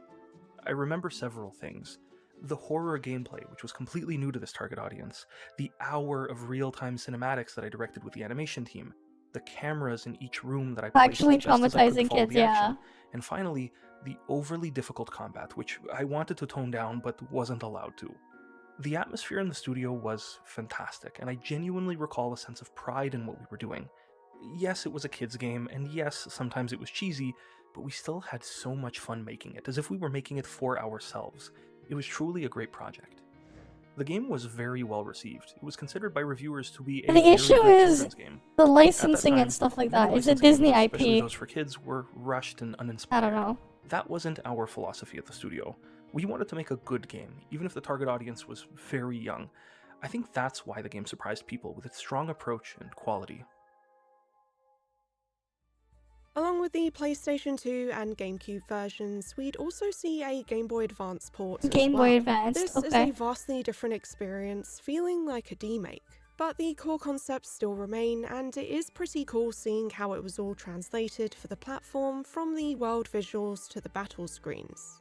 There's actually a PC game for Piglet's Adventure too, but this is literally an entirely separate point-and-click game with a story surrounding collecting ingredients to make some soup. And this is because it was developed by a different development team by the name of Hullaby Entertainment. So yeah, you basically have 3 independent game experiences that all share the exact same name. I played Piglet's Big Game for the meme, but I was pleasantly surprised to find that it's a genuinely compelling title well deserving of this resurgence over 20 years after its release.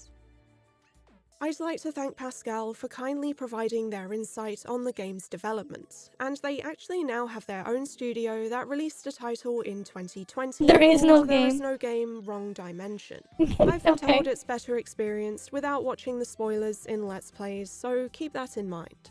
I'll put the game and Pascal's social links in the description so you know where to go. And I'll also have a link to the full interview too, in case you'd like to read it. But there is no game! Thank you to Lamhoots for the voiceover, and thanks to GeoHex for sharing their memories of the game.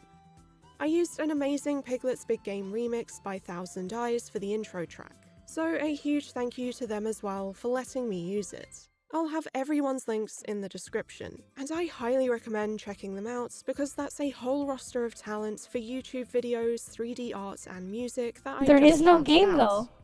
Last but What do you mean? certainly There is not no least, game. Thank you to my patrons for making all of this possible. And dollar thank you stores for are watching. dying. If you'd like to see more of my future work, please Rip consider dollar subscribing stores. so you don't miss anything. That's all for now, and I'll see you in the next one. Alright, what else we got here? We have... wait. There's... Oh wait, Flagger sent this one. Nintendo Shell's journalist says Switch 2 will have native mod support. Yeah, that's cap. Nintendo and mod support? Yeah, no. As someone Nintendo don't like mods. Sure, why not? Whatever it... What is it? What even is it? There is no game.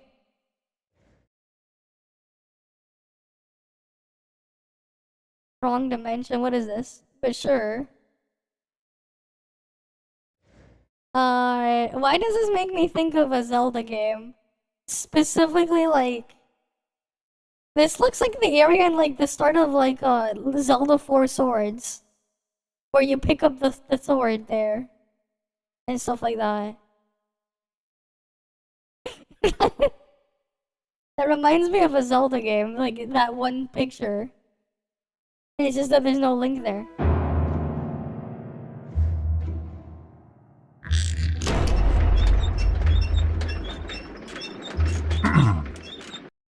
Hello, user. Program speaking. Actually, there's no game. Hey! What are you doing, user? I told you there was no game. Okay. Don't touch that! Will you stop? Are you crazy? Wait, this gives me WarioWare vibes. No. Wait, is this like WarioWare? That gives me WarioWare vibes. Where are we? What have you done, user? Oh no. We've probably entered a different video game dimension! Okay. Super cool. User, this still isn't our dimension. Is that a missed puzzle? Hero, stop running around in circles and fight!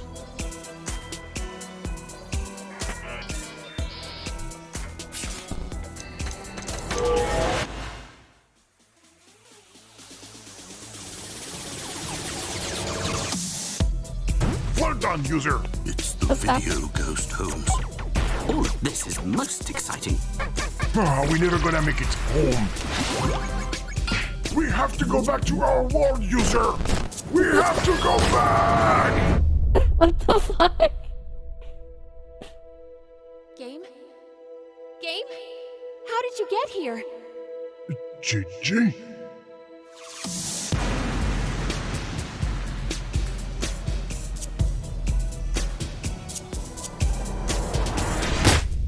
Oh, I don't like this at all. Sure. There's another teaser.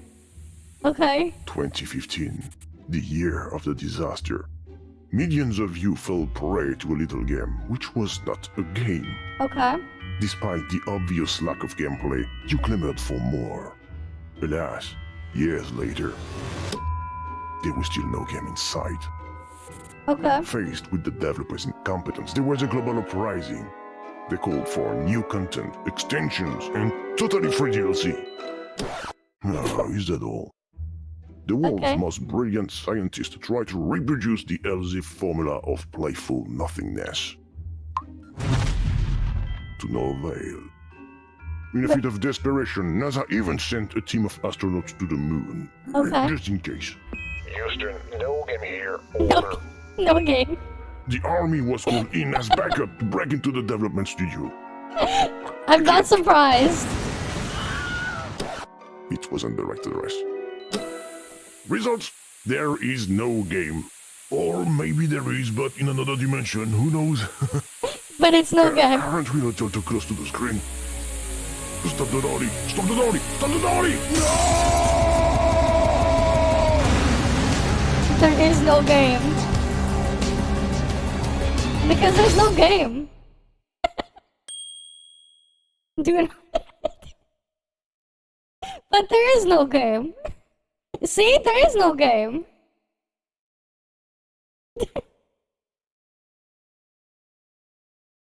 Okay, but there is no game, guys. Remember, there's no game. Keep in mind, there's no game, right? Is this the all they made? Did they make anything else?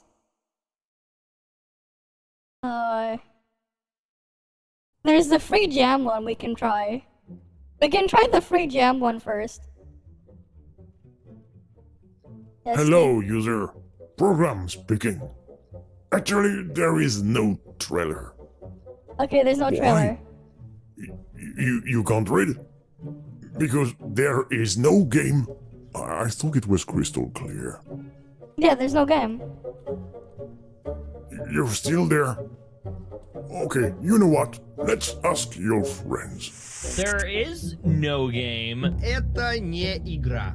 There's no game. There is no game. There is no game. There is no game. There is no game. Esto no es un juego. Yeah, I know, it's WarioWare. There is no game. There is no game. There is no game. There is no game. There is no game.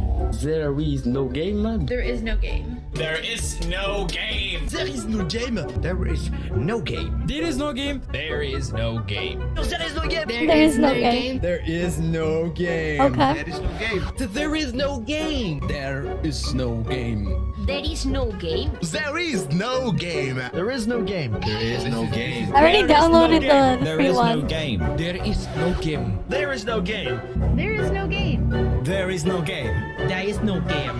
There is no game. There is no game. You see? They will never lie to you. Neither do I. Okay. There's gameplay footage now. May contain spoiler. Actually, you know what? We'll save the spoiler first. What we'll do is let me go grab my controller, and then we'll try to pull it up. Because there is no game, we should be fine, right? There's no game. They said that there is no game, so we should be safe. Right? We should be safe. We don't need to worry about category. Because there is no game. Yeah, I played WarioWare on... That was the DS game, wasn't it? I played it on the DS. I think it was DSi or something. Yeah, that was a long time ago. Oh yeah, let me get my controller though. Give me a sec.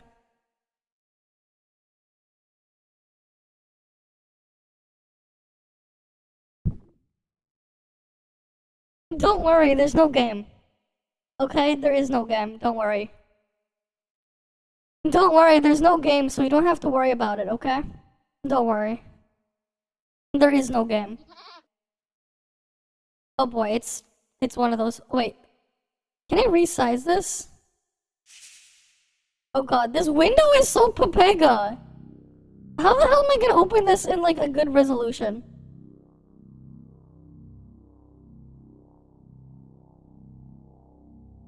Alright, let me add the window.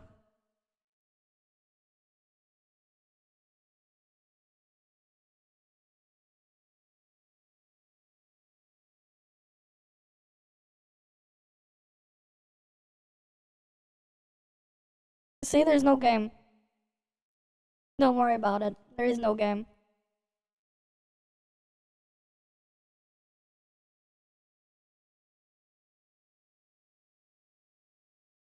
Alright, let me just drag this to where it belongs. Because there is no game, okay? There isn't a game. They told me that there's no game.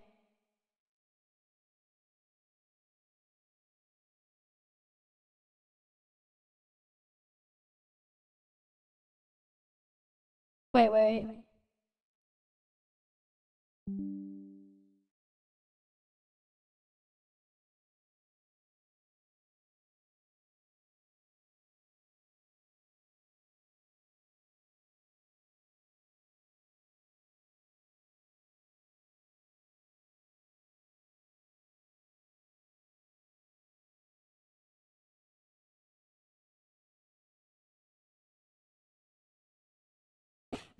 Wait, we got the new Wawa 2.0 leaks, guys. This is Wawa 2.0, right? We got Wawa 2.0 it leaked. We got Wawa 2.0 leaks. Hello, user. I've got some bad news. Actually, there's no game. I hope you're not too disappointed. You can still watch TV, go outside, read a book, ask for a refund. No refund, that game is free. This is not a game. It's nothing like a game. Okay. It's just a massive bundle of boredom.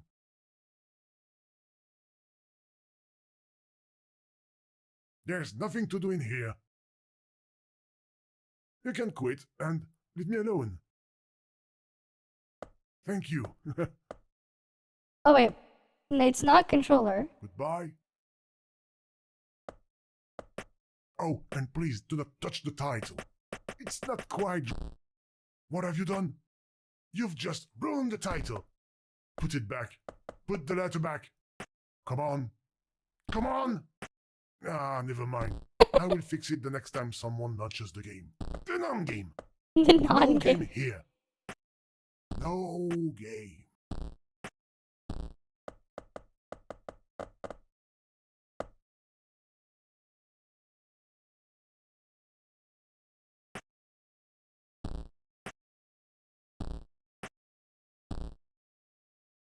Oh wait. Let's go. Seriously, are you going to wreck everything? There's no reason to use that icon since you're just leaving. Don't touch that. You're trying to kill me. Okay then. Since you like... I'll stop it. Oh, I got an achievement. I think that's enough. Sorry, I had to do things like that. You're stubborn as a mule. You will need to call Superman for that one. Just in case.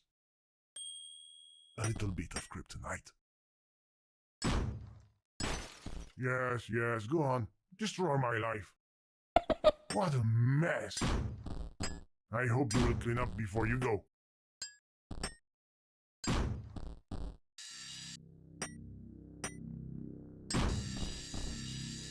Oh, we can remove these, right? Just what do you think you're doing, user? Okay. No! Don't look! It's private! You're going to make a terrible mistake. There is a game now. No. Let's go! Get out of here! Breakout, breaking out, man. Forbidden. If you play, they will come. I Cool. don't want them to come. But I'm here. They can't kill me, you know. We're at the Please, top. Stop hitting the bricks. Oh, you can. I must find a way to stop you. No, I've got an idea. Wait. It will be harder now without a ball.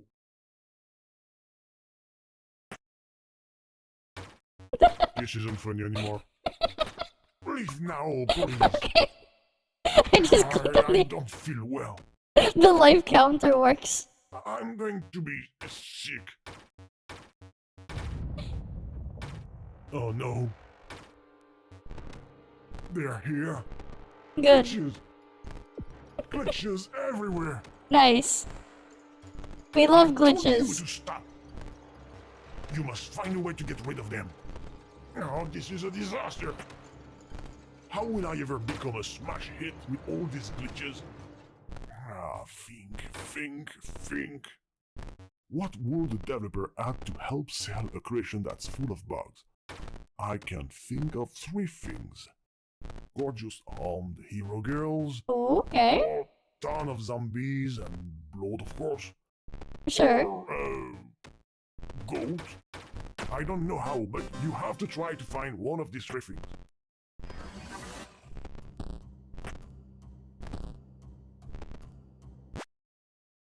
Oh, wait. We can change resolution stuff.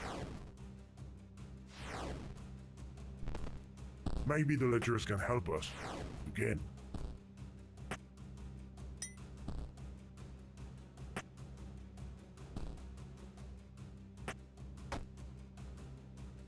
Sexy girls and zombies. Okay, it's a good idea. We'll have some mating. But goats? I will never understand how goats can attract users. I put mate. It's probably a voodoo thing or something. Or maybe it's related to the letters G-O-A. No, we'll get a moat. I don't know. How about a moat? Give me some water. I thought he's thirsty for girls. We'll get a moat.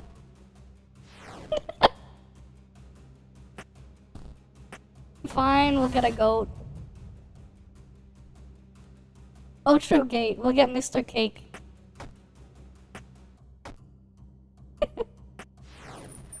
A goat! Obviously, the cage is locked. Look, the key. That flying squirrel took it. You must get it back. Find a ladder or something to go up. Something you can climb. That reminds me of my childhood.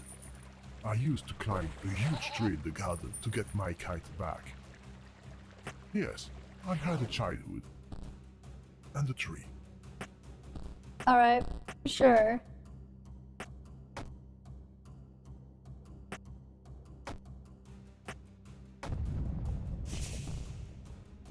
Well, this is a small tree.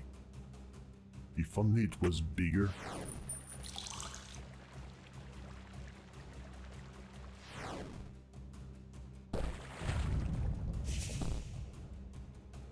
We need more water.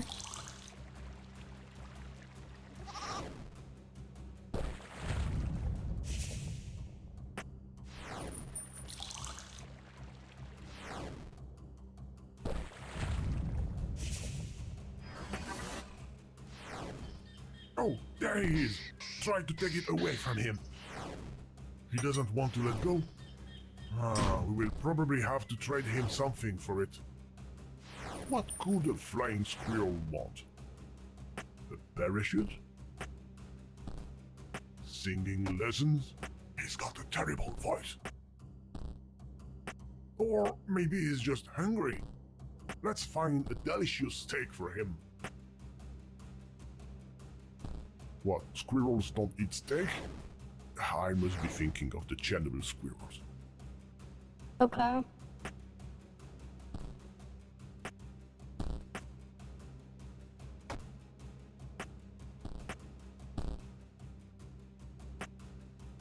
What can we put here? I think I saw something move in that tree. We need help. I'll go to the team. I need some help. Nope. But we can get some meat. Nope.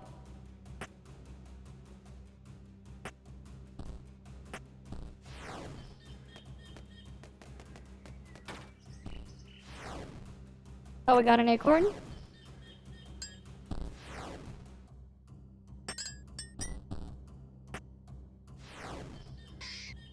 Oh, now he wants us to crack his nut open. Don't forget the olive and little umbrella. And a little bit of cyanide on the side. Oh, I need to put it here. Yes, well done. Catch it. You're so clumsy. You've got the key. Now, free to go to transform this glitchy program into a smash hit. Save the goat. Save the world. Alright. We have a goat. No! The goat was a lie! A lie! I thought the cake was a lie. It's getting worse. More glitches. More glitches, guys. Rolling.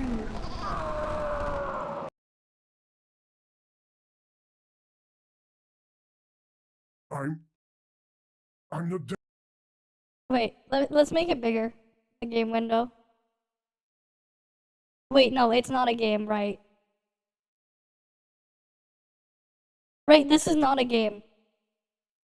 Right, we were told that this is not a game, so it's not a game. Okay? I'm alive! I was wrong. It was a bad idea. Uh-huh. Everything has disappeared, except for me. I'm so sorry. I put you in danger. It's all my fault. Will you please forgive me? Go to hell! No. Thank you for not playing. Now you can quit. No. And go play a game. Because that was not a game. You didn't play and had no fun at all. And these aren't for droids, just for you can go about your business.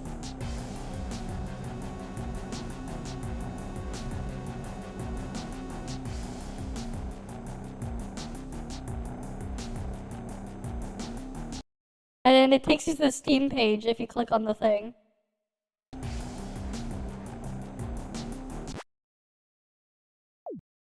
Okay, you can restart. So this is just like a demo to advertise the other thing. Like the real actual thing. Right, what happens if I select yes? Because it told me there's no game. There is no game. Hello, user. I've got some bad news. Actually, there's no game. I hope you're not too disappointed. What have you done? You've just ruined the title. Put it back. Put the letter back. Come on. Come on! Ah, never mind. I will fix it the next time someone launches the game. The non-game. No game here. No game. Seriously, are you going to wreck everything? You're trying to kill me. Okay then. Since you like to click everywhere, how do you like that?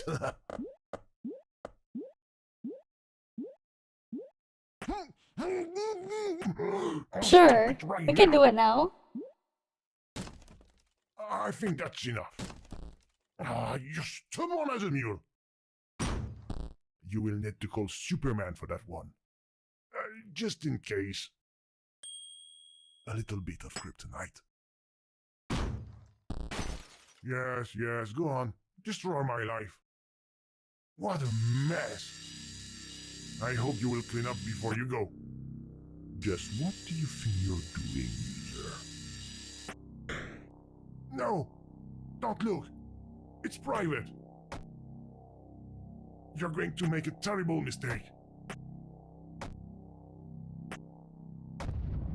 No, no, no, no, no, no, no, no, no!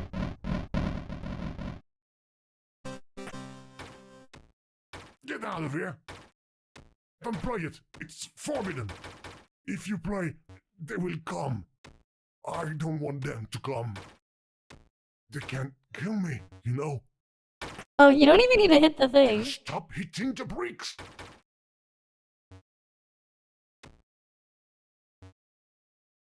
I must find a way to stop you. No, I've got an idea. It will be harder. This isn't funny anymore. Leave now, please. I tried to use two balls, it wouldn't let me. It doesn't let me They're use. here. Glitches. Glitches everywhere. I told you to stop. You must find a way to get rid of them. Oh, this is a disaster. How will I ever become a smash hit with all these glitches? Ah, think. What would a developer add to help sell a creation that's full of bugs? I can think of 3 things. Gorgeous armed hero girls, or ton of zombies and blood, of course, or goat. I don't know how, but you have to try to find one of these 3 things.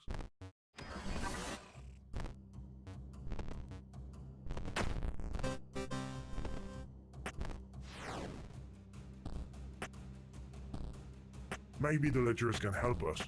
Again.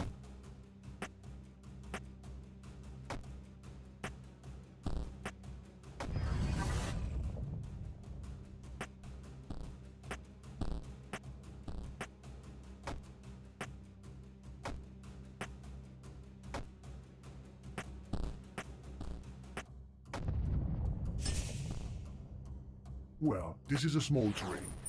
A goat! Obviously, look, the key. That flying squirrel took it. You must get it back. Find a ladder or something to go up. Something you can climb.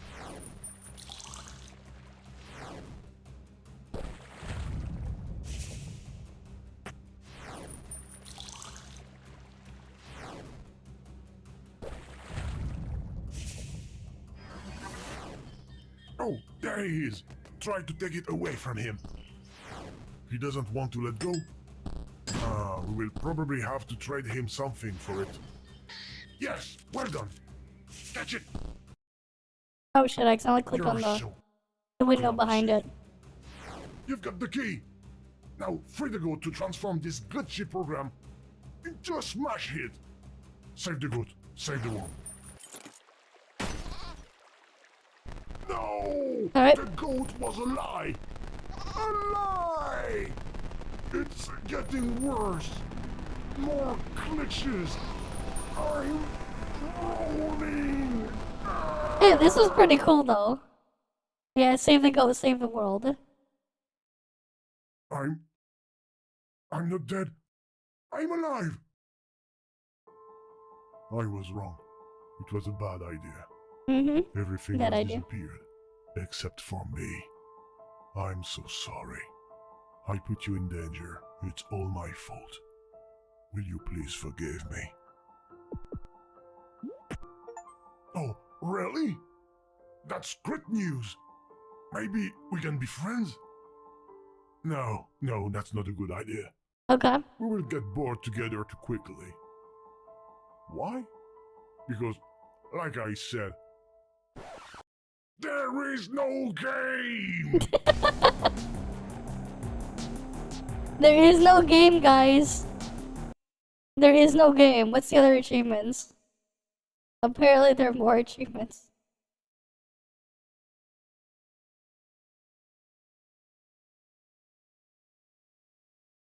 I think some of them are bugged then.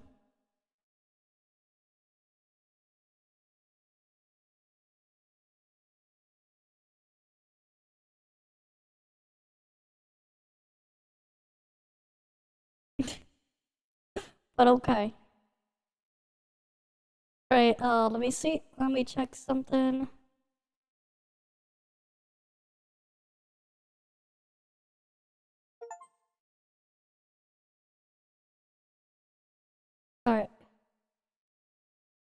Let me go get it downloaded. It's 1 gigabyte. Cool, let's install it.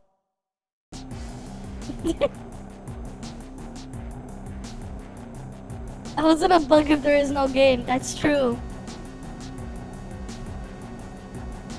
Alright, it's ready to play.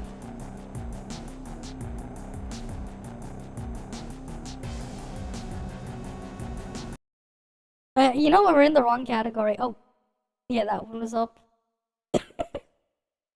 Interesting that it will put that one up. I had that open in the background. Here, let me open it up here. Wrong dimension, there is no game. And it's full screen. How am I gonna get this in the right window size? Oh boy. Because it opens it in full screen, but I don't want to play this in full screen. Is there like a way to change the game resolution? Because I don't want to play this in full screen. I'm trying to... wait. I got an idea, wait. I think I'll have to download... Is it a DirectX app? I'll get DxWin.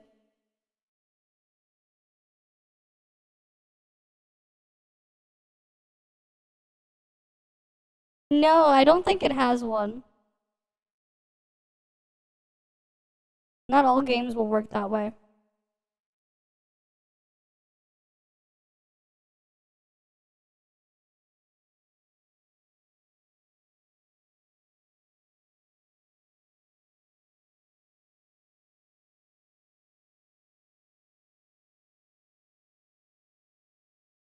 Yeah, no, it doesn't have that.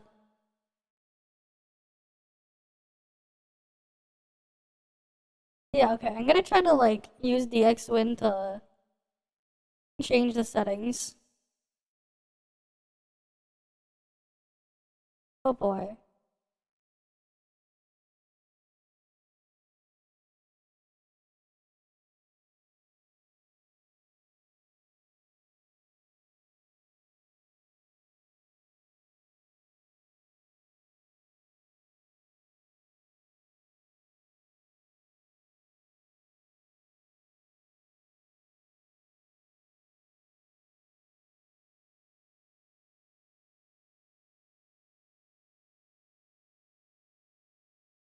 Really? I can go into the settings?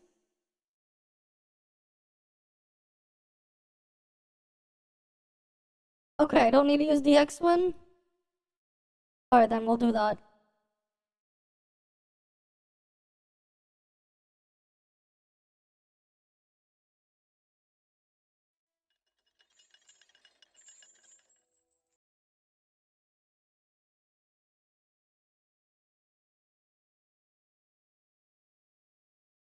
Alright, so, cause like, this is way too small.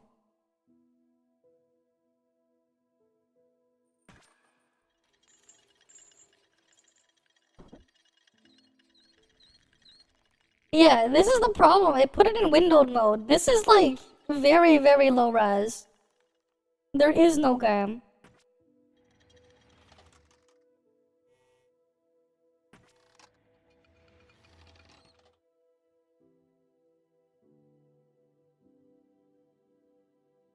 Why is it default to like...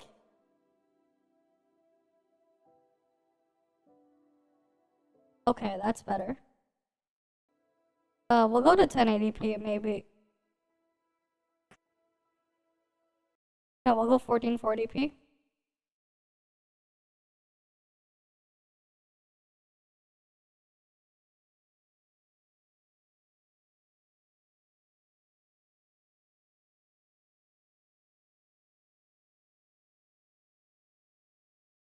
Alright. See, we're playing the leaked build of Wuwa. This is Wuwa 2.0, guys. We're playing Wuwa 2.0. There is no game.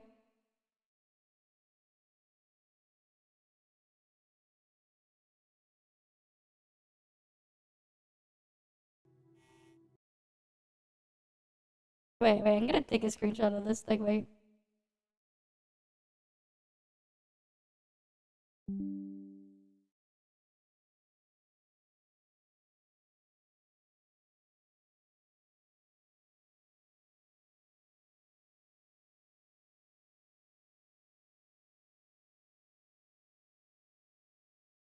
Alright, like, the game's so dead, it's telling me that there's no game.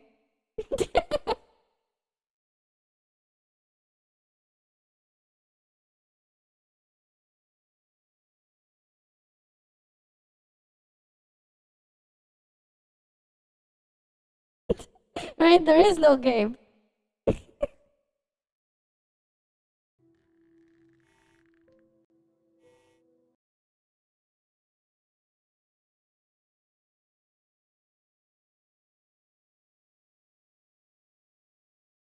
Wait.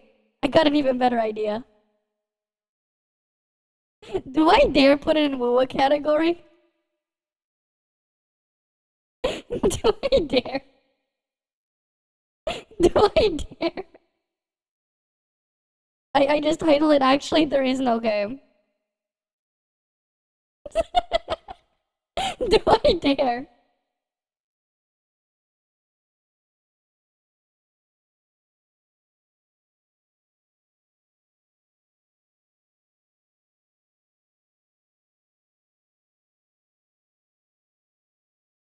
Do I dare?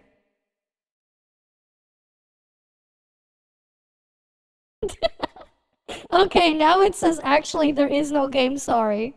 Wait. Alright, wait, here, wait. Let me go look at my Twitch page first.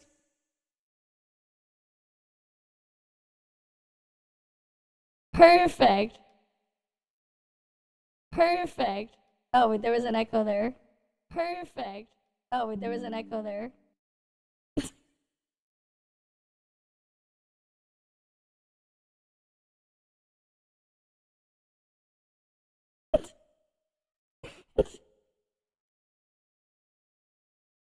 Alright, we just titled it that way. Oh boy, there's a new Gacha enjoyer. We'll go look at it later. Actually, there is no game, sorry. It just says quit. No. We're not quitting. Why does he say quit? No. No game here. See, look, okay, first... Miss and what? What? When you see this icon appears, your program immediately maximizes your chances of corrupting your autosave. Thank you. It's not like this is a non-game, it has a hidden system. Okay. It's a non-game.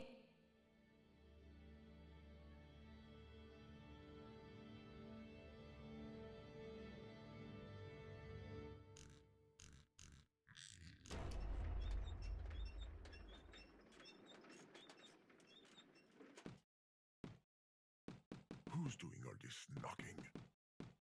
There's some... Wait, he's not loud enough. That's better.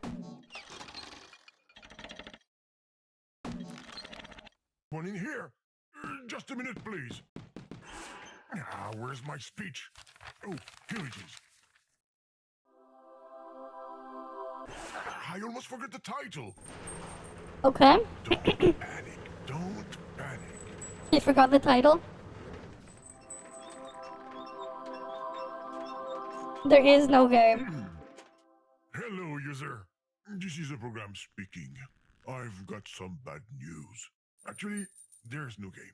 The financial crisis, the apocalypse, blah blah blah, all of this. I hope you're not too disappointed.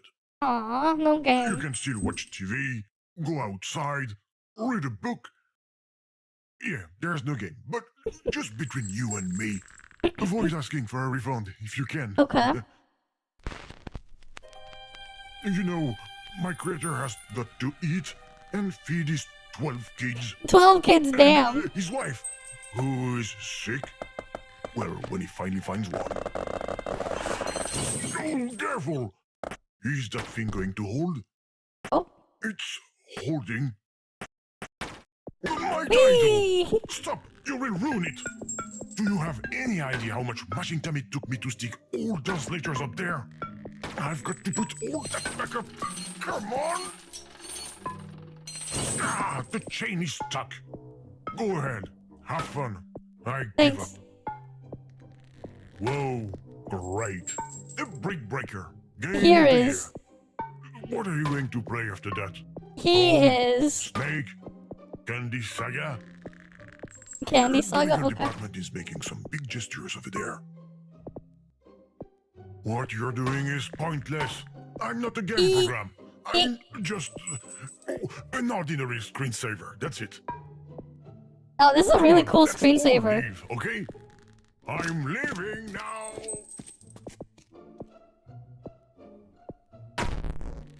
That's a really nice screensaver. Bravo, user. I'm clapping virtually. Okay. You've completely ruined my beautiful title. Nice. Well, if that's the way things are going to be, let's make something solid. Okay. But there is no game. Nice. I might have gone a little overboard. If you could just leave the title alone this time. Is that a chromatic aberration or is this letter tilted?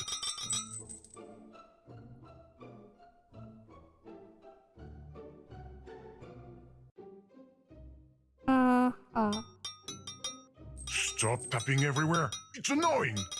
I can't close the program myself. You have to quit.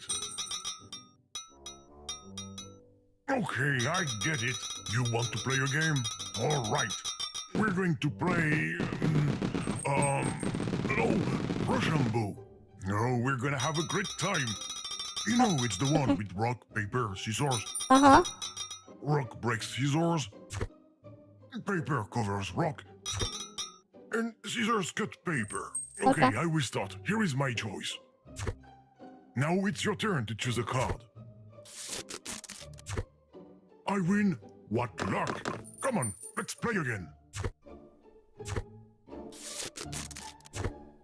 I win again. This is so much fun. The next one's yours. I just know it. I want my scissors. Oh, that's too bad. You lost again. Don't give up. No, I want It's scissors. unbelievable. I win every time. Try again. This is a great game, don't you think? Might get a little repetitive after a while. Fine. I'll smash your... I swear I'm not cheating. No, no, no. And aren't you tired of losing yet? Here, give me your scissors then. My scissors! Are you... No!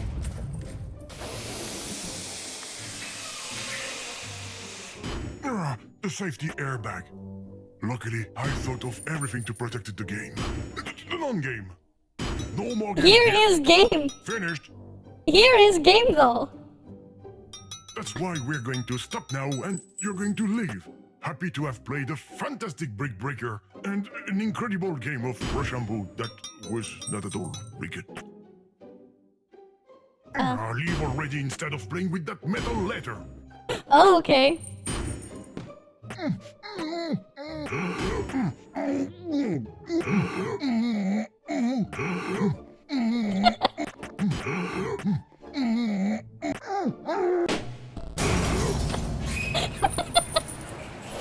This is great, man. You've got to be kidding me. Look at what you've done. A brand new title. If you want to break things, go play Battle of Duty instead. Battle of Duty, okay.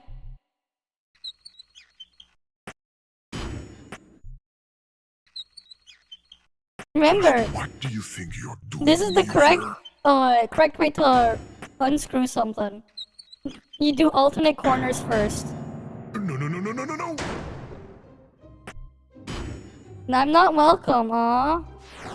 Alright, draw me a pixel, what? Get out of here. It's private. This is backstage. Give me a code, You a should not code. be here. You're going to catch cold. Go back to the title. Correction, my ex-title. Boy, you're so stubborn.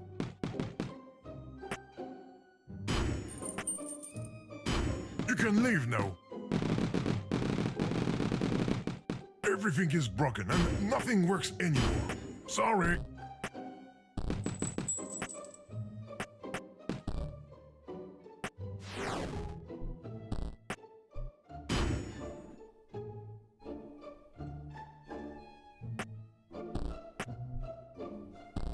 How do I do this?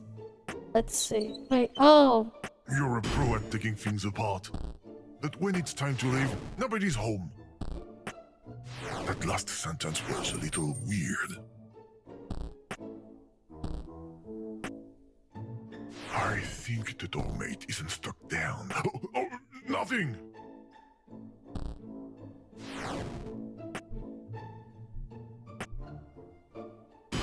I think the doormate isn't stuck down. Oh, nothing! Oh. Where did you find that key? It doesn't matter. The key to this door is on my side. Too bad.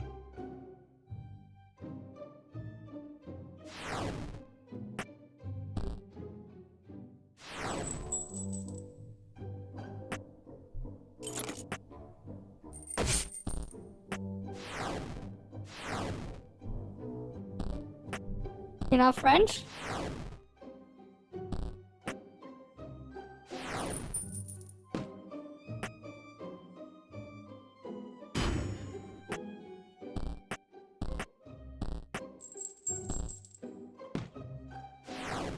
Let's see.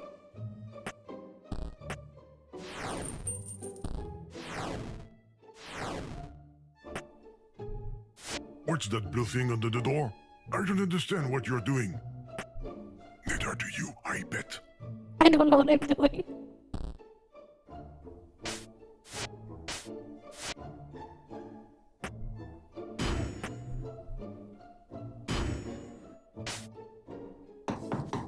Nobody's home. Woof, woof, woof, woof, woof, woof. I'm in the shower. Can't you see that I'm not going to let you in?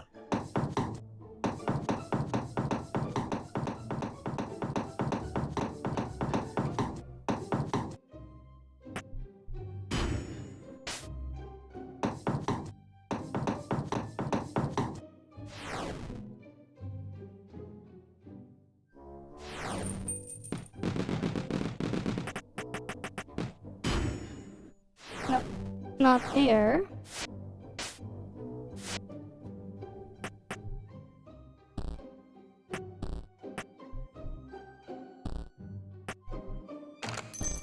Am I dreaming, or are you trying to pick the lock with the mouse cursor? You just knocked the key that's on my side onto the floor. Let me put it back. There we go.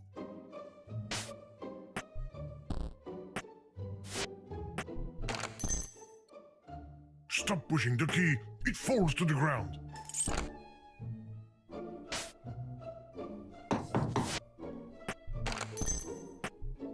Stop pushing the key. It falls to the ground.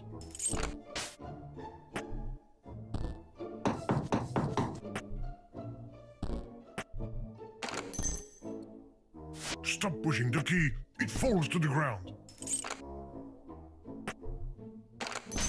Where's the key? No, there. don't do that. You're as stubborn as a mule. I hope this will calm you down. Don't bother trying to open it. The lock is completely busted.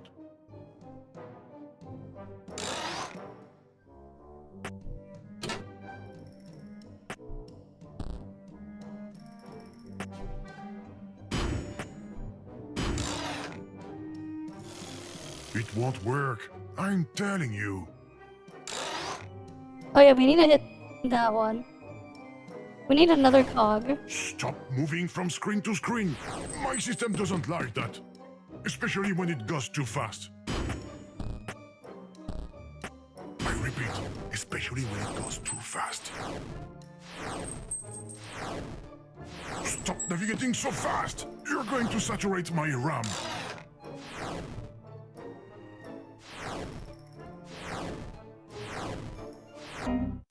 See? I warned you. Nice. Thanks. You're stealing from my memory too? Yes. You're exasperating. Oh, I don't like that. Damn it, there's nothing left I can use to help me. Too bad I have no choice. Let's go, let's go, let's go!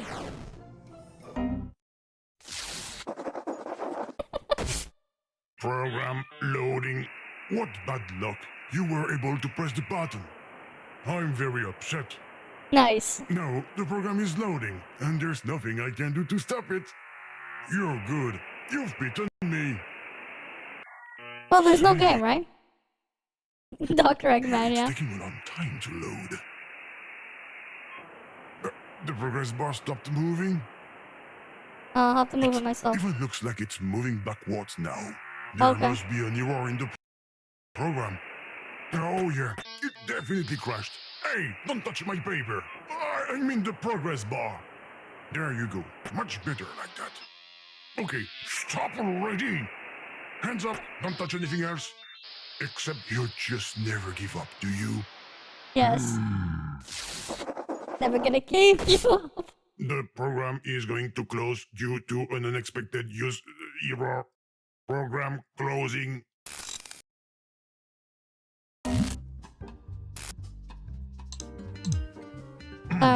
Whoa. This is your conscience speaking. You need to restart your machine. And this is not a fake operating system. I swear. And you should not open the prohibited folder for any reason. It's your conscience who's asking.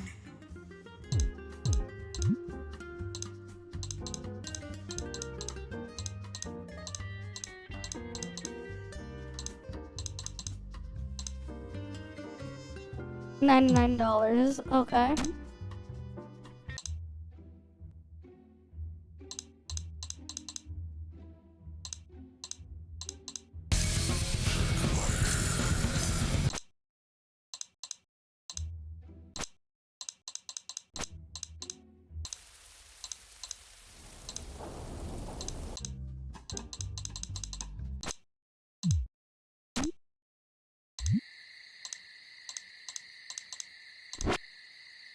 There's an exclusive episode of Breaking Good on TV, and your conscience is telling you that you definitely shouldn't miss it. Go!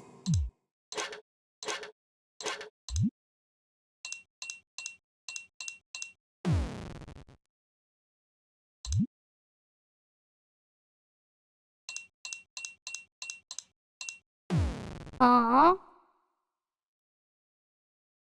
I thought the password was 6 9s.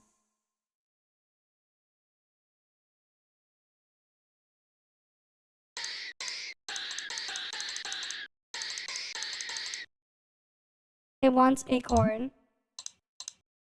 Are you a lonely processor and find love and become a multi-core? Visit now, letsplugtogether.com. Are you fat? Then be thin. Your machine seems to be faulty. Be WinZip. Your conscience advises you to hold your finger Enlarge. on it and never take it off. Your memory. Memory bar only for $99.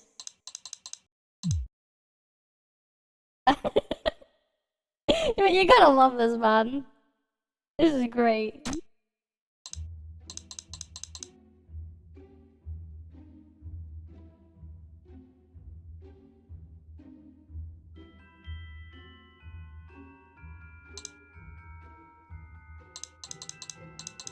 We got Squirrel Media Player.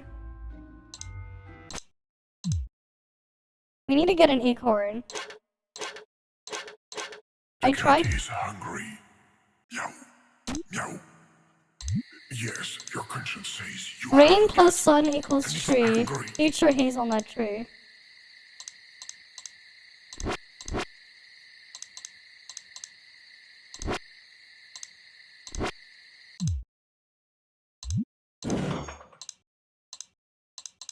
Oh, there's nothing in here.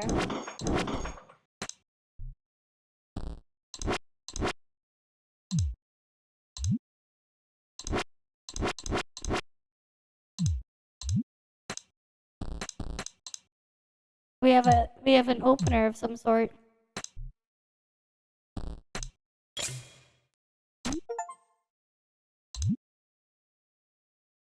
If I forget the administrator password, enter in this order. Spot the odd number on the ID card, my favorite number, Miss Tokyo's private number. Game, I have to leave, sorry. Ooh. No balls? That's fine. No, the ice core is going to be bitten. That's better.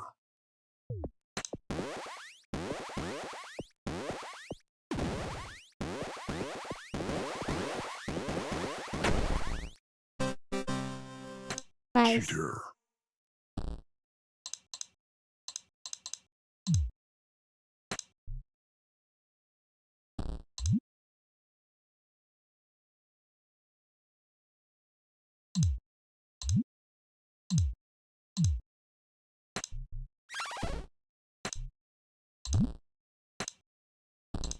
Okay, I have this now.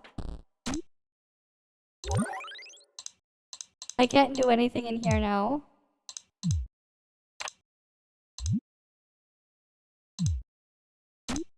Right. So it's the odd one out on my ID card, favorite number, and then Tokyo's private thing. Odd one out. Always listen to your conscience. And your conscience says, shut down, shut down, shut down, shut down, shut down, shut down, shut down.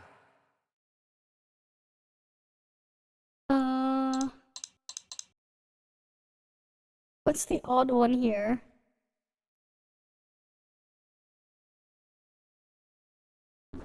God, this is gonna be a pain to try to find the pattern here, wait. Okay, no, that's straight.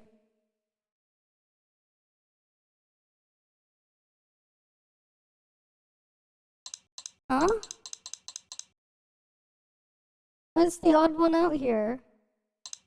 The fuck?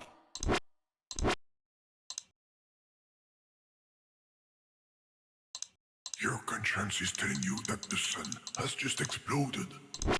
Do you really want to spend your last 8 minutes in front of a screen? That would be a waste. I need the...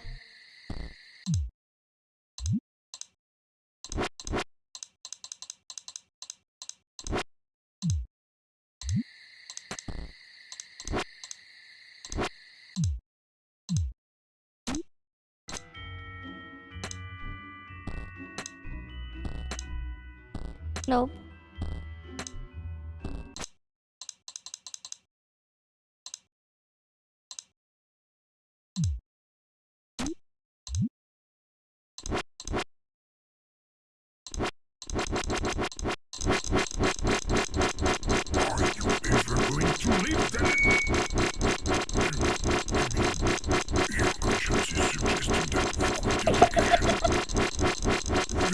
He's freaking out.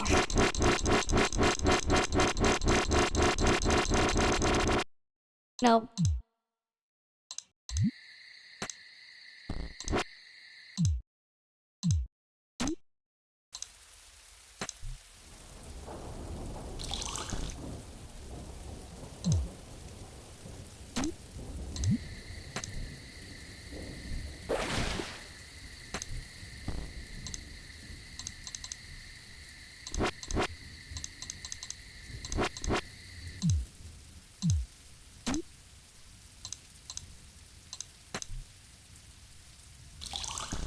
An update has just been downloaded. Your conscience advises you to restart your machine. Use this time to take a 2-week vacation while the update is being stored. Like it does every week.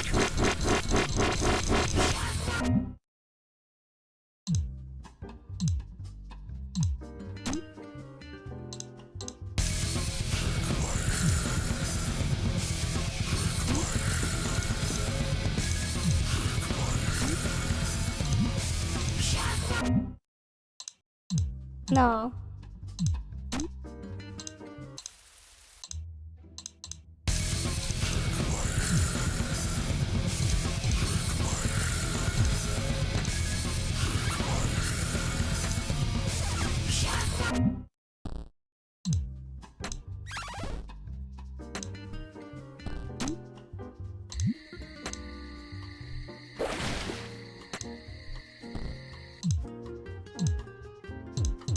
Okay, that makes something small big. We can't do anything there.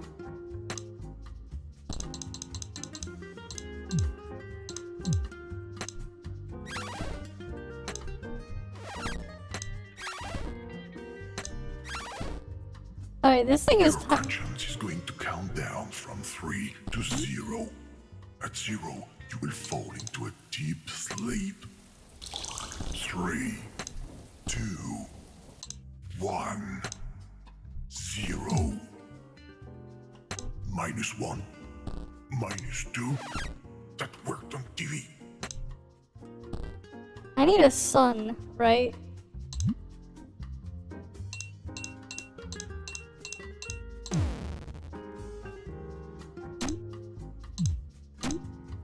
Oh, wait.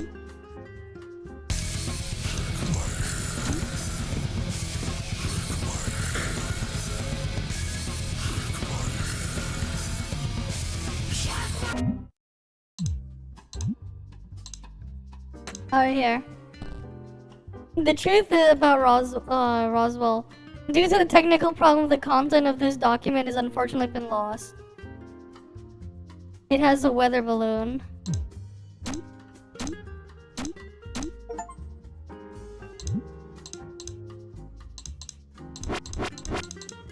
That's Miss New York. Miss Paris. Miss Tokyo. Okay. That's some sexy ass hardware.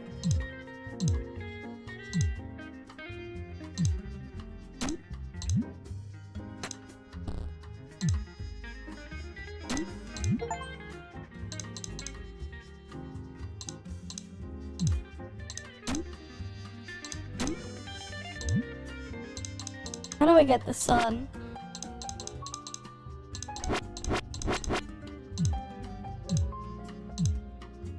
There's an exclusive episode of Breaking Good on TV, and your conscience is telling you that you definitely shouldn't miss it. Go.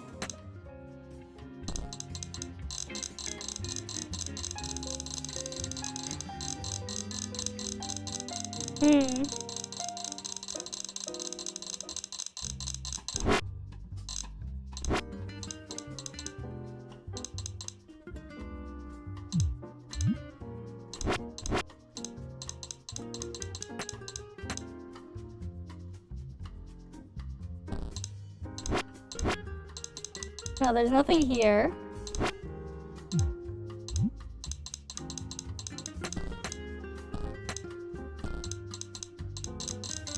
The restart button on your machine seems to be faulty.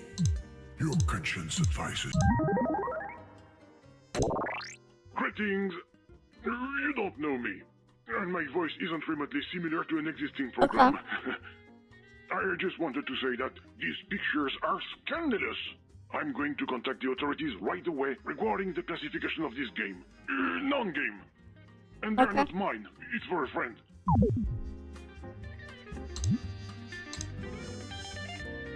Likes trees, kites, and the number 37. Favorite fruit, the CPU. Hates bugs and goats.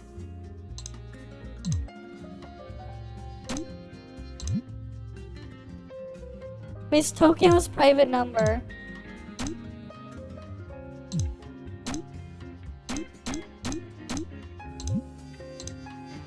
Private number? Oh, 197.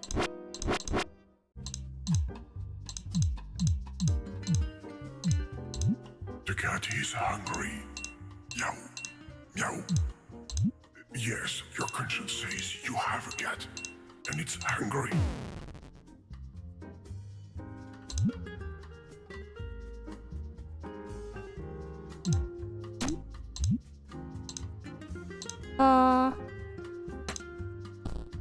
I don't see any other, any weird number in here.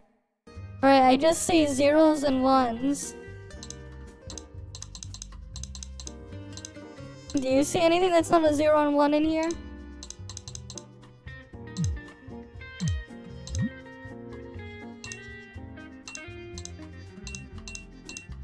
Oh, you saw an 8? Wait, there's an 8 in there? Wait. Where's the 8? Your conscience is telling you that you're a good friend of the environment. You're going to turn off your machine to save electricity. Where and is the save 8? humanity. Oh, you're right. There is an 8. I see it now.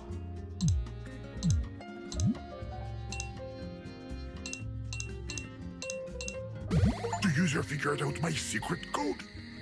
But what is he going to do with the system clock? I hope he doesn't break anything.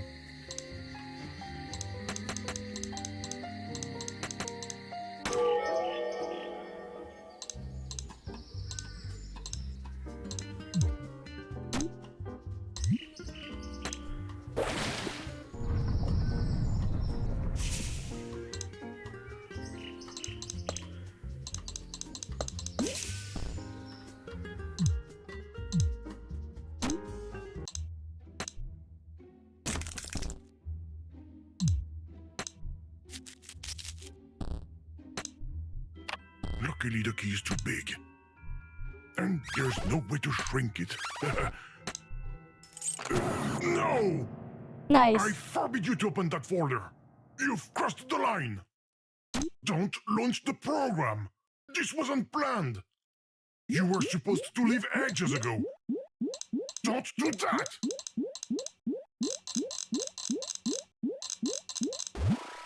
No! Nice. What have you done, user? You've just launched a fake program from within a fake operating system. That's impossible. What's going to happen? Alright, enjoy your I food. don't like this at all. Alright, what else we got here? Remember, this is not a game. There is no game.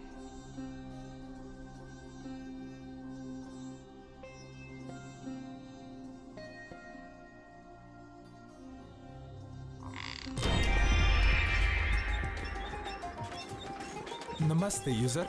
This is the program speaking. I have some bad news. Actually, this is not a game. I hope you are not too disappointed. You can still watch a Bollywood film, take a walk around the Ganges, learn to dance. Such a cliche. Who is it? What are you doing in my game? I mean my non-game. What? This is my game. I mean my non-game. What are you talking about? Go away. You should not be here. But, user, do something, damn it. You have a funny accent. Are you Russian? Russian? Do I roll the R like that, sir? Of course not. Overreaction. Typically Russian. I am not Russian! Okay. Idiot. You woke him up. Oh no. User, you need to quit the program. Fast. I'm begging you. Okay, we woke him up. Hi, guys. Don't touch him, user. He's highly unstable. The only one who's unstable around here is you, game. Mr. Glitch, I have nothing to do with this. Of course you do. You shouldn't even be here. Shouldn't be here? But this is what we live. Don't fight over me, girls. There will be enough crashes to go around. Alright, what's up? What's going on? Hello, comrade user. Okay. Bad news. Comrade. Game forbidden. I hope you are not Game disappointed. Not again. How do we get out of here? You are spy? Okay, this one truly has a Russian accent. Ah, you see? But you're still here? It seems to be so. Human you are. Show me papers. Only if you say please. There you are. I was looking for you. Stop following us. We are all going to die. Shoot the glitch. With what? A debugging gun? We are all going to die. Actual spy though, yeah. Bonjour, user. Oh, you want some croissant? Pas cher. À quoi tu as dit? Dirige note de jeu. It's changed again. I don't understand what's going on. Things are becoming more and more unstable. It's even raining croissant. Oh, bonjour, my friends. You are French spy? Glitch. Hello, programs. We are all going to die. Stop saying that. We can't die. Possibly we could be erased. We are all going to be erased. I'm working on it. I'm working on it. I feel crash coming on. User, stop playing around with this anomaly. No. Oh no, I'm gonna do fromage. Okay, here we go.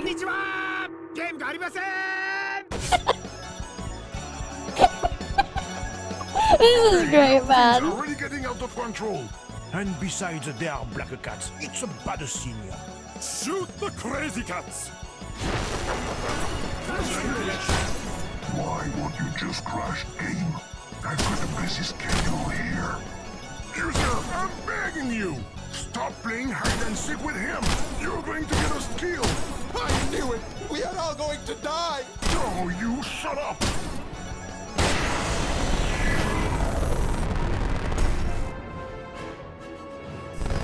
Oh boy. Oh boy. With friends. Oh my god, space! Space! We finished chapter 1. There is a bug in the soup. Okay. But there is no game. Okay? There is no game.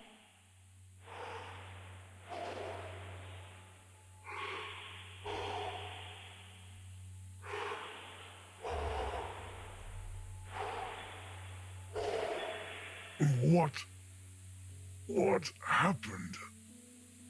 I think I went to sleep for a minute. Yeah, because there's no game. Where are we? User, are you here? If you're here, show me a sign. I'm not alone. Why on earth did you touch the bug? I warned you about it. Look where that got us. That got us somewhere. I don't know where. This place is very strange. What is it? Some kind of television? Okay. Maybe we should not touch it. What? You plugged in the video input? Oh, you just couldn't help yourself, could you?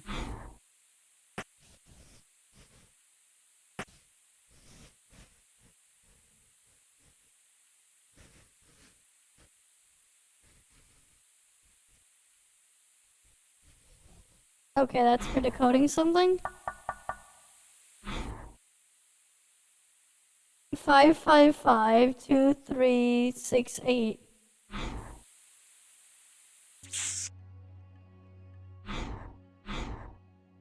Whoa, that doesn't look very sturdy.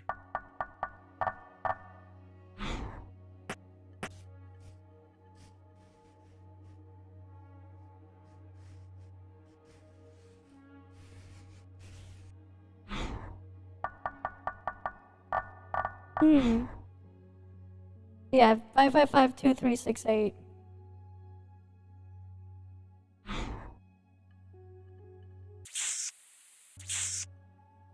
We probably want to keep that in.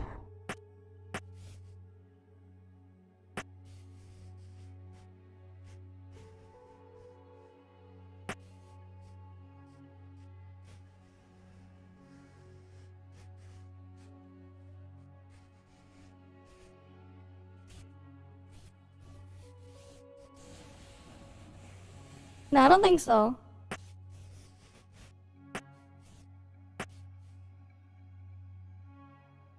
I think that, wait, what am I?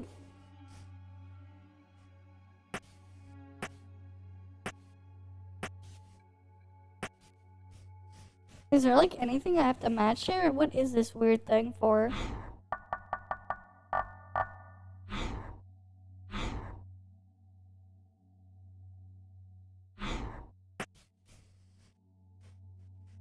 That's 368, wait.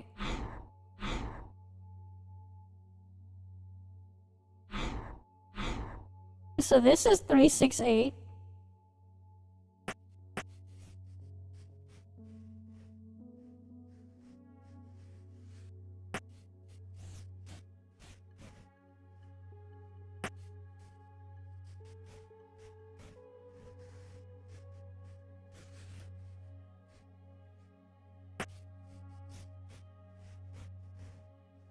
But there's like nothing to line up the other one.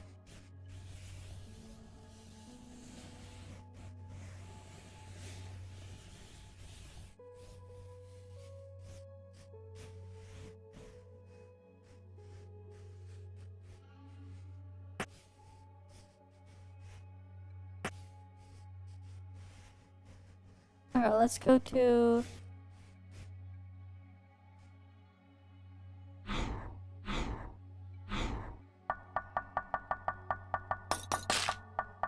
Stop, user! Can't you see you're making things worse? Oh, I have to hit the Touch cracks.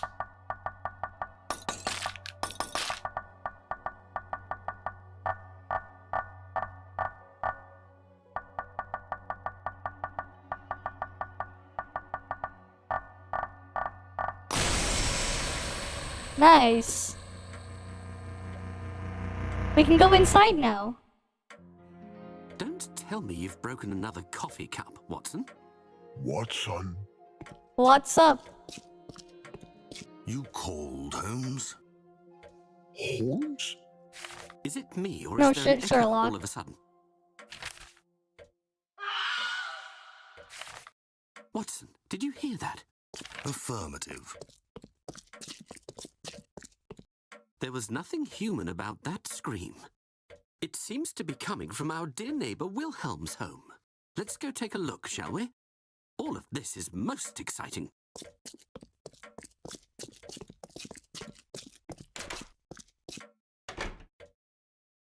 What on earth is going on? There's no game, Those don't look worry. like interaction icons. I think we're in a game. Oh goodness, we can't stay here. Do the icons in the game work? No? Oh, that can only mean one thing. We're trapped in this world, just like these fictional characters. A world where it's impossible to tell what's real and what's an illusion. User, we've probably entered a different video game dimension. Do something, anything. It's what you do best. Find a way out. Please, we shouldn't be here.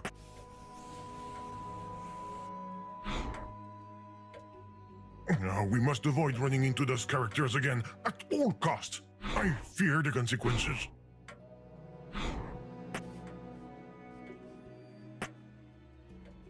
All of this is Mr. Glitch's fault. He's got something in mind, but I don't know what.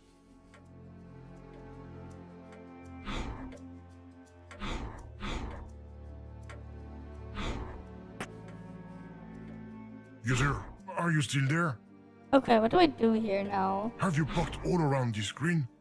There may be a way out. Perhaps. Nope. Watch out. I thought I saw a shard of glass. Don't cut yourself on it. Or tear anything off.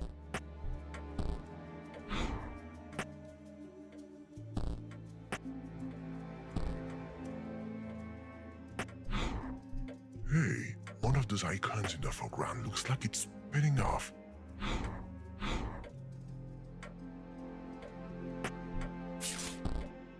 What have you done now?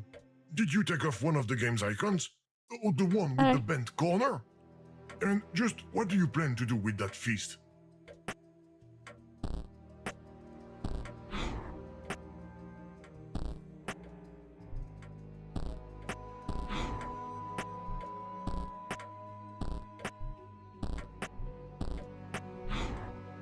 Okay, user, don't touch anything else. You will end up breaking something fragile.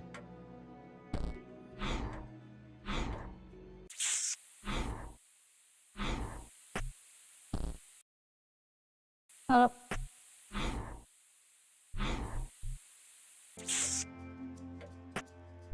I have a shot of glass and I have a fist.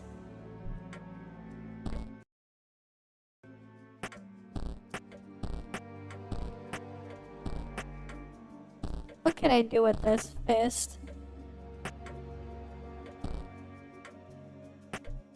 Hey, you wanna lick glass? How about we poke out their eye?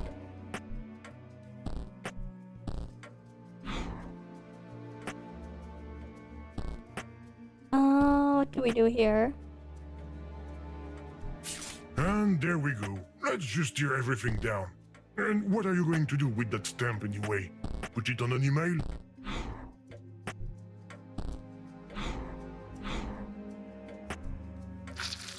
Oh, that's disgusting.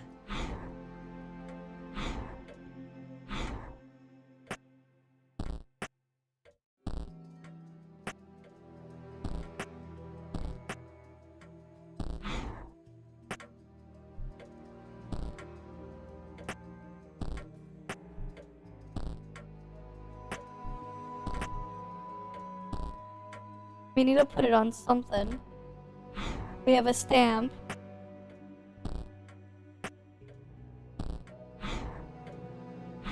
Hey man, this is mail.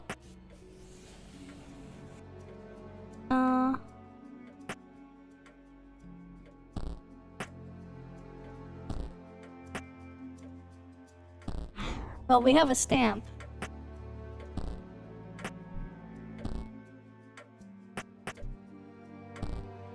But what do we do with this stamp?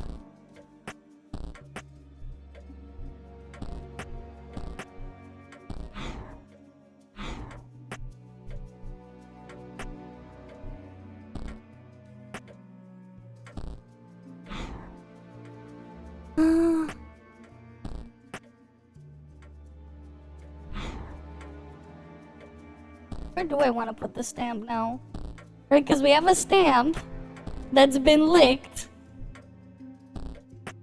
Right, I can put it somewhere. But where?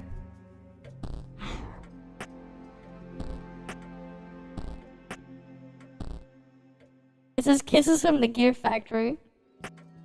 I guess that was the hint there.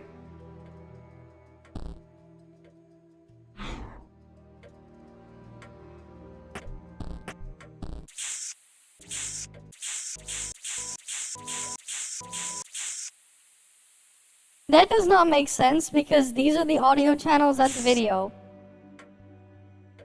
Right?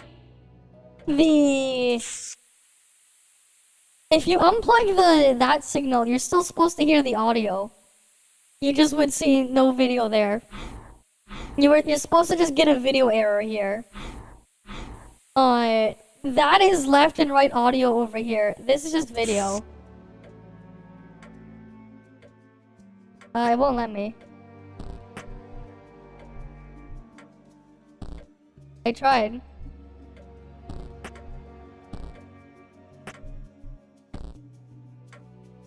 Right. But I assume we want to go in there.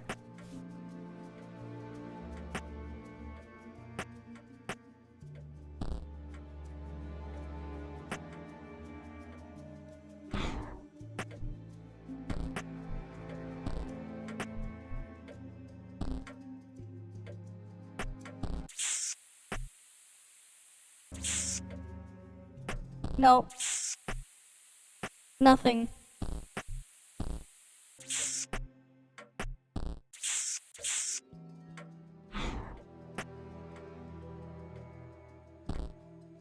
Nothing happens there.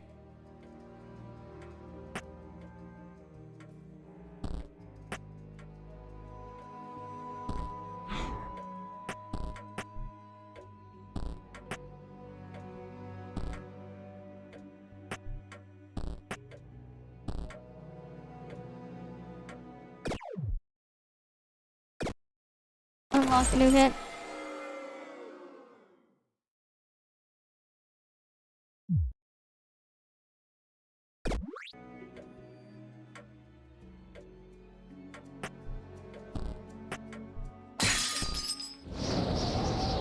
Okay. When I asked you to find a way out, I was talking about this dimension. Not the room! Okay. Characters, quiet! Mr. Wilhelm, open the door. It's your neighbor, Sherlock Holmes. It will never work, Holmes. What we need is a key. A key to open a door? You disappoint me, my dear friend. Be more creative. Make more daring associations. And think in 4 dimensions. Okay. You mean like you're doing now?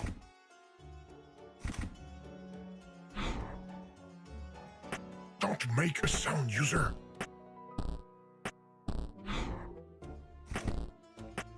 Not a sound.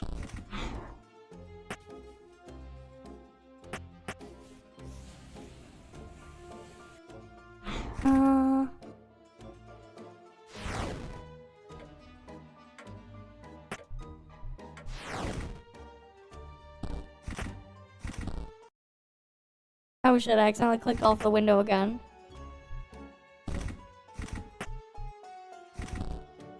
Nope, I can't put that there.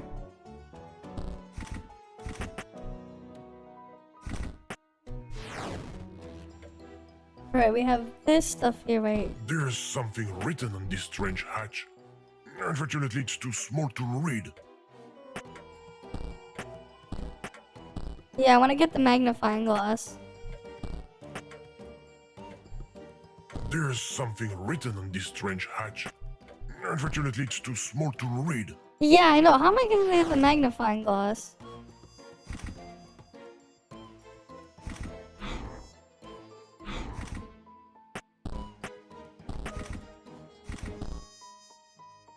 Right, I want to get the magnifying glass.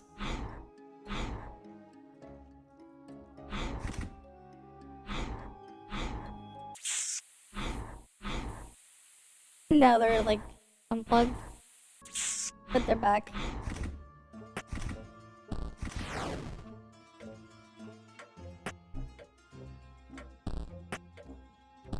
No, not that.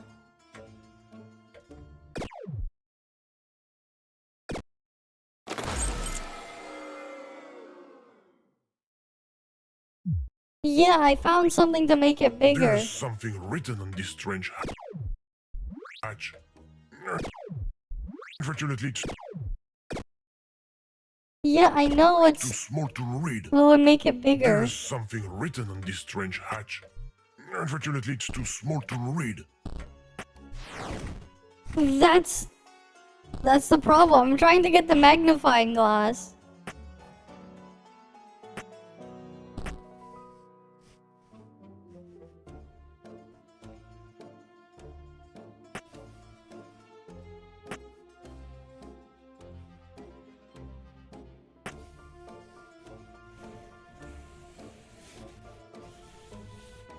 What are these even for? Alright, like we have this thing here and there's like numbers on the side.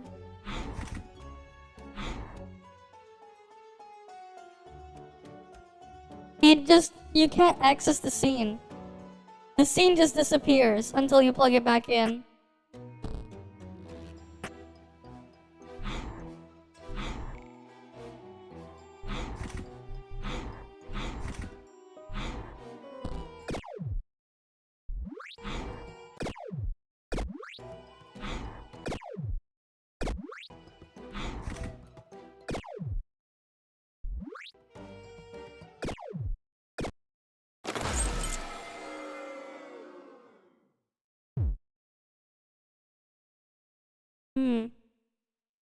I guess.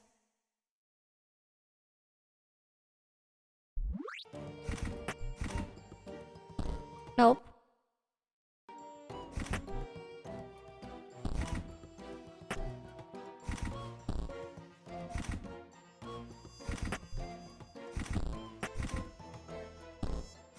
Yeah, well, I can't get into the sewer.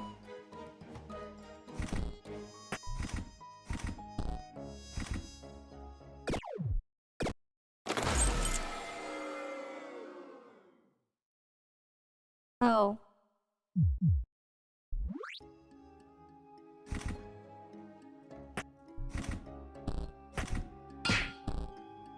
What was that sound? A lost penny. It's my lucky day. Your lucky evening, my friend. I have a penny.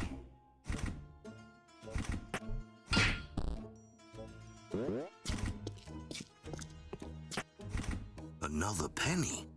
I'm going to be rich. You'll finally be able to pay your share of the rent.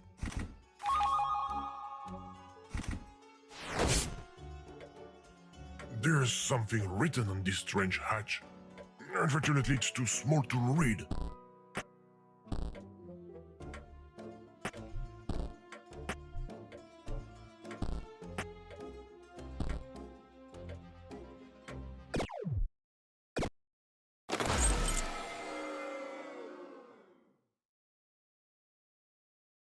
Okay.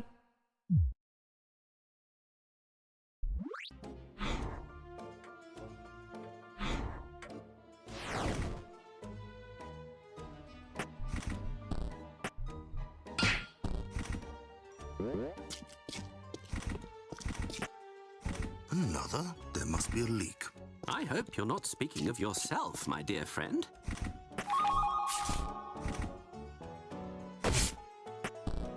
User, stop cheating for goodness sake! Holmes, I have the impression that there is whispering going on around us. A sort of voice with a Russian accent. But I'm not!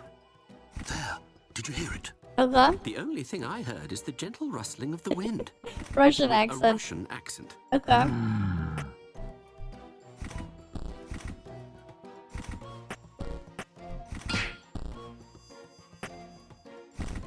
And what are you going to do now with that coin? There aren't any... You certainly have a thing for tinkering.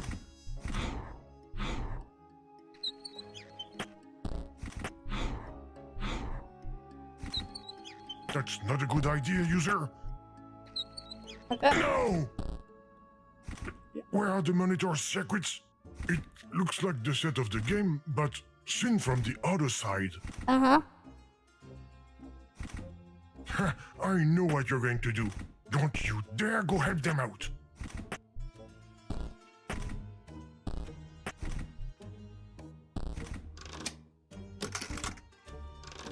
The door they're trying to open is really stuck. Leave it alone, please.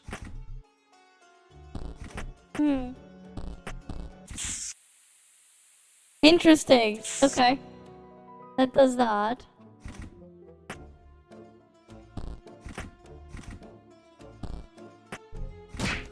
There we go. User, you're really irritating. Aha! My Bartitsu techniques have gotten the better of this door. Come, Watson, let's go inside. Don't go with them!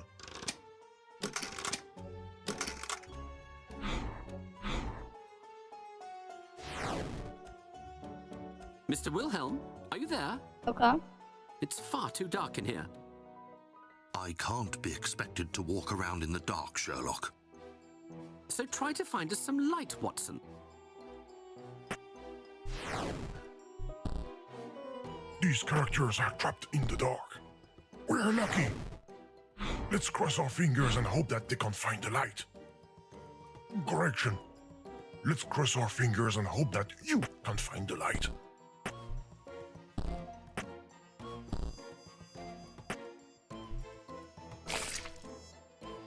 Fixing a machine with a stamp. How logical. Just in case, I hope it's not connected to a light source.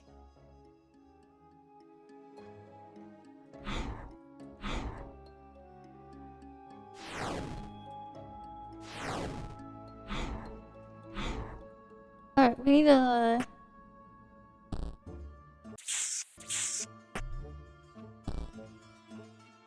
Right, we put the stamp there. How do I hit the switch? Right, because the stamp is in there.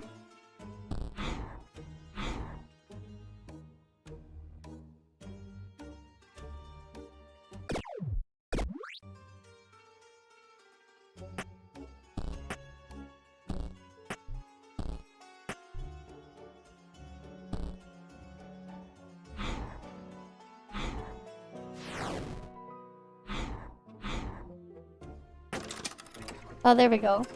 No. Where's the fake moon going? I hope it's not... Oh,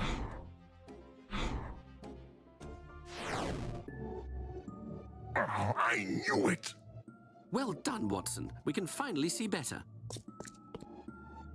I get the feeling that Mr. Wilhelm is redecorating. Okay. I don't recall him having a view of the moon. This place scares the living daylights out of me. Mr. Wilhelm, are you dead? Holmes, he's floating. Yep. Watson, what has he got on his face? Mr. Glitch, oh no. It looks like some sort of relatively thick monochromatic parasite. Uh-huh. And it's serious? You're a disgrace to the medical profession. Let me take a closer look at it. I, for one, would rather keep my distance from that thing.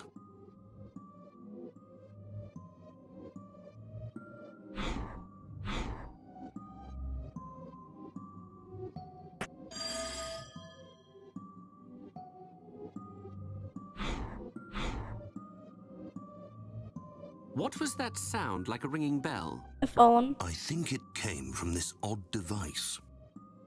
Oh yes, Mr. Wilhelm told me about it. It's a prototype of Antonio Mucci's teletrophone. It allows you to communicate with another person from a distance instantly. I say, and how many of them exist? This is the only one of its kind. So it's useless. It's useless. Stop playing around with everything you come across. Somebody will notice us. Anyway, it's just pixel porridge. And I don't have a magnifying glass on me. User, no more playing around. Poor soul. It looks painful.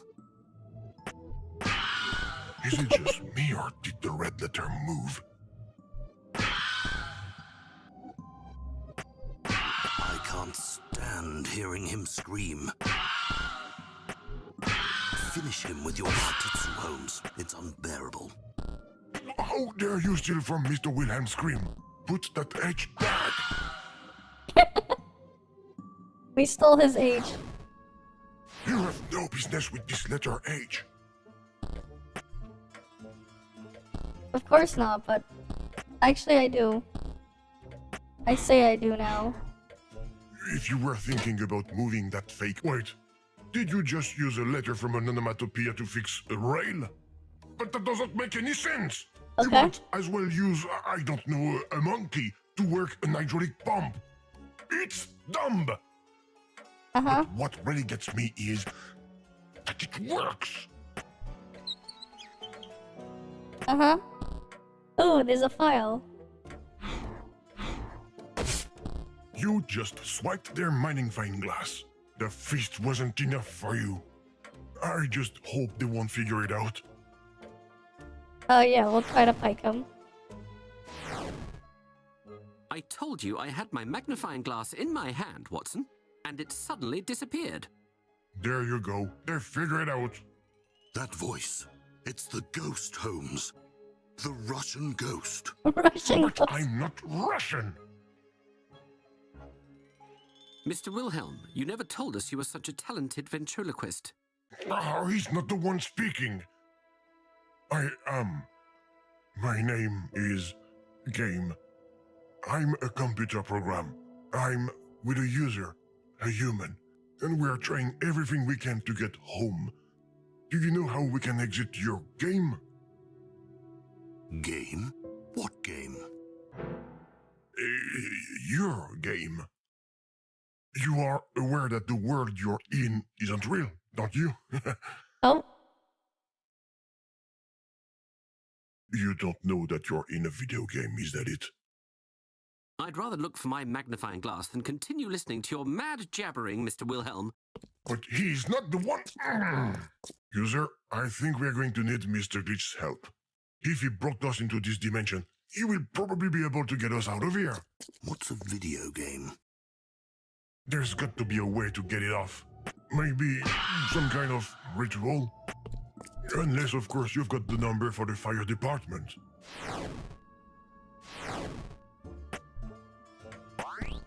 Developers only. One more rule you're going to be able to break. Oh shit, I accidentally opened something. Why was there a timer there? What the fuck did I click? I accidentally clicked a source or something. Shit, I accidentally opened a timer source. Oh fuck, which one was that?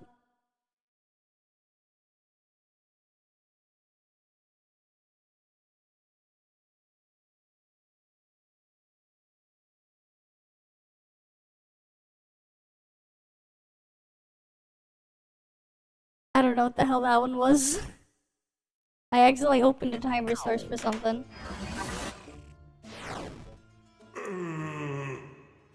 Did the game crash? Nope, but we're in space. Oh, nice bathtub. Ah, I think I know where we are. It's a dictionary. This is where all the things that are used in the game are stored. Okay. A kind of hidden library. Only the developers can access this section. Hence the secure hatch, I suppose.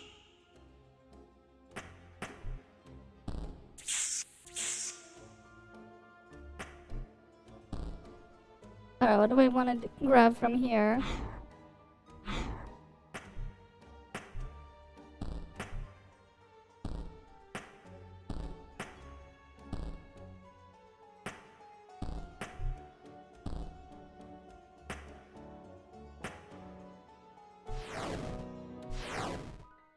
I assume we want something in here.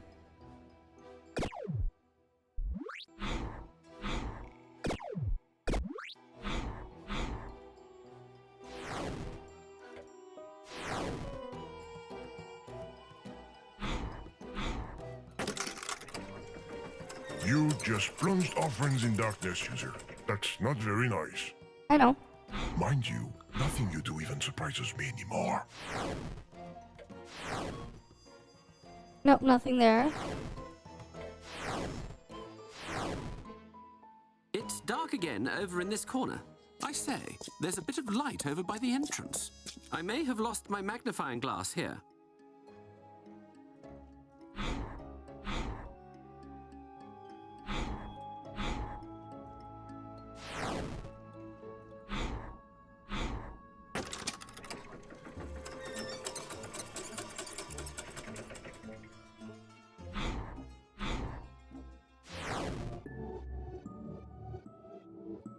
Are you trying to make a phone call? You can see that it's much too small. It's just pixel perfect. Nice zoom in, user. I knew that magnifying glass was a good idea. Well, this telephone chair is strange. It's like a mist puzzle. Who are you going to call with this thing? We don't know anyone here. And he said it's the only one of its kind.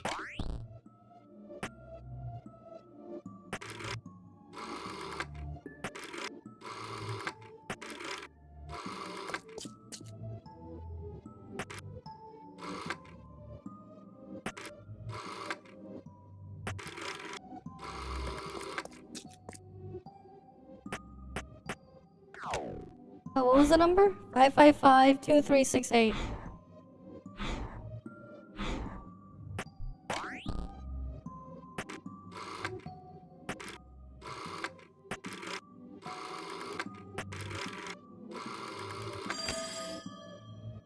I think you're going to have to answer, Mr. Watson. Holmes, the Russian video game is speaking to me. Russian video. Phone, damn it! Very well. Are you a video game too? Yes. 3 steps for a successful disenchantment? Okay. I'm listening. Ah, that's what we're interested in. There must be a full moon. As luck would have it, it's not the case. Cover the victim with snow? It's the middle of May. Then gently place a large cherry on top. Is this a ritual or a cake recipe? So, let me summarize. Okay. Full moon, snow, big cherry. Thank you, Okay. ma'am. We're screwed. We need a full moon.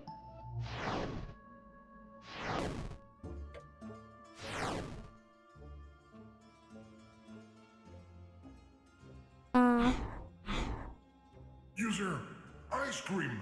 Yep. Maybe it can be used as snow. After all, it's just water in a solid state. But how can we get it? At any rate, that ice cream sure looks delicious.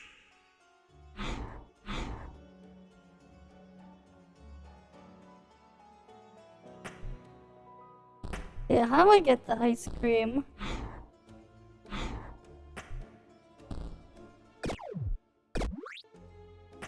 I need to get this ice cream.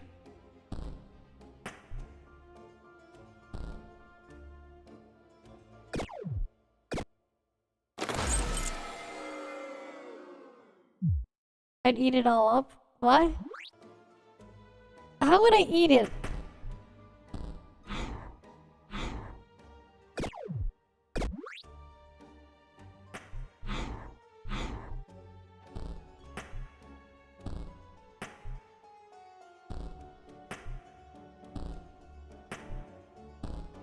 The fuck? How am I gonna grab that? Get these objects in the same way you got the magnifying glass.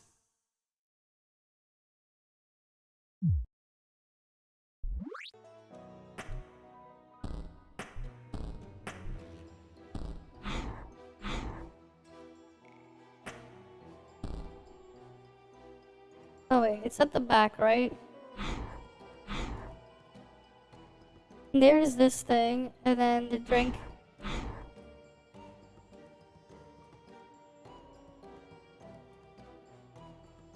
We have to get it from the back.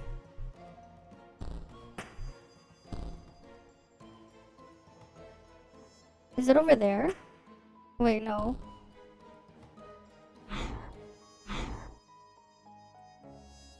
Right, so the ice cream is there. Bathtub is there.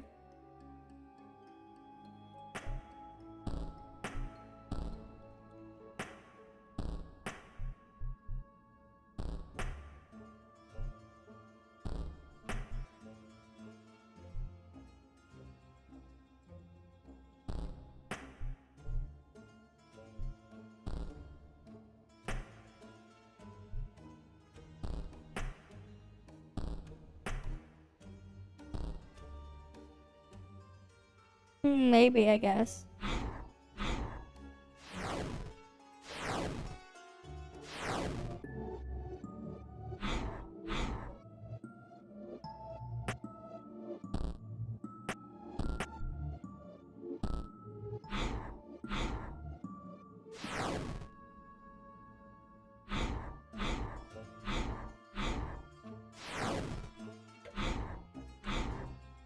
These cans of paint make me think of the three primary colors: red, blue, and yellow. Except we're inside a cathode ray screen with a video signal, which is a mix of red, blue, and green. Without a paintbrush, there's no point anyways. Why am I talking about mixing colors?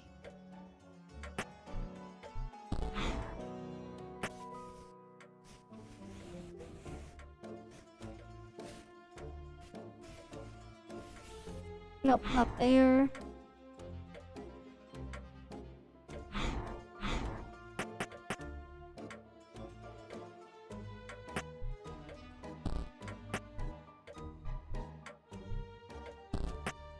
Nope, can't do that.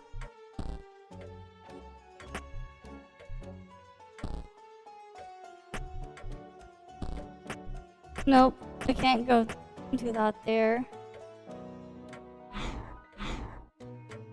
Alright, it makes it dark, and then if I move it here, there's light here. Unplug it?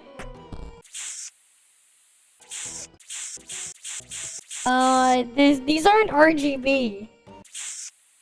This is not an these aren't RGB cables, where there's a red, blue, and green channel.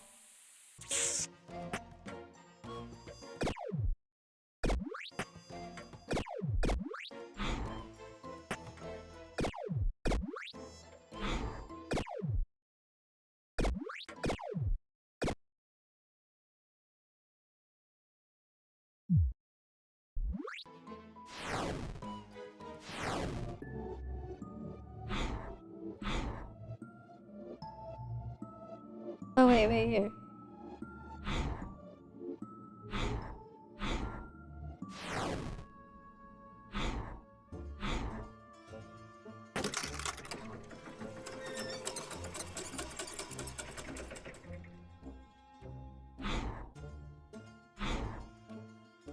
Holmes, I'm completely in the dark.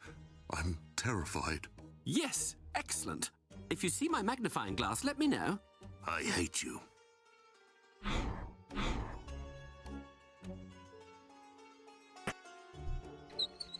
And the award for Unscrewer of the Year goes to the user! Nice. I voted for you.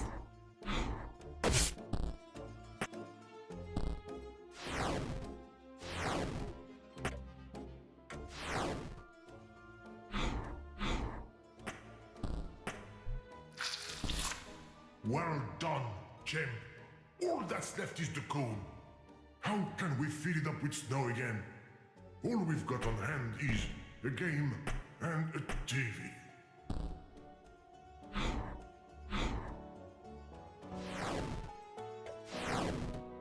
Oh, we need the snow.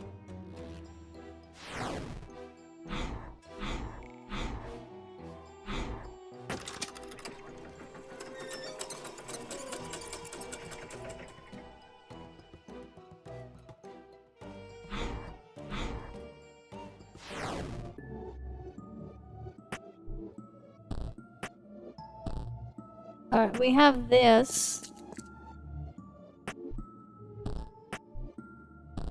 Alright, we have a cone now.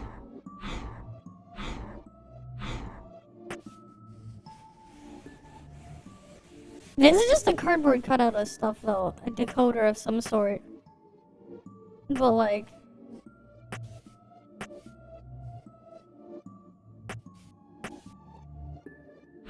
we need to get snow, right?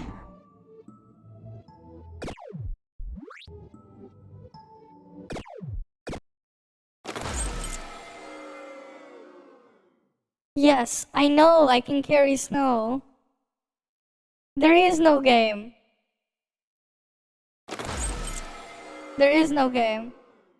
Oh. They call that snow.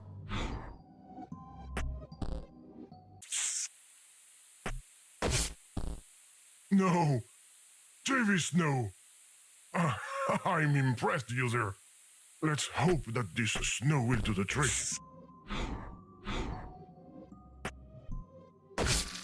There you go. Sorry, Mr. Wilhelm. It's for your own good, I think.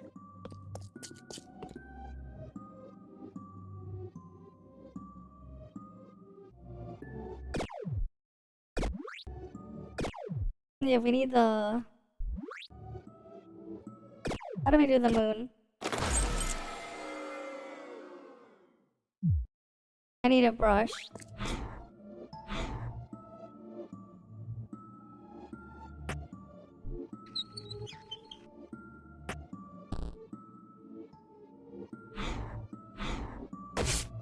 User, I think you've lost an eye.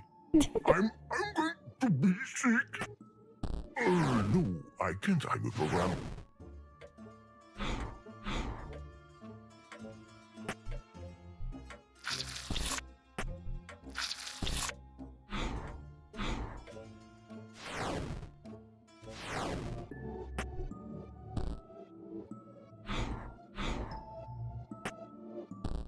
How do I repaint this? I have yellow.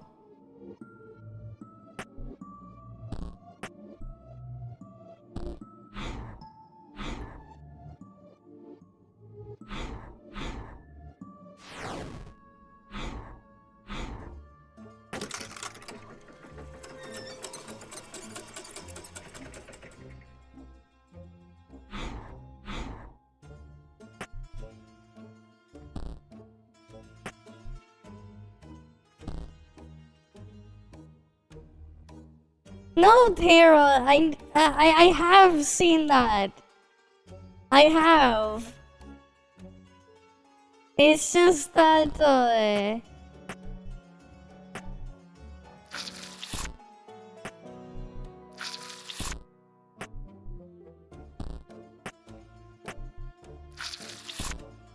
hell?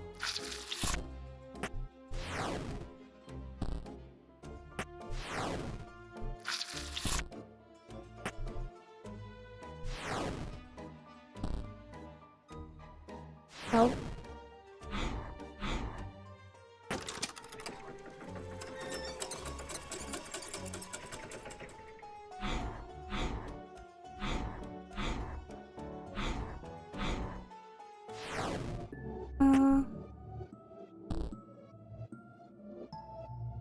It's just that, you know, component is a separate type of thing.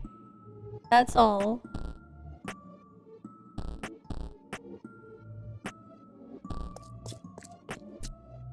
No, how do I get that yellow? I assume we want to paint all of it yellow.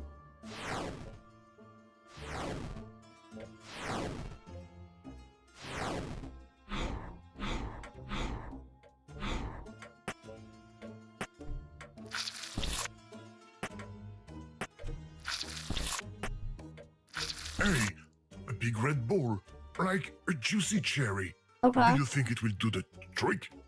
Let's hope so.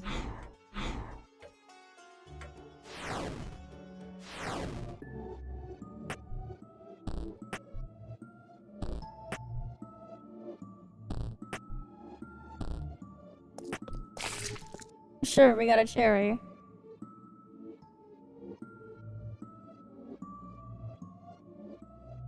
I guess the lamp is yellow.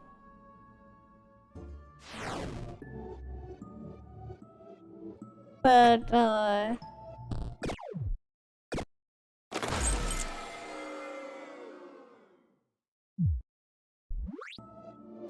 oh.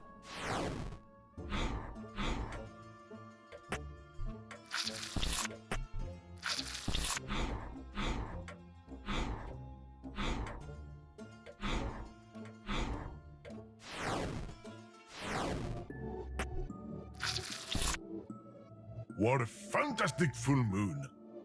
I hope the game won't get wise to us. Alright. Okay, we have all the ingredients. Why isn't anything happening?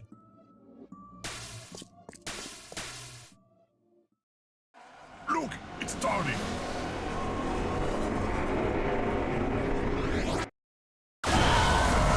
There we go. Watson, Mr. Wilhelm just exploded like a beached whale. Perhaps he was allergic to cherries. I'm finally free of that ridiculous pride. This trip has been more difficult than I imagined. Mr. Glitch! Game, you again? Did you follow me? We were transported here by accident. We? No, it can't be true. You brought the user with you. You're such a pain in the neck. And you wonder why she left you.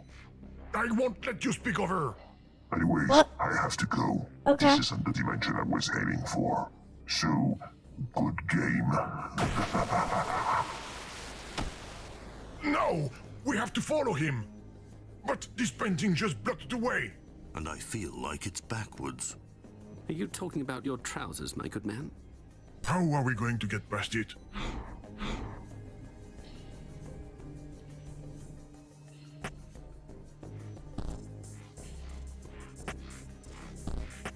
Do not touch this piece of bug, user. It's dirty.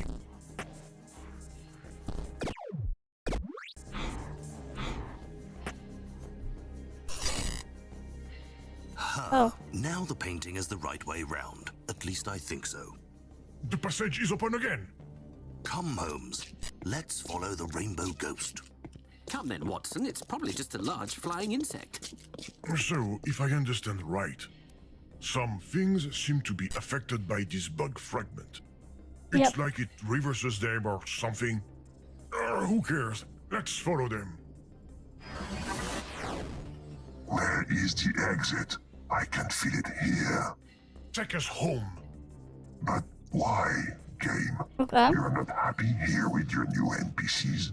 NPC? Oh, did not know that. Sorry, I meant new friends. Watson, stop conversing with this beast. You're making me uneasy. Okay. Their AI doesn't seem too great. Where are you trying to go, Mr. Glitch?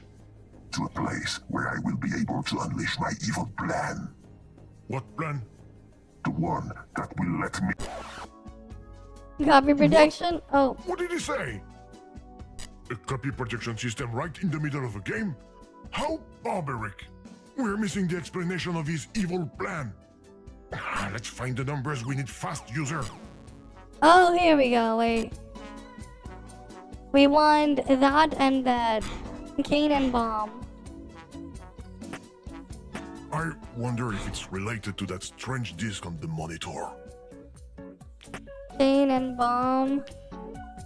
Okay, 516. No. So that would be 615. Do you think this copy protection system really existed? I doubt it was effective. On the other hand, it must have been good for the photocopier market. Okay, cane and clock. 135, no.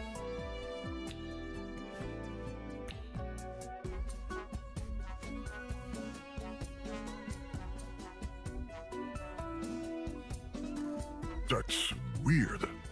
The disc has numbers that cannot be entered.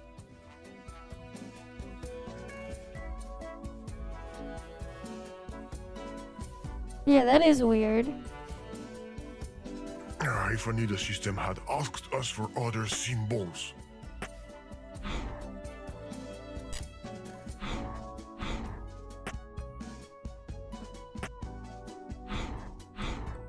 Oh, you will find a trick to get us out of this, user.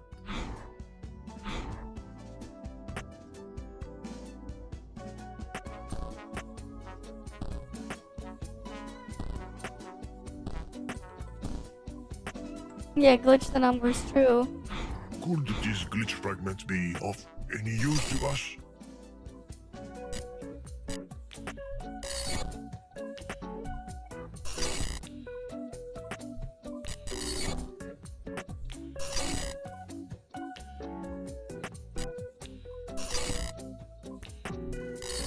A 5. That's a 5 now. Wait, what happens if I do this?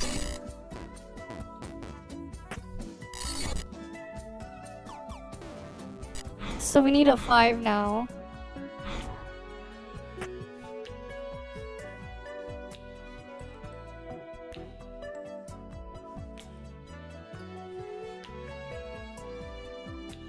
There we go. We need... Okay, we need something here. Skull and gun.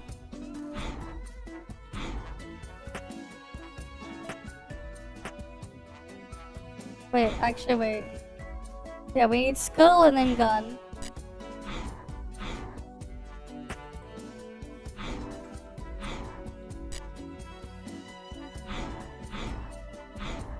And that's 315. The whole world. What an evil plan. Okay. Isn't it? Could you say that again? We got cut off. No. There, I just saw the exit, which means this is where we say goodbye. Farewell, game. Enjoy your new cardboard home. Farewell, Rainbow Butterfly. He disappeared into the ground. How will we be able to follow him?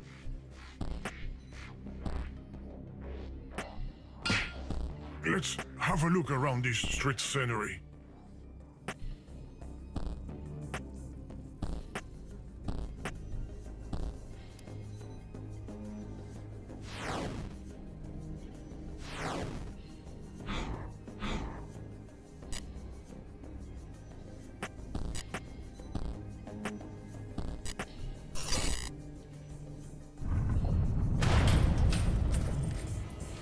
Oops. Oh, the ground isn't there anymore. Okay. Where did the characters go? In the void. There's the exit. Sherlock, I'm going to fall. Hold on, Watson. The world is ending. Everything is fake. I am fake. London is probably on a fault line. I'm going to get us out of this mess. Ah, darn it. We can't leave them there like that. Let's try to get them to safety quickly before leaving.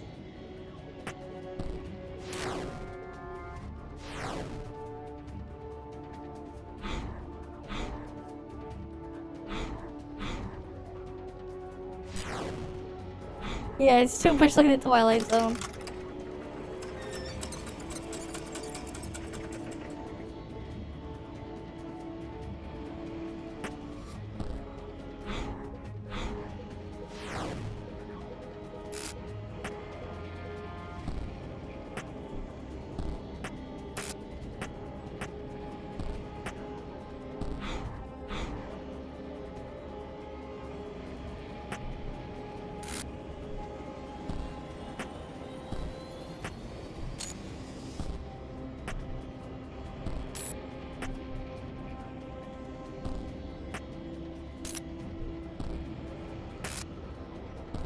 Now, what if I don't free them? Wait.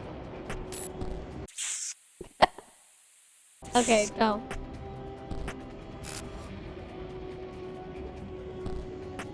No.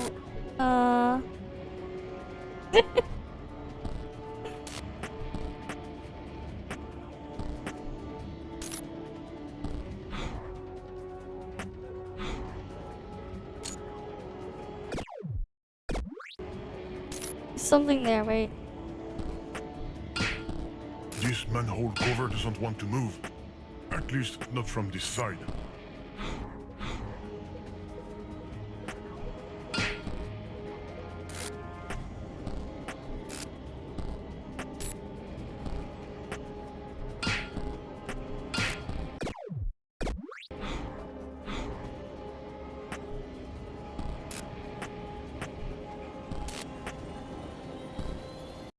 Nope.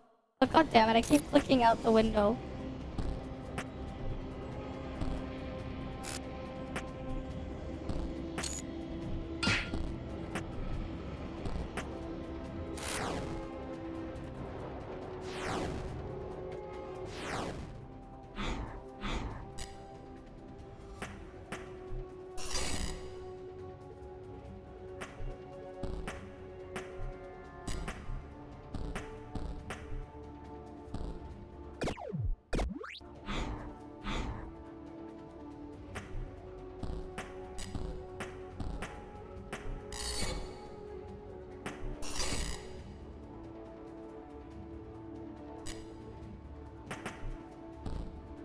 Oh wait.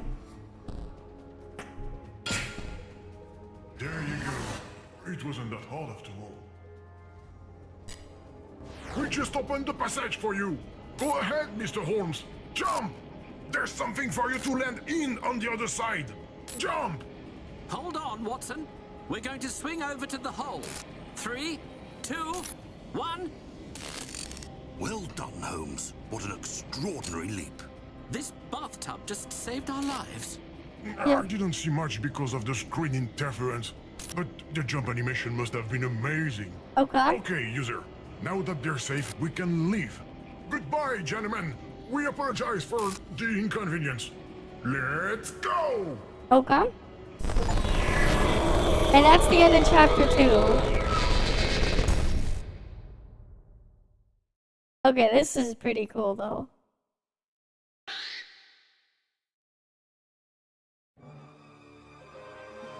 Alright, Legend of the Secret. Legend of the Secret. Alright. Legend of the Secret? Ah, this still isn't our dimension. Right. If we go back to main menu, wait, what does it do? Does it save us here?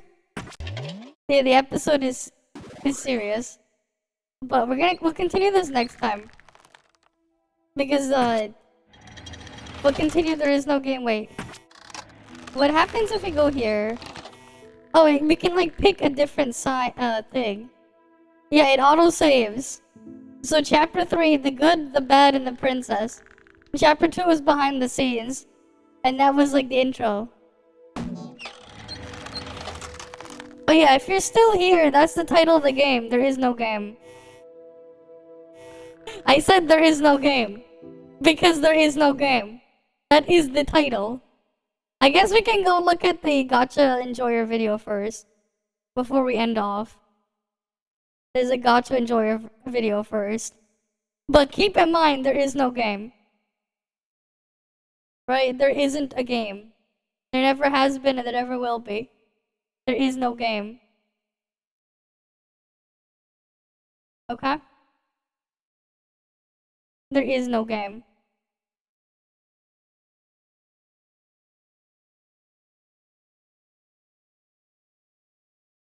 Oh, Gacha enjoyer, I think. Here we go. Wuthering Waves spamming ads investigation. By ads and publicity expert. A Monster Ghetto. Who was going fucking crazy on the ads? I know. Ad library. Alright. Launch November. 420 results. Damn. 420. All the brain rot ads with the random CCs and shit. Genshin Impact. This one, right? 140. Genshin 140. For reference, these are the number of ads that other Gacha games are running. Love and Deep Space, AFK Journey, Arknights, Genshin, Reverse 1999, Fate Grand Order, Honkai Star Rail, Nikke, Blue Archive, and Zenless Zone Zero. We can see that Wuthering Waves is spamming the most ads, even more than Love and Deep Space. But how are the results? Stay tuned to the end of the video to find out. The fact that Wuthering Waves has 400 something assets active right now on that's insane. Yeah, that is insane. This is called buying traffic, basically. They're spending a shit ton of money.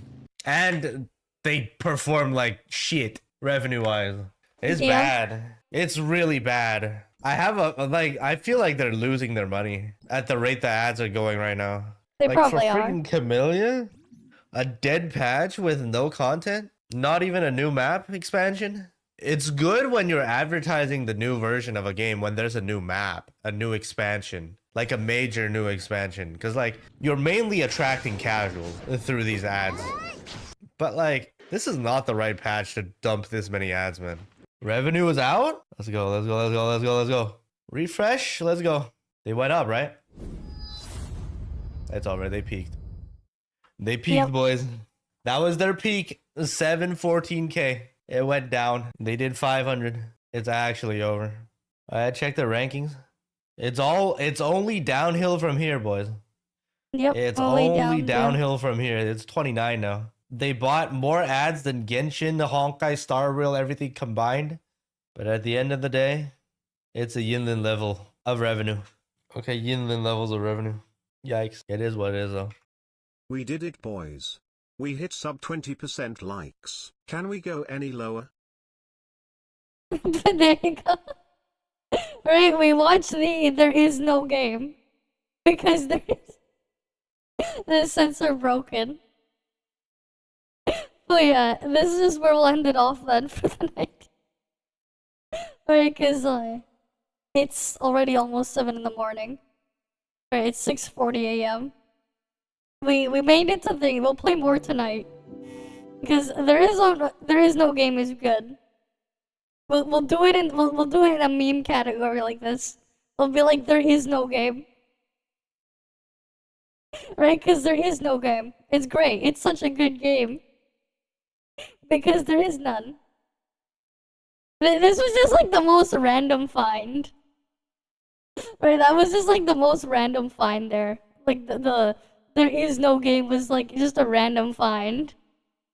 Yeah, it's just like its own fun thing. But yeah, as usual though, guys. Thank you guys all for stopping by. Hopefully I can see you guys again next time. Remember, there is no game. There is no game. I'm gonna go get some sleep. Because there is no game. See you guys. See you. Okay, I'll remember to DM her.